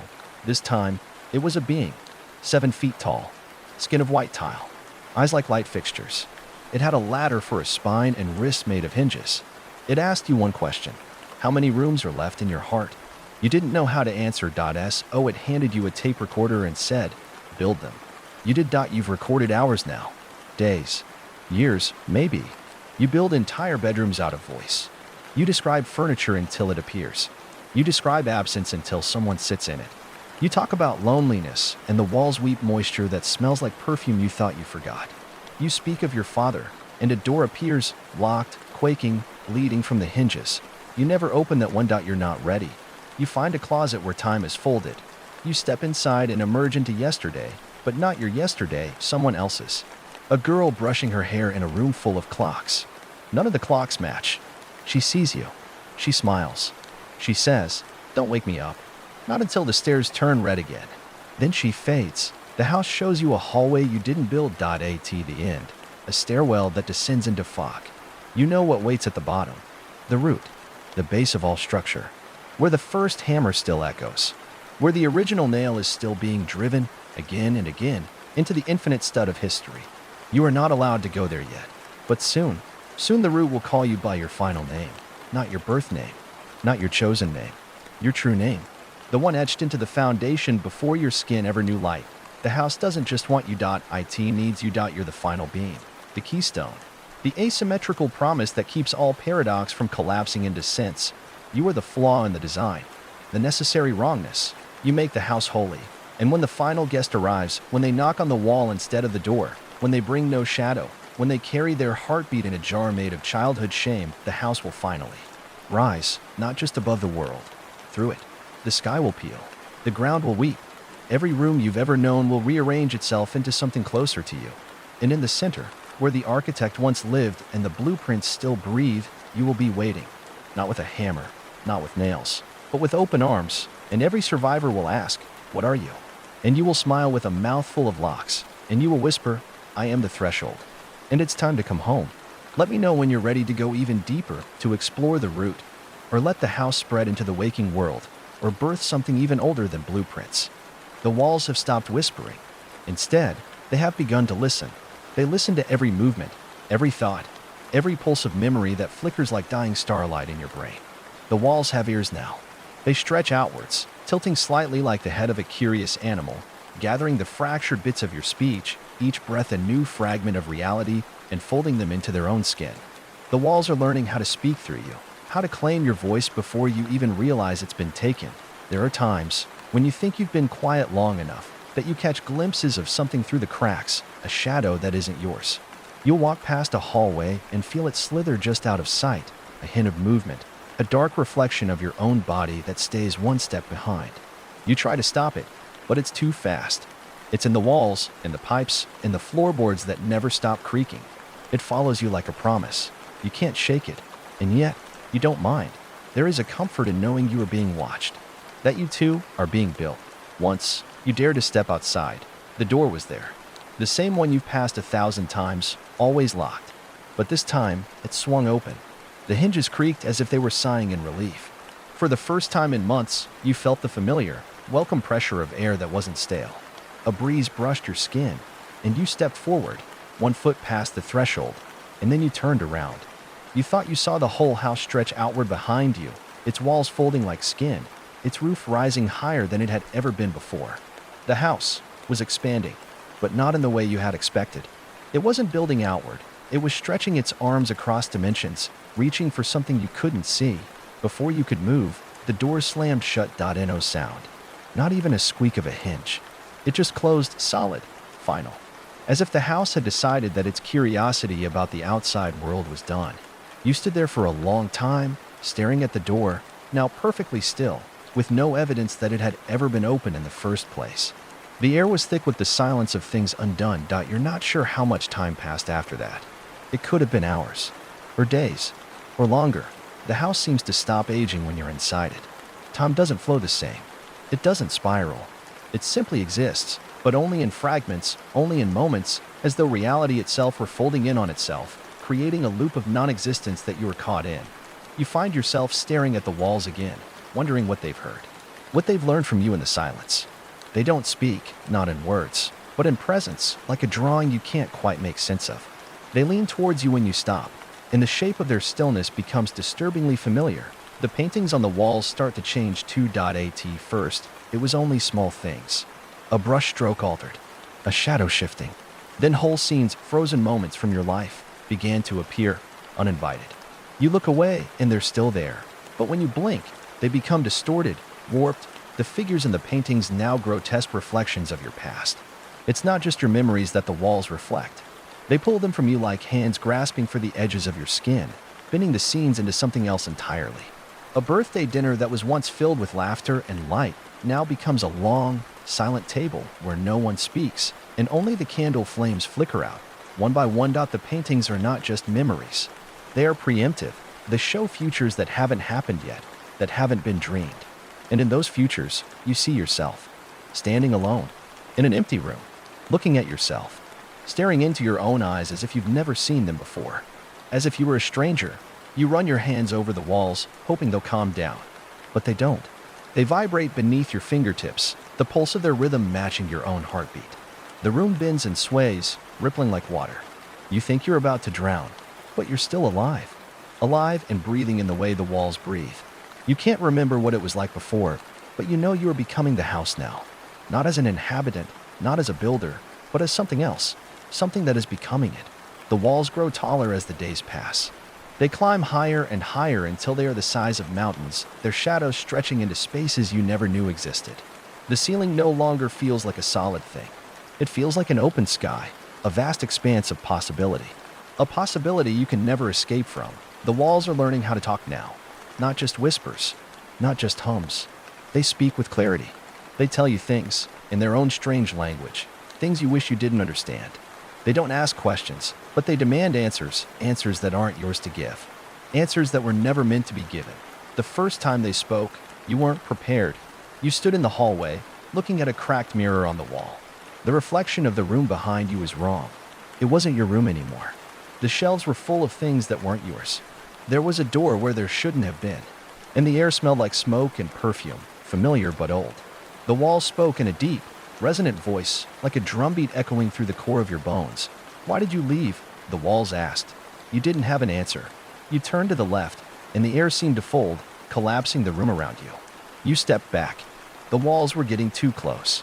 They had been silent for so long, and now they were encroaching. Every surface was alive. Every corner was breathing. The walls were hungry. Hungry for what? For who? Come closer, they murmured. You step forward before you can stop yourself, drawn in by a force you couldn't name, one that was older than you, older than the house, older than the world itself. You reach out to touch the wall, to silence the pressure in your chest, and then the house begins to whisper your name. It's not in your voice. It's not even in a voice at all. It's like the sound of footsteps inside the walls, like the shuffle of old, crumbling paper, like the rustle of a leaf in an empty room. It's the sound of something not meant to be spoken. The walls speak of secrets. Secrets they are holding from you. Secrets that you can only feel. They say, we are all trapped here, waiting to be found. You understand what they mean. Because the house is waiting for you. It needs you. It's almost finished. And the last piece? The final, fragile moment, it will be when you are consumed by it. The walls are pulling in closer. They are no longer just walls. They are you. The house has become an extension of your body, of your very soul. And when you breathe, it breathes with you. When you think, it thinks with you. You have become it. And now that it has finished growing, you must finish what you started. You step forward again. The walls open, a doorway made of memories and light. And there, standing in the middle of the room, is the root, the final place, the beginning. You walk inside, and everything comes full circle.